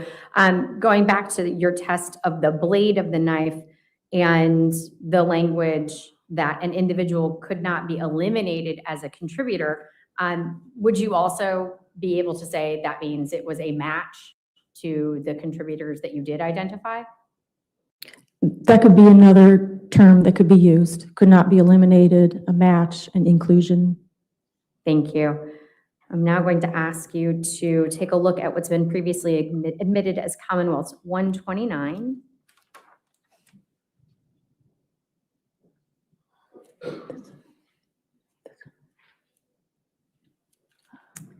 Do you recognize this photograph? Yes, Okay, and this was the fitted sheet from the bedroom of Juliana Magalhaes. Is that your understanding? it is. What areas of this sheet did you test? I tested 5 stained areas. 4 of them were located inside that center area where there's the larger circle. And then 1 was located below the larger circle. And spermatozoa, which are the male reproductive cells, were identified in these 5 stained areas. I collected samples for DNA from 3 of the 5 areas, and I developed DNA profiles consistent with originating from common contributors. And because of that consistency, I selected the data from just 1 of the areas for further analysis and reporting. When I processed this sample, I used a method that attempts to separate the DNA information contained within the sperm cells from the DNA information contained within any other cell type present in the sample. So from the sperm fraction, I developed a DNA profile. Brendan Banfield could not be eliminated as a contributor of that profile. The other 3 individuals were eliminated as a contributor of that profile. And the probability of randomly selecting an unrelated individual with a DNA profile matching the profile developed from the sperm fraction is 1 in greater than 7.2 billion in each of the 3 population groups. All right, so Brendan Banfield's spermatozoa was identified on Juliana Magalhaes' bed sheet. He could not be eliminated as a contributor of that profile, and the other 3 individuals were eliminated. Thank you. I'm sorry. For the non-sperm fraction, I developed a DNA mixture profile. And Brendan Banfield and Juliana Magalhaes could not be eliminated as contributors to the mixture profile. Christine Banfield and Joseph Ryan were each eliminated as contributors to the mixture profile.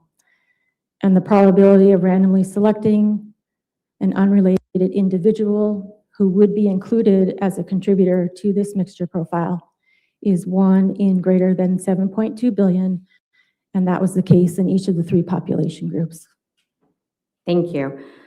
Turning to item 91, the physical evidence recovery kit, or PERC, from Christine Banfield. When you examined the contents of that kit, what did you determine? In the kit, there was a vaginal cervical sample, an anorectal sample, and an oral sample, and blood was indicated on the oral sample. The blood tests were inconclusive for the vaginal cervical and anorectal sample, and no male DNA was detected on any of these samples, so no further testing was conducted. There, in the kit, there was a left breast swab, a right breast swab, a swabbing of the back of the left hand, and a swabbing of the palm of the left hand. And blood was indicated on each of these samples. From each of these samples, I developed a full profile attributable to Christine Banfield, and there were types different from Christine Banfield. However, the types different were too limited for comparison purposes. I did determine at this stage in the testing that it was possible that male DNA was present in these samples. And did you then set those samples aside for further testing? I reported that male DNA was possibly present and that these may be suitable for further Y chromosome DNA testing. All right. To go back for just a second, though, before we looked at the left backhand, right breast, left palm, the anorectal, oral, and vaginal sample, they were negative for male DNA. Is that correct? No male DNA was detected. Thank you. What did you test next? Then there was the right back of the hand sample, the right palm sample, and 3 samples from the neck. And blood was indicated on each of these samples. From each of these samples, there was a full profile attributable to Christine Banfield. However, there was nothing different from Christine Banfield. For the right hand samples, the back of the hand and the palm, it was possible that male DNA was present. For the 3 next samples, no male DNA was detected. Looking then at the fingernail clippings, what did you learn from your testing? Blood was indicated in a sample of the right hand fingernail clippings and in a sample of the left hand fingernail clippings. And I developed a DNA profile, and the profile that I developed from these samples, there was a full profile attributable to Christine Banfield. There was nothing different from Christine Banfield. However, it was possible that male DNA was present in these 2 samples. Thank you. Did you also test head hair, pubic combings? No. Okay. You then turned to the physical evidence recovery kit from Joseph Ryan, is that correct? Yes. All right. And what item from that kit did you test first? I tested them contemporaneous in time, but listed in the report is the genital penis sample. No blood was observed on this sample. And I developed full profiles that were attributable to Joseph Ryan. There was nothing foreign to Joseph Ryan. From the genital penis sample? Correct. Okay, thank you. You then have reported on his right backhand, left backhand, right palm, and left palm. Is that correct? Yes. And what was determined from that testing? Blood was indicated on each of those samples. There was a full profile attributable to Joseph Ryan in each of those samples. And then from each, the same profile different from Joseph Ryan was detected, and Christine Banfield could not be eliminated as a contributor of the different profile.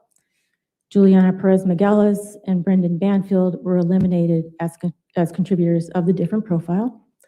and the probability of randomly selecting an unrelated individual with a DNA profile matching the profile different from the hand samples of Joseph Ryan is 1 in greater than 7.2 billion in each of the 3 population groups.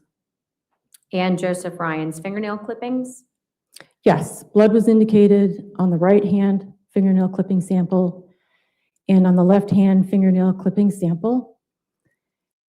And I developed a full profile from each of these samples attributable to Joseph Ryan, and the same profile different from Joseph Ryan was developed from each of these samples. And Christine Banfield could not be eliminated as a contributor of the different profile. Brendan Banfield and Juliana Magalhaes were eliminated as contributors of the different profile. And the probability of randomly selecting an unrelated individual with a DNA profile matching the different profile developed from each of the fingernail samples from Joseph Ryan is 1 in greater than 7.2 billion in each of the 3 population groups. Thank you. Going to direct your attention to what's been previously admitted as Commonwealth's 119. And this was a photograph at the scene of the crime of what I believe you tested as item 39, swab of stain on wall. You were also given what was photographed in Commonwealth's Exhibit 112, previously admitted. Items 42 and 43, swabs of stains from the carpet, and specifically from the carpet in front of the laundry basket. Now, tell us about your testing on these 3 swabs. Blood was indicated on each of the swabs, and I developed the same DNA profile from each of the swabs. Joseph Ryan could not be eliminated as a contributor of the profile. The other 3 individuals were eliminated as a contributor of the profile. And the probability of randomly selecting an unrelated individual with a DNA profile matching the profile developed from these 3 swabs is 1 in greater than 7.2 billion in each of the 3 population groups. Okay, so that's Joseph Ryan's blood on the wall and these 2 locations on the carpet. Is that correct? He can't be eliminated as a contributor, yes. Thank you. I'd like to show you what was previously admitted as, one moment, Commonwealth's 120.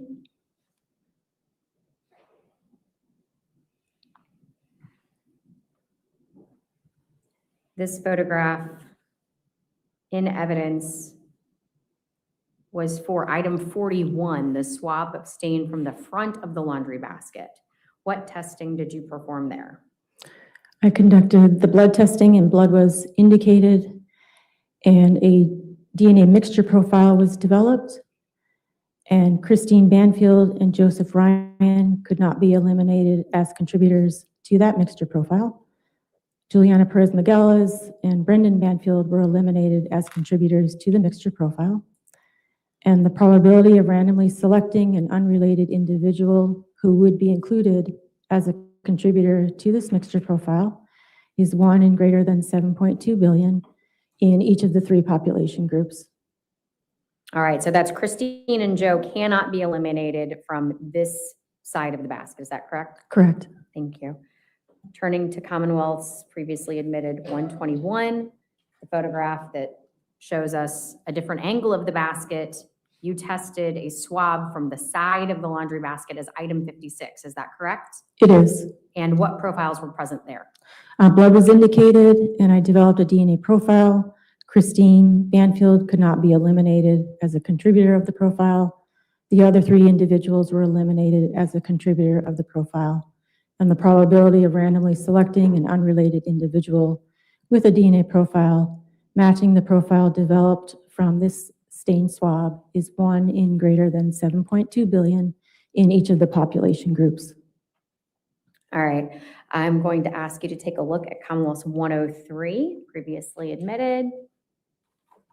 Here we have the side of a bed frame. You were provided with a swab of a substance from that bed frame as item 71. Again, what did your test reveal? Blood was indicated, and a DNA mixture profile was developed. Juliana Magalhaes and Brendan Banfield were eliminated as the contributors to the mixture profile.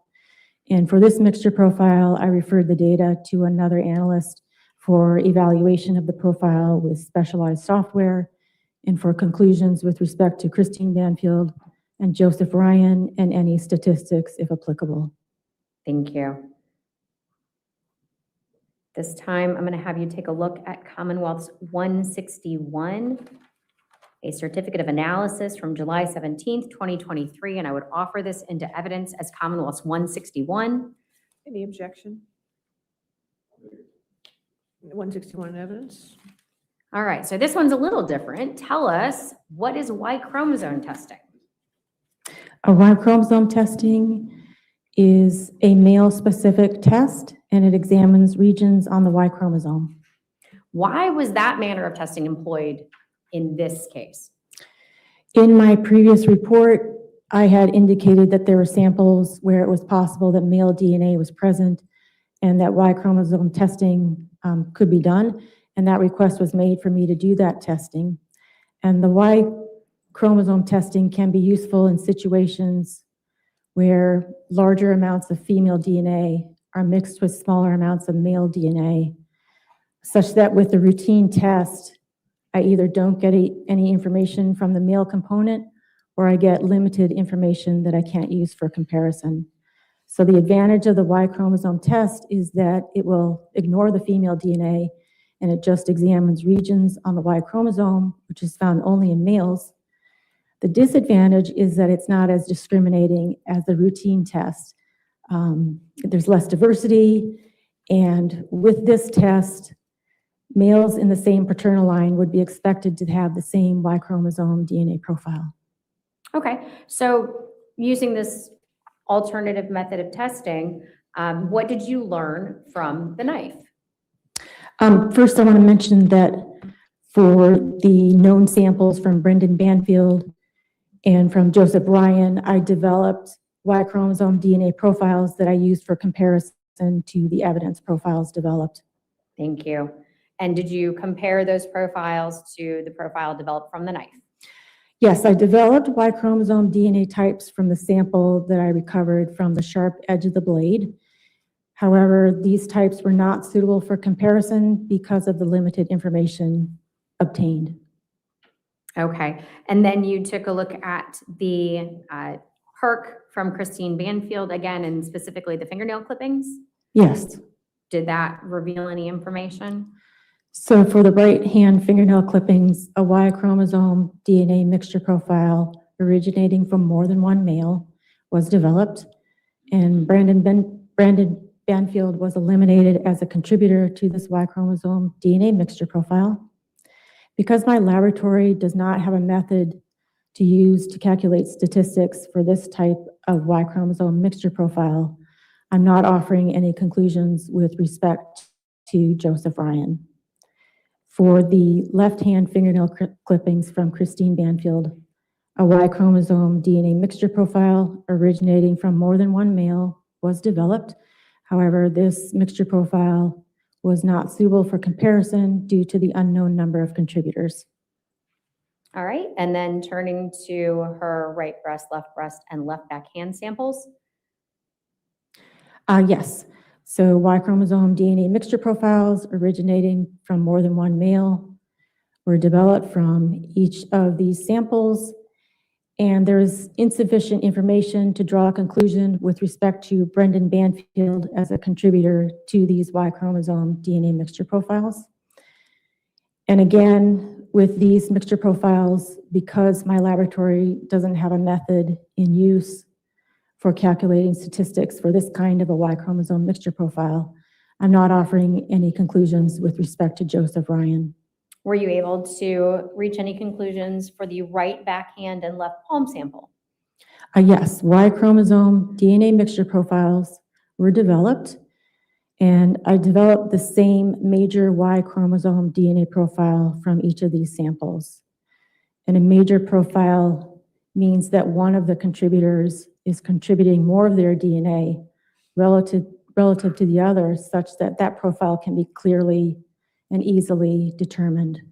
So Joseph Ryan could not be eliminated as a contributor of the major Y chromosome DNA profile developed from these two samples, nor could any of his male relatives in his paternal line. Brendan Banfield was eliminated as a contributor of the major profile developed from these two samples.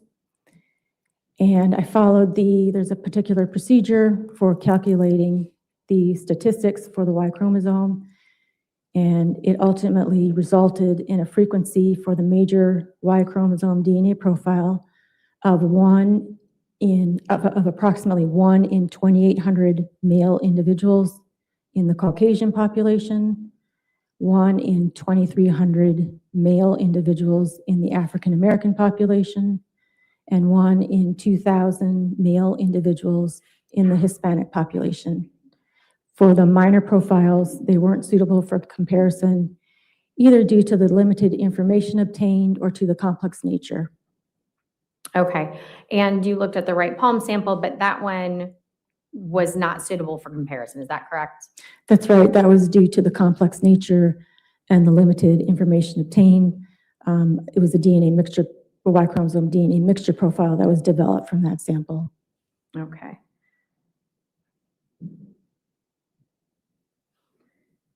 We'll turn to what's being marked as Commonwealth's 162, Certificate of Analysis from February 5th, 2024. Yes. To offer that into evidence at this time as Commonwealth's 162. Any objection? 162. All right, do you recognize this document? I do. All right, and Judge, I'd ask it be published if it has not yet already. It is.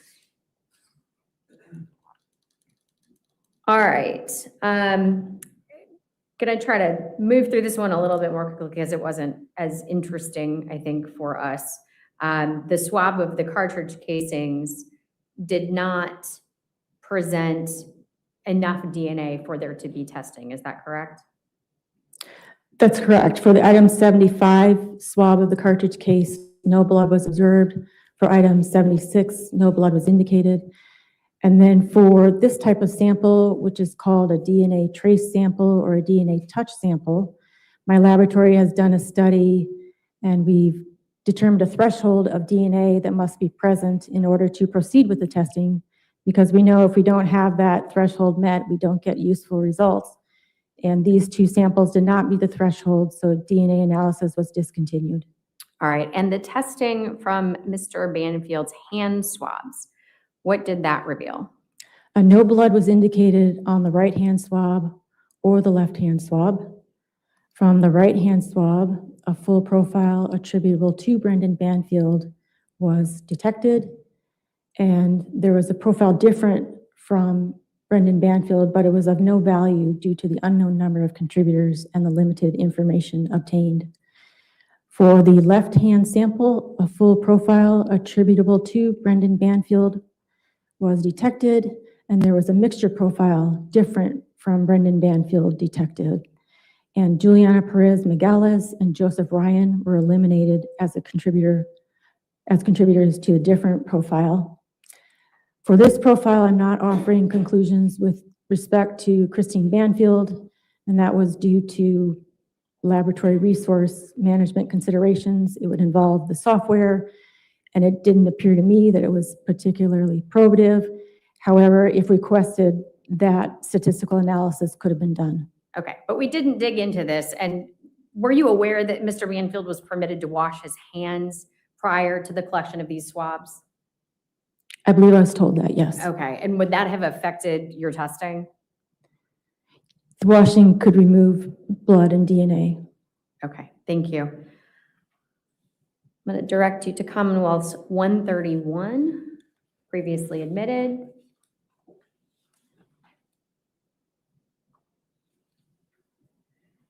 All right, this photograph is of Mr. Banfield's coat, is that correct? Yes. All right, so let's talk about the testing that you did on this item. You reported in your certificate that there were several testing locations. Are those locations marked on this photograph? Most of them are. The only ones that aren't are the general swabbings that I made of the exterior of the left sleeve, the front and the rear, from about midway to the top of the sleeve. Okay, so if we dig into your report then, can we talk about your testing of each of the areas on the coat? What did your testing reveal? Yes, I was requested to examine the exterior back of the coat and the exterior of the sleeves, except for the cuff areas for blood and DNA. On the exterior back of the right sleeve, there were 2 red-brown stained areas, and blood was indicated in each of these areas. And I arbitrarily designated one as A and the other as B. And I developed DNA mixture profiles from each of these stained areas. And Brendan Banfield and Juliana Magalhaes were each eliminated as contributors to those mixture profiles. I referred the data from the mixture profile from stained area A to another analyst for analysis with the software for conclusions with respect to Christine Banfield and Joseph Ryan and any statistics, if applicable. For stained area B, for that stained area, I'm not sure if I mentioned that Brendan Banfield and Juliana Magalhaes were each eliminated as contributors to that profile. I'm not offering any conclusions with respect to Christine Banfield and Joseph Ryan, and that's because it was an approximately equivalent profile to stained area A, and to conserve lab resources and prevent redundancy, I'm not offering conclusions. All right, what other areas of the jacket did you test? There was an area on the exterior rear, the lower left side, and an area on the exterior rear on the upper left shoulder area. And these were discolored areas, and the blood tests were inconclusive for each of these areas. I developed DNA mixture profiles from each area. Joseph Ryan was eliminated as a contributor to each of these mixture profiles. For the mixture profile developed from the exterior and the lower left side, I referred the data for that mixture profile to another analyst for conclusions with respect to Christine Banfield, Brendan Banfield, and Juliana Magalhaes using the statistical software. For the area on the upper left shoulder area on the left side, that was an approximately equivalent mixture profile. So to avoid redundancy, I did not refer that mixture profile for further analysis, and I'm not offering any conclusions with respect to Christine Banfield, Brendan Banfield, or Juliana Magalhaes. All right. There were 3 additional areas that I tested. Oh, I'm sorry, not keep sure. going, more coat. Yeah. On the exterior rear, the lower right side, and on the exterior front of the left sleeve and the exterior back of the left sleeve from midway to the top of the sleeve, blood was indicated in each of those 3 samples. And I did develop DNA mixture profiles. However, none of them were suitable for comparison due to the unknown number of contributors and the complex nature. All right, thank you. So I'm going to have you take a look at Commonwealth's previously admitted 139, and we'll scroll through to 142.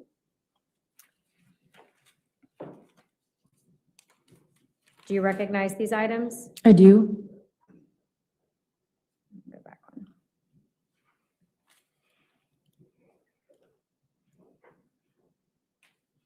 What was the result of the testing on the shoes of Juliana identified in your lab? There were 16 stained areas across both of the shoes on the exterior bottoms and on the exterior lower front, rear, and back sides. Blood was indicated in each of those 16 areas. I developed DNA mixture profiles from each of those areas. 5 of them were not suitable for comparison due to the unknown number of contributors and the complexity.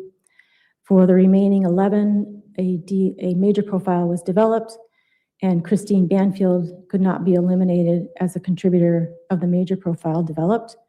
and the probability of randomly selecting an unrelated individual with a DNA profile matching the major profile developed from these 11 stained areas is 1 in approximately 7.2 billion in each of the 3 population groups. For 8 of the 11 areas, Juliana Magalhaes, Brendan Banfield, and Joseph Ryan are eliminated as contributors of the major profiles. However, the minor profiles were not suitable for comparison, either due to the limited information obtained or to the complex nature. For the remaining 3, for 1, Juliana Magalhaes, Brendan Banfield, and Joseph Ryan were eliminated from the mixtures as a whole. For the remaining 2, Joseph Ryan and Juliana Magalhaes were eliminated as contributors of the mixture profiles as a whole. And I'm not offering conclusions with respect to Brendan Banfield and those mixture profiles, and that was due to laboratory resource management reasons. Okay, let's take a look at what I would like to offer as, here we go, Commonwealth's 164 Certificate of Laboratory Analysis from June 10th, 2024. Any objection to 164? All right, 164 in evidence. Thank you. All right, the testing just keeps coming. In this particular instance, you tested item 24, the fitted sheet. Is that correct? Yes, All right, this is the sheet from the primary bedroom. Is that your understanding? it is. What were the results of your testing, this time for blood, right? Yes, I was asked to test a specific red-brown area. It was on the exterior of one of the corners, and blood was indicated in the sample, and I developed a DNA mixture profile. Brendan Banfield and Juliana Magalhaes were eliminated as contributors to the mixture profile, and I referred the data for this mixture profile to another analyst for evaluation with this specialized software and for conclusions with respect to Christine Banfield and Joseph Ryan and any statistics if applicable. Okay. Item 118, the sneaker insert from the tennis shoe of Juliana. This time you were testing not the outside of the shoe, but rather the inside. Is that correct? I was asked to test the staining on the left sneaker insert. All right, I'm going to direct your attention to Commonwealth's 143, previously admitted, just so we can see what you're talking about. Was this the object that you tested? Yes, Okay, tell us about the results. there are 2 red-brown stained areas. One is within that circle that you see on the screen, and another area above, the staining above that area. And blood was indicated in each of those areas. And DNA mixture profiles were developed with the same major profile, and Christine Banfield could not be eliminated as a contributor as a major contributor to those mixture profiles. The other 3 individuals were eliminated as major contributors to the mixture profiles. And the probability of randomly selecting an unrelated individual with a DNA profile matching the major profile developed from these 2 areas from the insert is 1 in greater than 8.1 billion in each of the 3 population groups. My laboratory had undergone a revision of its manuals, and the approximation of the world population had been updated from 7.2 to 8.1. The minor profiles developed from each of these areas were not suitable for comparison due to the limited information, or I'm sorry, I believe it's for the complex nature of the information. Thank you. I'm going to direct your attention to Commonwealth's previous exhibits, 134, 135, and 136.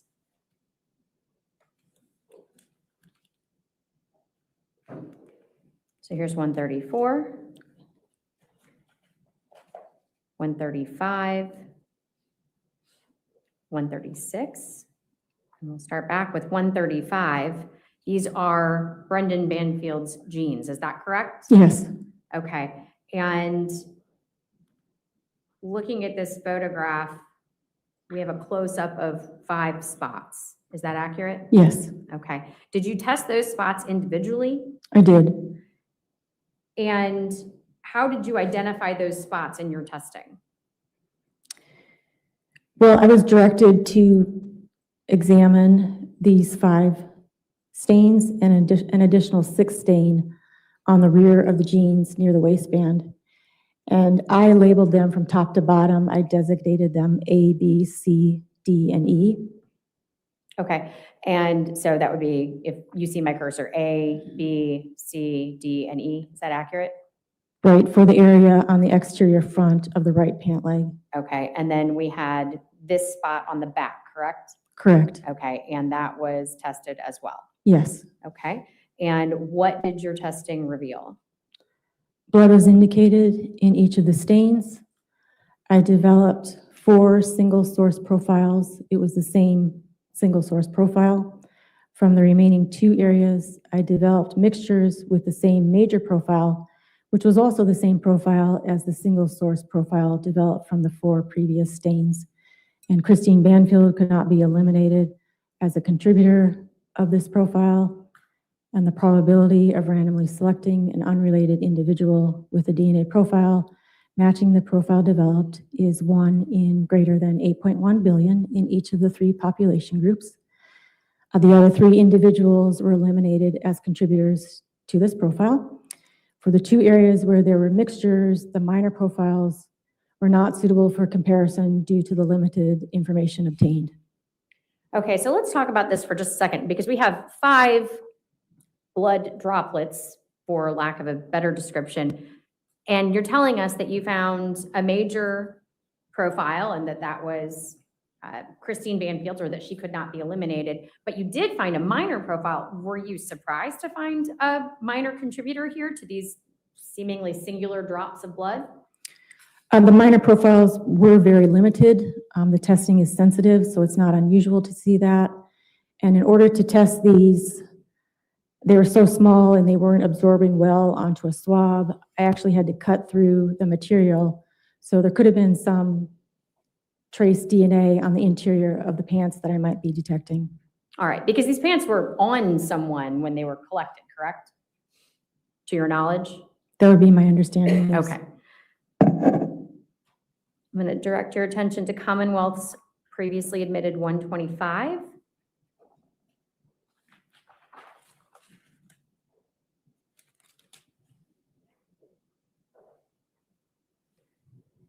Do you recognize this photo? I do. Okay. And this is Joseph Ryan's backpack, is that correct? Correct. Does the circle mark the area from which you drew your samples? That was the area that I was asked to test, and I took a representative sample of the red-brown staining, and blood was indicated. And Joseph Ryan couldn't be eliminated as a contributor of the profile that I developed from this stained area. The other 3 individuals were eliminated as contributors to this DNA profile, and the probability of randomly selecting an unrelated individual with a DNA profile matching the profile developed from the stained area on the backpack is 1 in greater than 8.1 billion in each of the 3 population groups. All right. I believe you had one.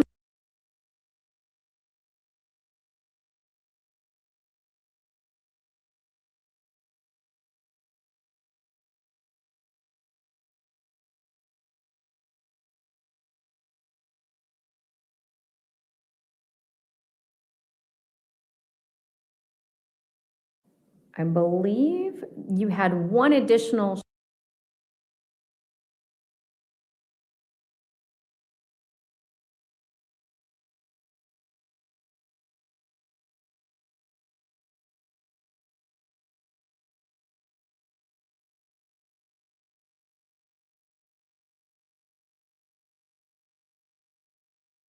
I believe you had one additional.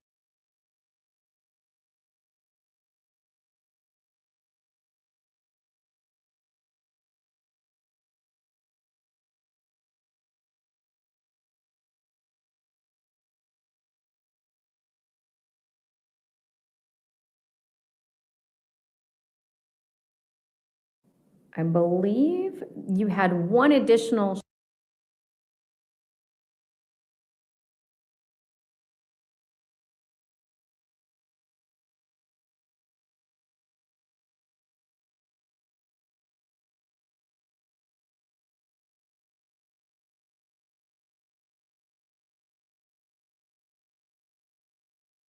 I believe you had one additional.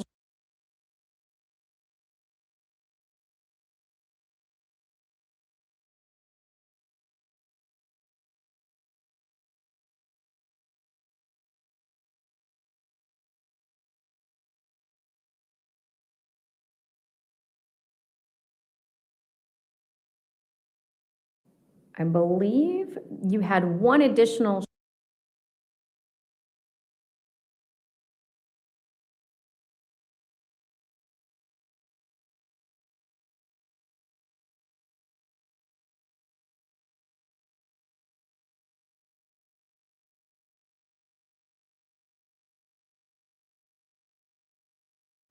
I believe you had one additional.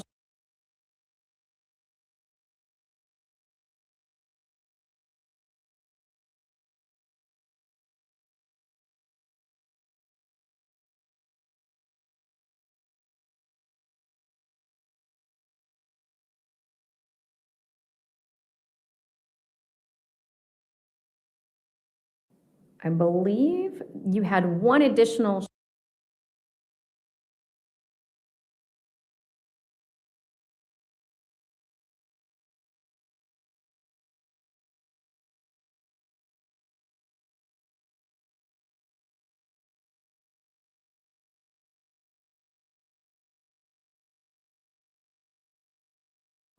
I believe you had one additional.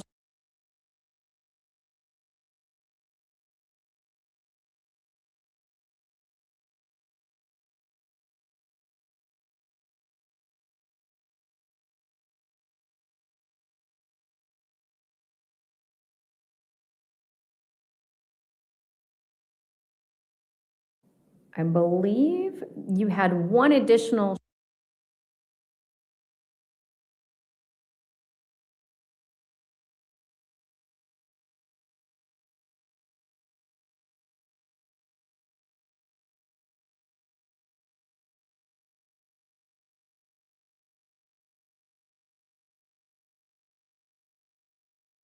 I believe you had one additional.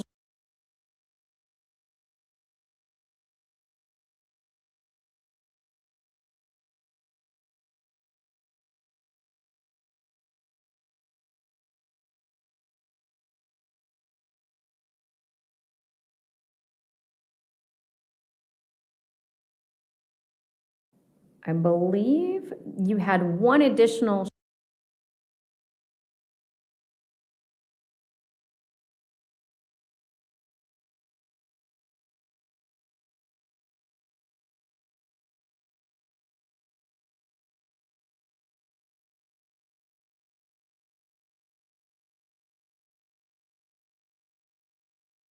I believe you had one additional.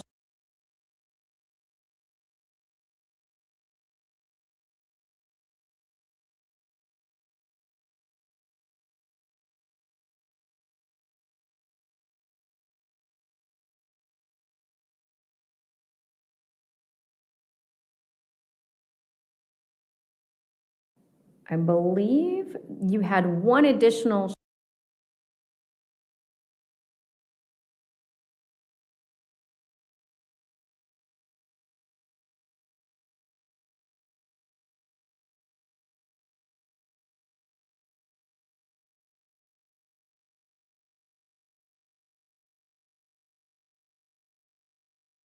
I believe you had one additional.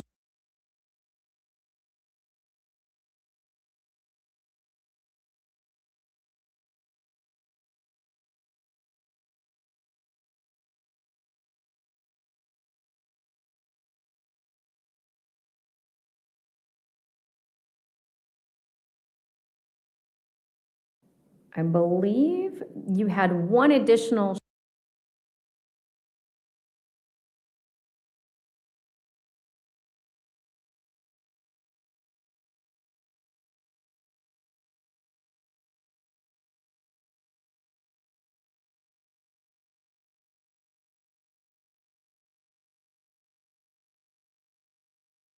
I believe you had one additional.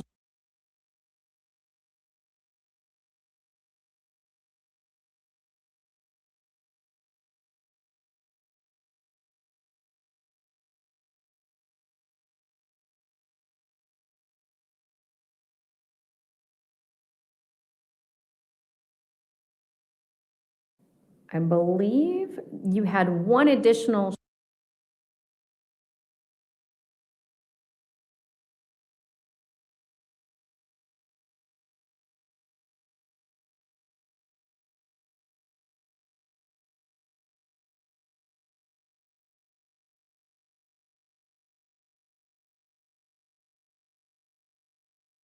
I believe you had one additional.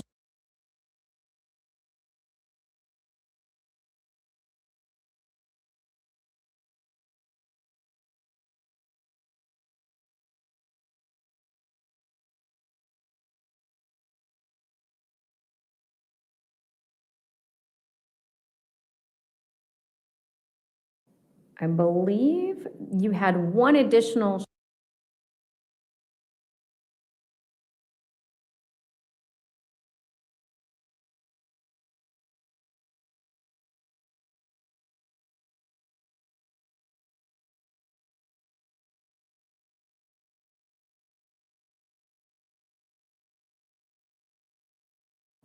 I believe you had one additional.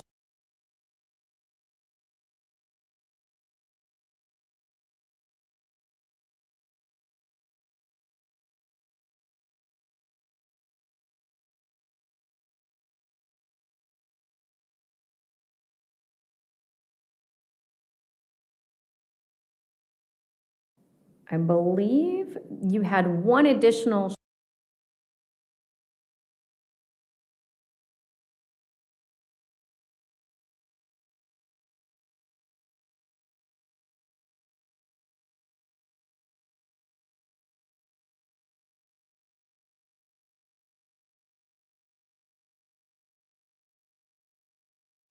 I believe you had one additional.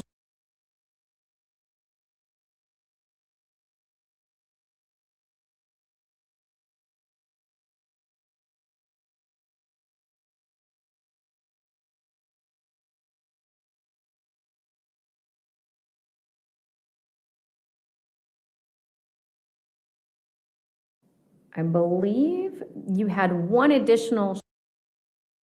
I believe you had one additional.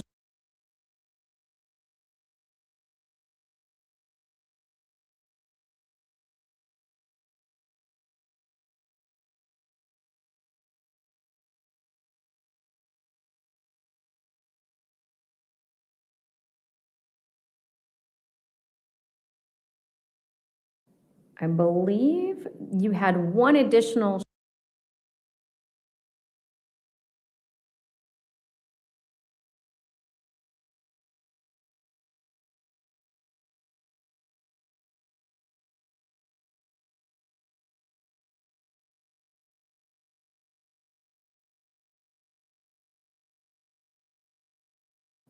I believe you had one additional.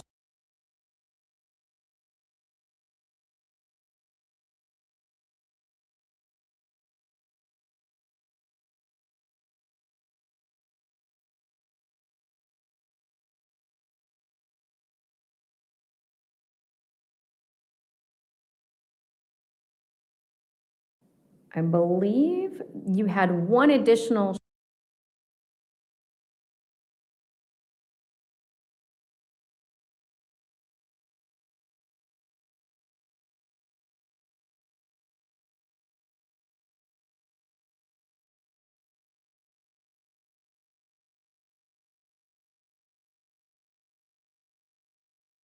I believe you had one additional.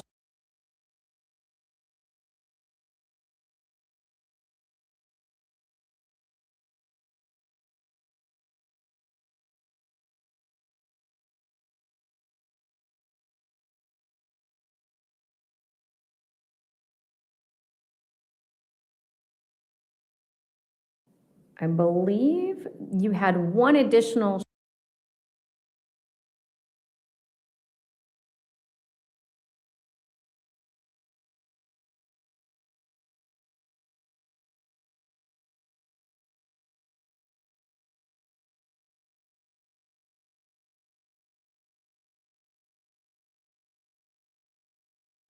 I believe you had one additional sheet, but that did not.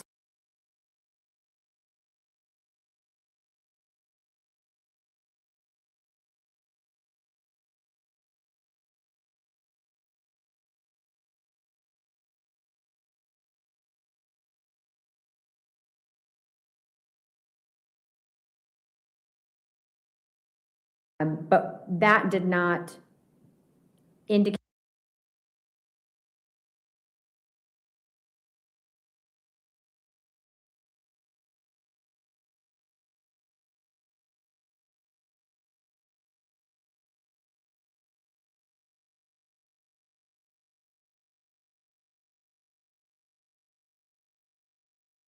But that did not indicate.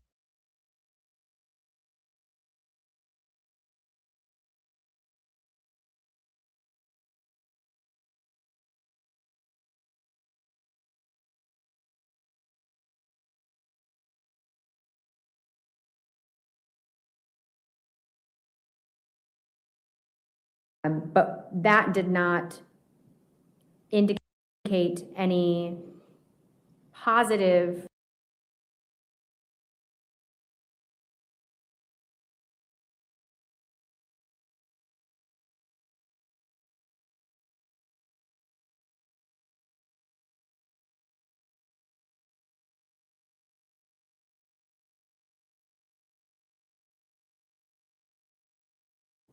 Positive profiles, or there were not any.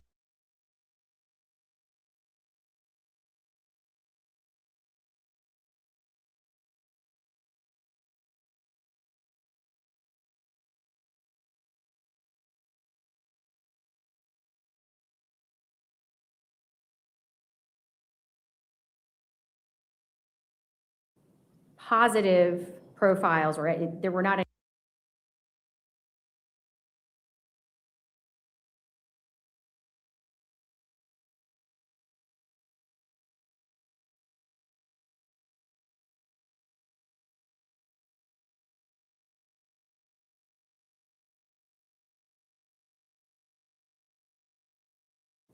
Positive profiles, or there were not any.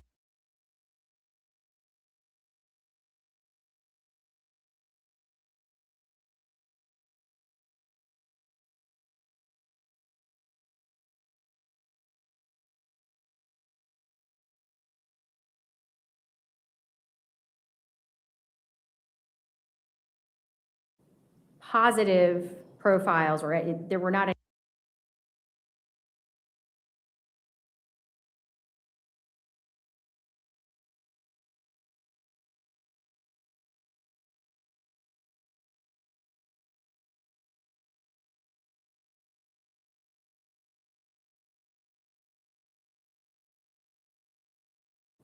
Positive profiles, or there were not any profiles developed from the items that were tested in that case.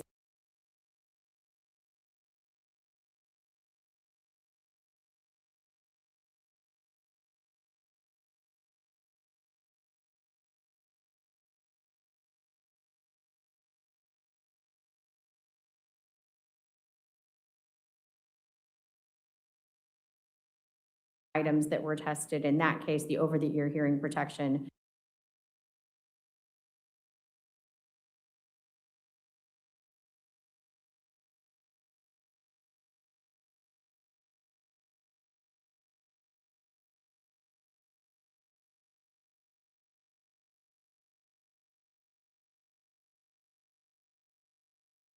Items that were tested in that case, the over-the-ear hearing protection.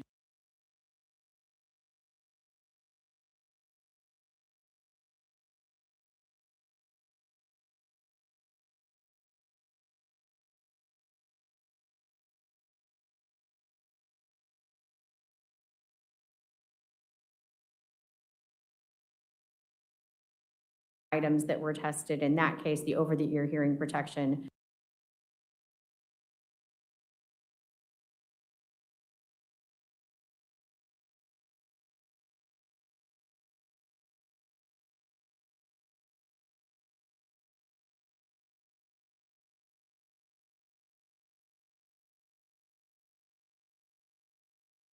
items that were tested. In that case, the over-the-ear hearing protection.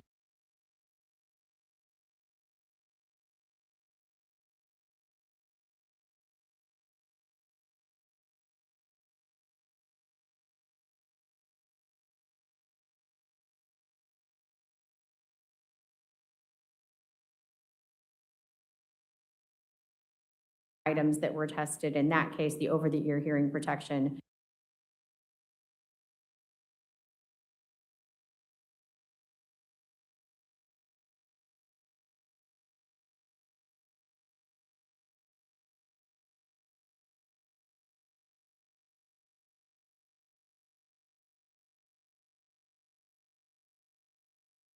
Items that were tested. In that case, the over-the-ear hearing protection.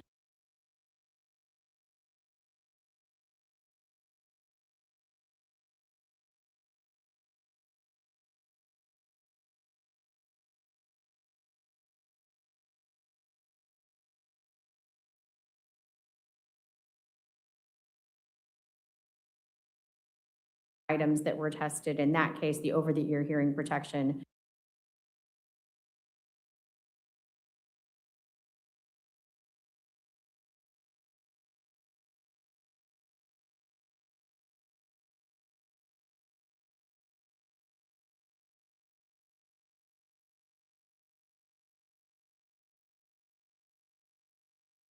Items that were tested. In that case, the over-the-ear hearing protection.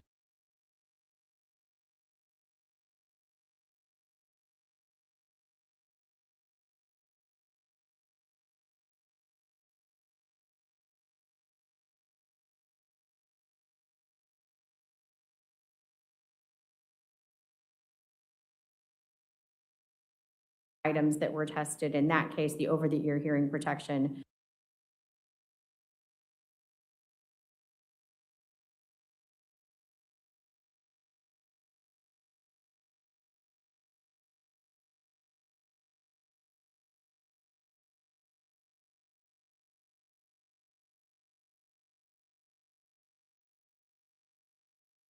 Items that were tested. In that case, the over-the-ear hearing protection.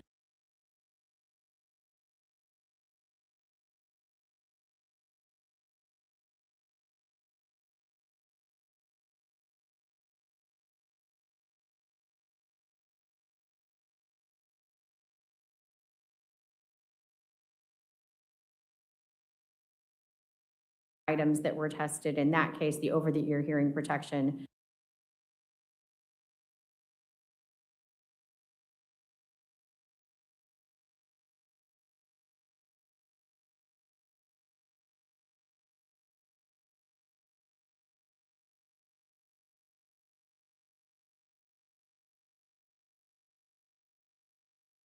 Items that were tested. In that case, the over-the-ear hearing protection.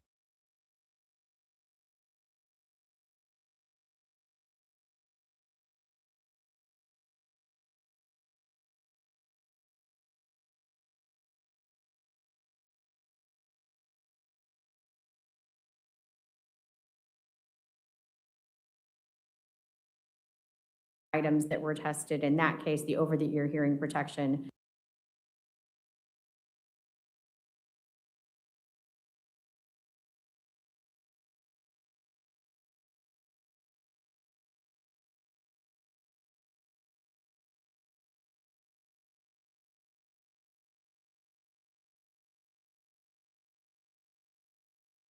Items that were tested. In that case, the over-the-ear hearing protection. Juliana's socks and the stains.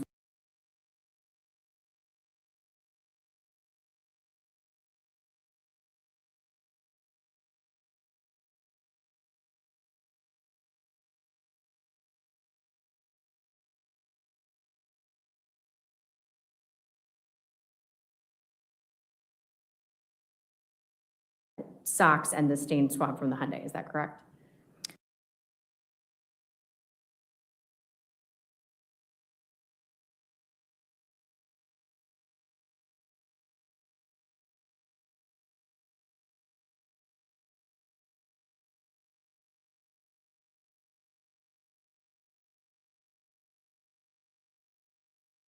Socks and the stain swab from the Hyundai. Is that correct?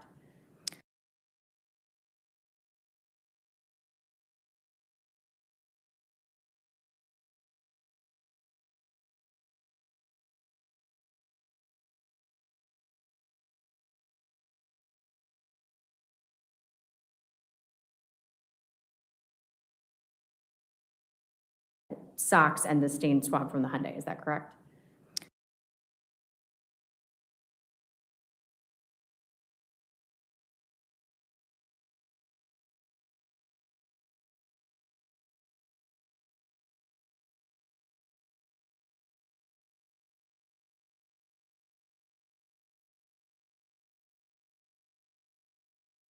Socks and the stain swab from the Hyundai, is that correct?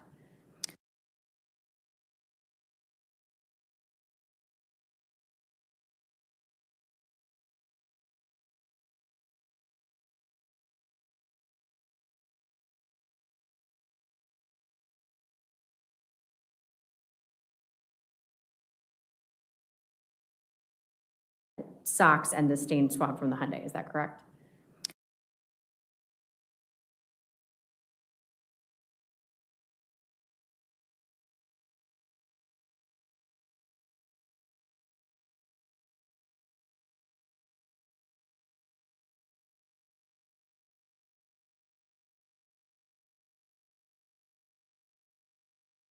Socks and the stain swab from the Hyundai, is that correct?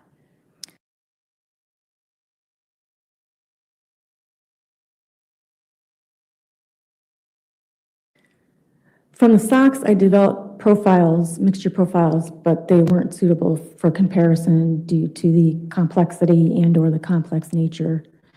For the over-the-ear hearing protection, I collected a sample from the ear cushions, but that profile did not meet the quantitation threshold in order to continue the testing, so DNA analysis was discontinued.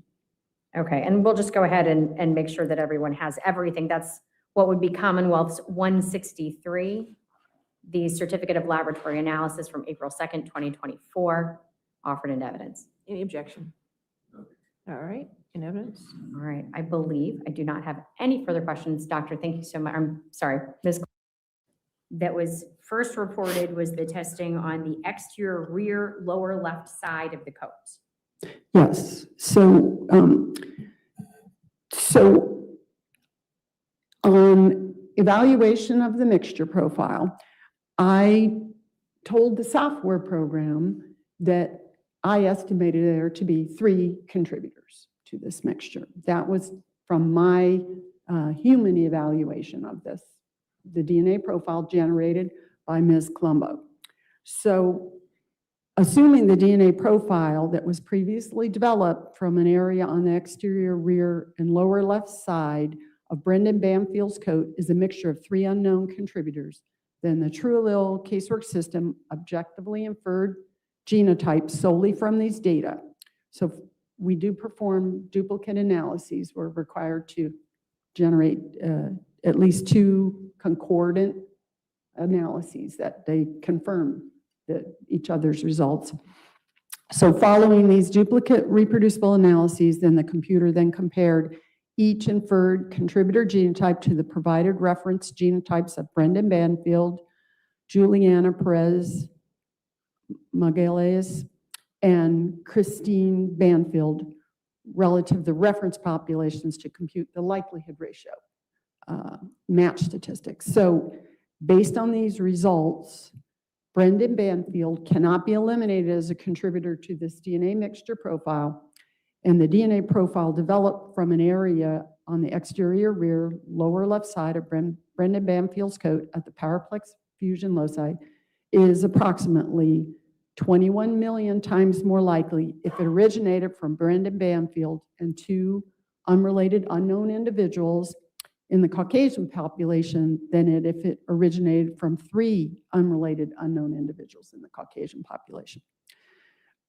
Then it's 1 billion times more likely to be observed if it originated from Brendan Banfield and 2 unrelated individuals in the African American population than if it originated from 3 unrelated unknown individuals in the African American population. And then finally, it's 29 million times more likely to be observed if it originated from Brendan Banfield and 2 unrelated unknown individuals in the Hispanic population than if it originated from 3 unrelated unknown individuals in the Hispanic population. Okay, so if we boil that down, Brendan Banfield is on Brendan Banfield's coat. Well, there is statistical, DNA and statistical support that for the explanation that Mr. Banfield is on Mr. Banfield's coat. Okay, Yes. but more than that was found, right? Yes. And without going into the population and probabilistic information, we saw that the other profiles that were developed were from who? Well, then similarly, a comparison with this mixture sample was made with Ms. Magalhaes' reference DNA profile. These values wound up being considered, based on our internal validation testing, to be uninformative or inconclusive. They were not large values. And so these values were 310 times more likely. Okay, so we could identify that Juliana's DNA was inconclusive. We weren't able to necessarily make a match there. Is that fair? We would state it as it was just uninformative. We can't draw conclusions Okay, as to How- whether there's support or not for that. thank you. How about Christine's DNA? So for Christine's DNA, the statistics were 18 billion times more likely for this profile to be a DNA mixture profile to be observed if it originated from Christine Banfield and two unrelated unknown individuals in the Caucasian population than if it originated from three unrelated unknown individuals in the Caucasian population. So in our mixture, we have most likely Brendan and Christine. Is that accurate? I know I'm dumbing down the science here and I apologize, but to just be as simplified about it as we can. We would say that the true allele casework probabilistic genotyping analysis provided support, statistical support for Christine Banfield and Brendan Banfield to be contributors to this mixture. All right, and then we looked at the stain A from the coat. Is that correct? Yes, All right. from of the two, stain A of the two stained areas, approximately midway. Right, and again, certainly not trying to limit the extensive effort that you put in here to determine the results, but as a summary, whose DNA could not be eliminated from consideration as a contributor to the mixture at stain A? Well, at stain A then, Christine Banfield and Joseph Ryan cannot be eliminated as contributors to this stain A. Thank you. I'd like to direct your attention to what I will offer into evidence as Commonwealth's 167. And I'm sorry, Your Honor, can I confirm that we just did 166? No, we did Well, 165. that's what I felt like. Okay. Thank you, Judge. In which case, let me look at 166.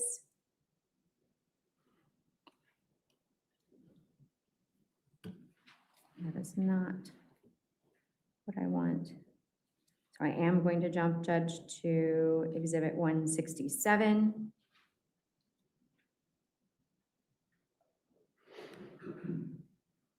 And if I can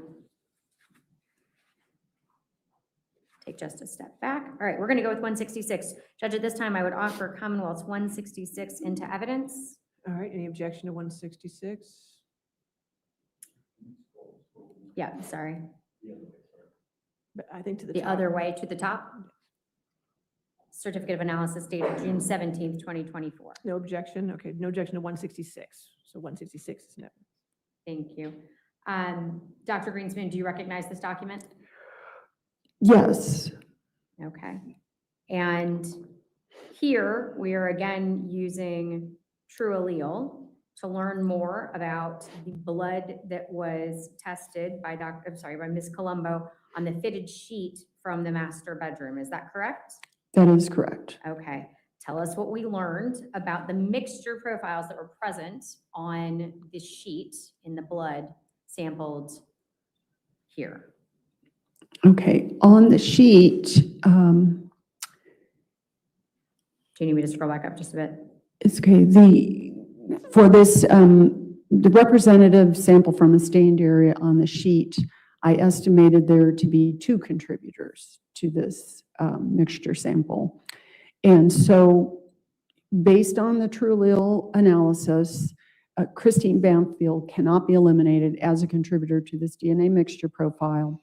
And the DNA profile developed from a representative sample of the stained area on the exterior of one of the corners of the sheet of the Powerplex fusion loci is approximately 12 septillion times more likely to be observed if it originated from Christine Banfield and one unrelated unknown individual in the Caucasian population than if it originated from 2 unrelated unknown individuals in the Caucasian population, and 6.3 octillion times more likely to be observed if it originated from Christine Banfield and one unrelated unknown individual in the African American population than if it originated from 2 unrelated unknown individuals in the African American population, and then 160 septillion times more likely to be observed if it originated from Christine Banfield and one unrelated unknown individual in the Hispanic population than if it originated from 2 unrelated unknown individuals in the Hispanic population.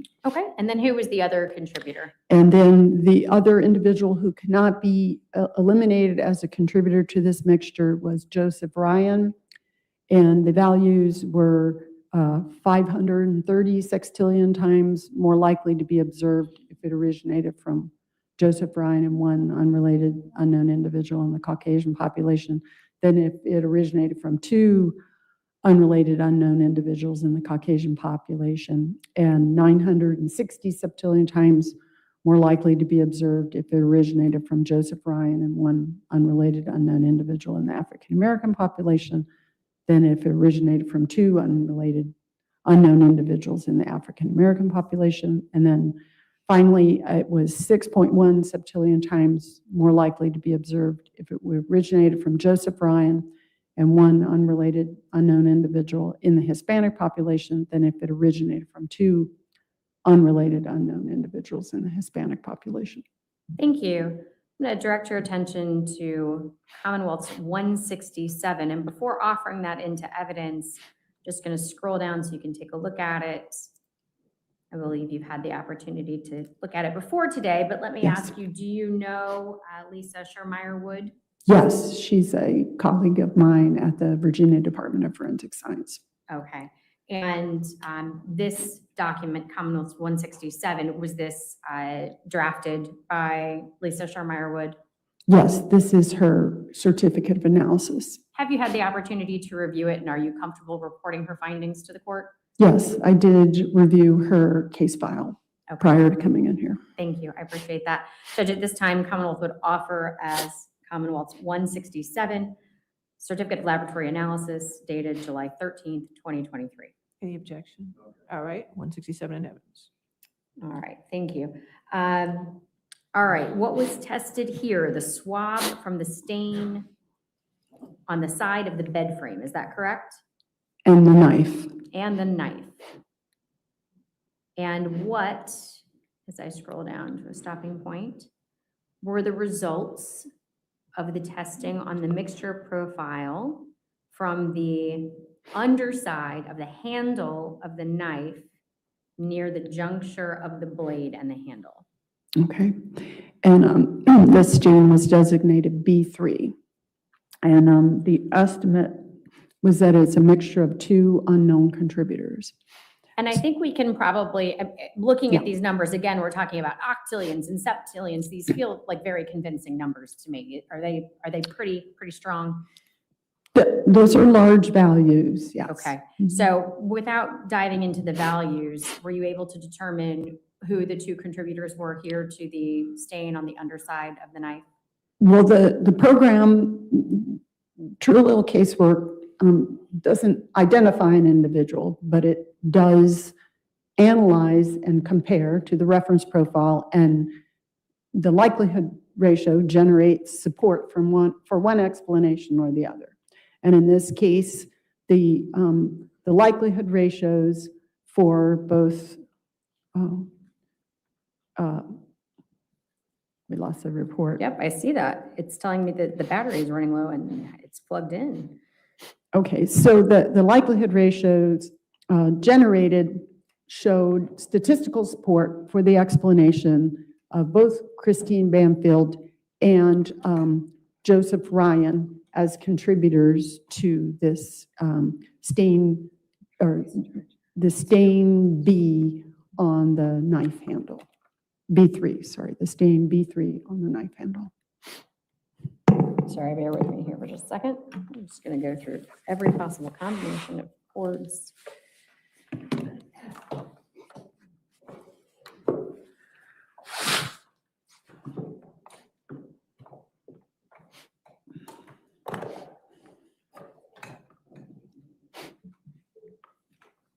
I got it. All right. So we established our contributors to the stain on the underside of the knife. How about when we looked at the stain from the swab, sorry, the swab of the stain from the side of the bed frame? So based on the true allele analysis, using the DNA profile data generated by Ms. Colombo, the swab from the side of the bed frame was estimated to be a mixture of two people. And based on these results, the true allele casework analysis results, Christine Banfield cannot be eliminated as a contributor to this DNA mixture, and Joseph Ryan also cannot be eliminated as a contributor to this DNA mixture. Thank you. I want to go back really quick on the knife. We have a mixture, we have contributors. The sample is identified as blood on the underside of the handle near the blade / handle juncture. Can you be certain that the mixture of DNA was extracted from blood and not skin cells? It could be a combination of blood and skin cells. It could be just blood, since blood was detected. So we can't actually discern that. Okay, thank you. Judge, I do not believe I have any additional questions for this witness. All right. Please answer any questions Mr. Carroll might have. Cross-examination, do you have any? No questions. All right, is this witness subject to recall? She is not. All right. Is she subject to recall, Mr. Carroll? Okay, you're free to go. Thank you, Doctor. Thank you. All right, your next witness, Madeline Crowley. Madeline Crowley. Yes, ma'am.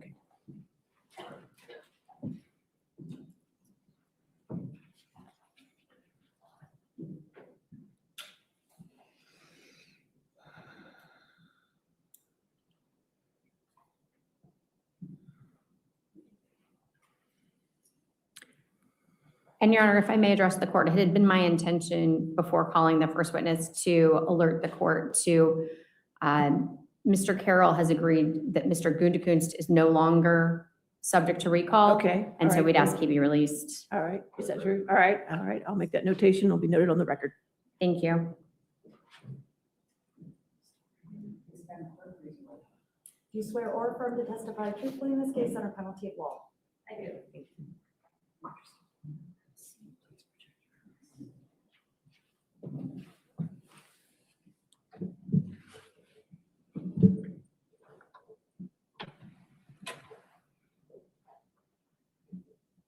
Good afternoon, ma'am. How are you today? Good afternoon. I'm good, thank you. Can you please state and spell your name for the court record? My name is Madeline Crowley, Madeline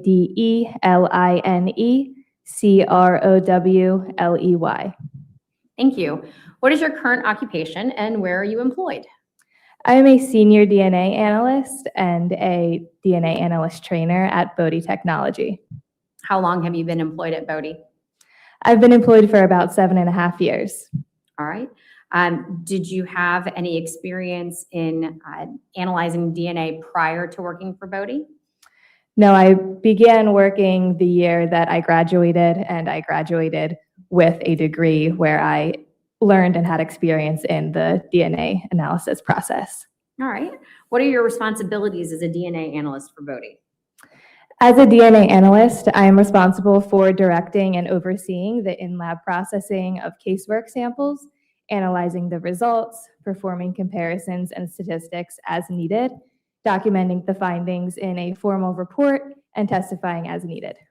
Did Bodie have you go through any training programs when you came to work for them? Yes, Bodie has a very thorough training program that lasts approximately 6 months. I was required to attend lectures, read required readings, observe qualified individuals in each procedure that I was training in. I then was required to complete 3 sets of mock cases from start to finish, meaning from receiving the evidence, doing that in lab processing, doing my interpretations, and writing the reports. These 3 sets, the first was a supervised set where I was observed by a qualified individual. The next was unsupervised, and the last was a competency set where I was to complete all casework independently. After successful completion of these 3 sets, I then was required to take a written exam on theory of procedure, complete a verbal exam on troubleshooting complex scenarios, and participate in a mock trial from one of the cases in my competency set. And I was required to have earned an 80% or higher on all of those exams, and I did satisfactorily and became qualified as an analyst. Thank you. Have you ever testified as an expert before? I have. All right. I'm going to ask at this time that Ms. Crowley be admitted as an expert in DNA analysis. Any objection? No. All right, so moved. Thank you. Tell us a little bit about Bodie. We've heard from DFS. Is Bodie established here in Virginia? Yes. Okay. And how long have they been performing DNA testing? Since 1995, so about 31 years. Okay. Are they accredited? Yes, we are. All right. Does your lab have a quality assurance process to ensure the reliability of their testing? Yes, we do. Okay. I'm going to ask you, was Bodie Technology given items of evidence to analyze for this case? Yes, we were. I'm going to direct you to what is marked as Commonwealth's Exhibit 168, a certificate of analysis from December 21st, 2023. Do you recognize that document? Yes, I do. All right, Commonwealth would offer that into evidence at this time. Any objection? All right, All right. 168 in evidence. Thank you. All right, I'm going to shift for just a second back over to what was previously admitted as Commonwealth's 150, Joe Ryan's jeans. Does this photo accurately depict the items that were received by Bodie for testing? Yes, it does. Okay, what areas of this item were sampled? So within the red-brown staining on the upper right thigh of the jeans, we took 2 samples. We sampled one area within that red-brown staining, and we sampled another area between and around that red-brown staining. And did you receive samples for comparison? Yes, we did not receive physical samples to test. We received submitted DNA profiles for comparison.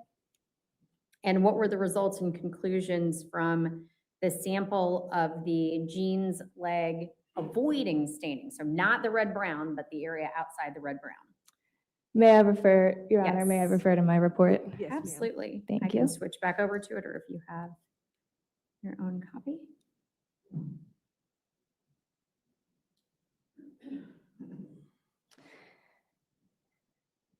All right, where would you like me to stop? The number 2. Page 2? No, the Sorry, number 2 Number and 2, results. there you go. I think that gets most of it in there. Yes. So the DNA profile obtained from, this is the portion avoiding the red-brown staining, is consistent with a mixture of 3 or more individuals with a major mixture component of 2 individuals, including a major male contributor.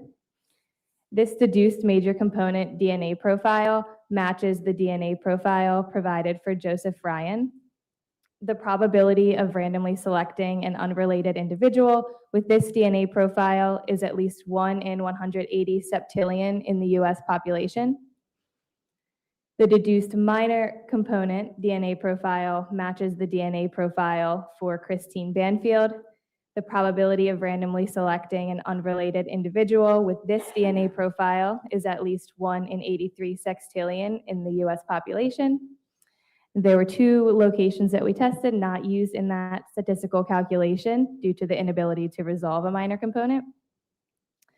Brendan Banfield and Julia Magalhaes are excluded as possible contributors to the major mixture component DNA profile deduced from the sample listed above. And due to the possibility of allelic dropout, no conclusions can be made on the minor alleles that are not part of the major mixture.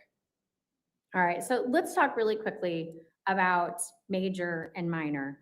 We talked about this on the phone at one point. Does it inherently mean that there is more of the substance being tested, let's say blood, if it's a major contributor, and less DNA in the substance being tested if it's a minor contributor? So a major contributor is able to be deduced when we have more of that component than the rest of the profile. So yes, being able to pull a major component means that there was more DNA from that component, that individual, in the evidence sample. Okay, but again, more DNA, not necessarily more blood or Correct, more DNA. skin cells, more anything. It's specifically, if we were to take a pin dot, it's within that pin dot of matter that you're testing that you see a minor and major contributor. Is that correct? Correct. Okay. You also tested the red-brown staining itself. What were the results of that testing? The DNA profile obtained is consistent with a mixture of 3 or more individuals with a major mixture component of 2 individuals, including a major male contributor. The deduced major component DNA profile matches the DNA profile provided for Joseph Ryan. The probability of randomly selecting an unrelated individual with this DNA profile is at least 1 in 180 septillion in the US population. This deduced minor component DNA profile matches the DNA profile provided for Christine Banfield. The probability of randomly selecting an unrelated individual with this DNA profile is at least 1 in 12 sextillion in the US population. The following loci were not used in the statistical calculation. There were 4 locations not used in this statistical calculation due to the inability to resolve a minor component. Brendan Banfield and Juliana Magalhaes are excluded as possible contributors to the major mixture component of that DNA profile. And due to the possibility of allelic dropout, no conclusions can be made on the minor alleles that were not part of that major mixture component. Thank you. Quick question. Do you know why Fairfax County sent this item to your lab, Bodie Technologies, rather than leaving it with DFS? Specifically for this case, no, we were not informed why they chose to have us process the case. However, this is typical as we are a private lab. We receive requests from state labs to do processing. Thank you, Judge. I have no further questions of this witness. All right, cross-examination. All right, is she subject to recall then? She is not. All right, you're free to go. Thank you, ma'am. Have a good Thank day. Thank you. You have another witness? Judge, I just have a stipulated document that I'd like to put into evidence. Okay. Judge, at this time, I would like to offer into evidence as Commonwealth's 169, a report from DNA Labs International, previously referred to by our witness, Mr. Leach, as DLI, specifically the testing of the zipper, button, and waistband area of the blue jeans from Joseph Ryan, which indicated the presence of DNA from Christine Banfield and Joseph Ryan. Brendan Banfield and Juliana were excluded as contributors. The mixture profile was tested using StirMix, and the probabilistic information is contained within the report. All right, any objection then? All right, 169 is in evidence. And at that point in time, Judge, the Commonwealth is out of witnesses For today. for today. Okay. All right, that's fine, ladies and gentlemen. It's 4:30. We can go ahead and break. We're actually going to be breaking until Tuesday now because remember, you don't come tomorrow, so you get the day off. And we will reconvene on Tuesday since Monday is a holiday. Okay, so make sure you are here early on Monday. I am going to read you a few instructions. This is the same instruction I gave you the first day when you were impaneled, just a little longer so we can remember my order and remember what your obligations are during this weekend. Okay, so you are not to read anything about this case. You are not to watch anything about this case. You are not to listen to anything about this case. This applies to television, newspapers, magazines, the internet, and any online sites. Further, you're not to read, watch, or listen to anything about this case on any social networking site or streaming service. In addition, you must not communicate with anyone about the case, whether in person, over the phone, by email, text, or instant messaging, or by any other electronic or non-electronic means. This includes your fellow jurors, friends, family, coworkers, acquaintances, and strangers. I also instruct you that you cannot do any research or make any inquiries about this case, whether online or by any other means. For example, you cannot look up information up on the internet that is related to this case or related to the persons involved in this case. You cannot do your own type of demonstrations or trying to figure out things on your own. Please don't do that. Nor may you consult dictionaries or other reference materials. What you learn in this case is limited to what you learn in the four walls of this courtroom when proceedings are underway. Okay, so I want to make sure you understand that. Just have a restful weekend. Please take care of yourselves, keep yourselves healthy, and we'll see you on Tuesday. Okay, thank you. Enjoy your weekend.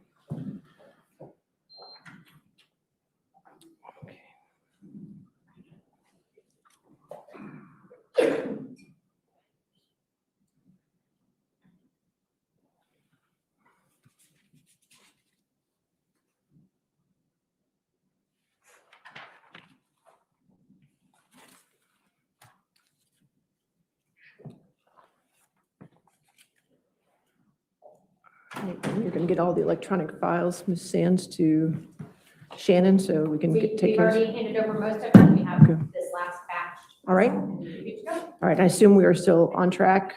Judge, I have two remaining witnesses. My first witness will take, my guess is probably an hour of my time in direct, and then Mr. Errol's time in cross. My second witness will then take approximately 15 minutes. And they're both, and at that point in time, I believe we request. You would rest upon after those two witnesses. So we are far ahead of schedule, I would say. All right, so then are you prepared for, it sounds like Tuesday afternoon, to be able to put on evidence? Yes. Okay. I will say this. Use the microphone, sir.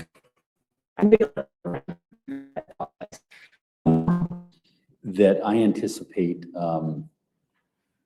wadirring their witness, and it's related to one of the motions that we had previously, so there are Okay. going to be specific. Do you want to avoid the witness outside the presence of the jury? That or- might be a good idea. Okay, do we want to do that? Is that your first witness on Monday? It is. Okay, so maybe when we come in at 10 o'clock, we'll go ahead and call her as a witness first and do the voir dire first.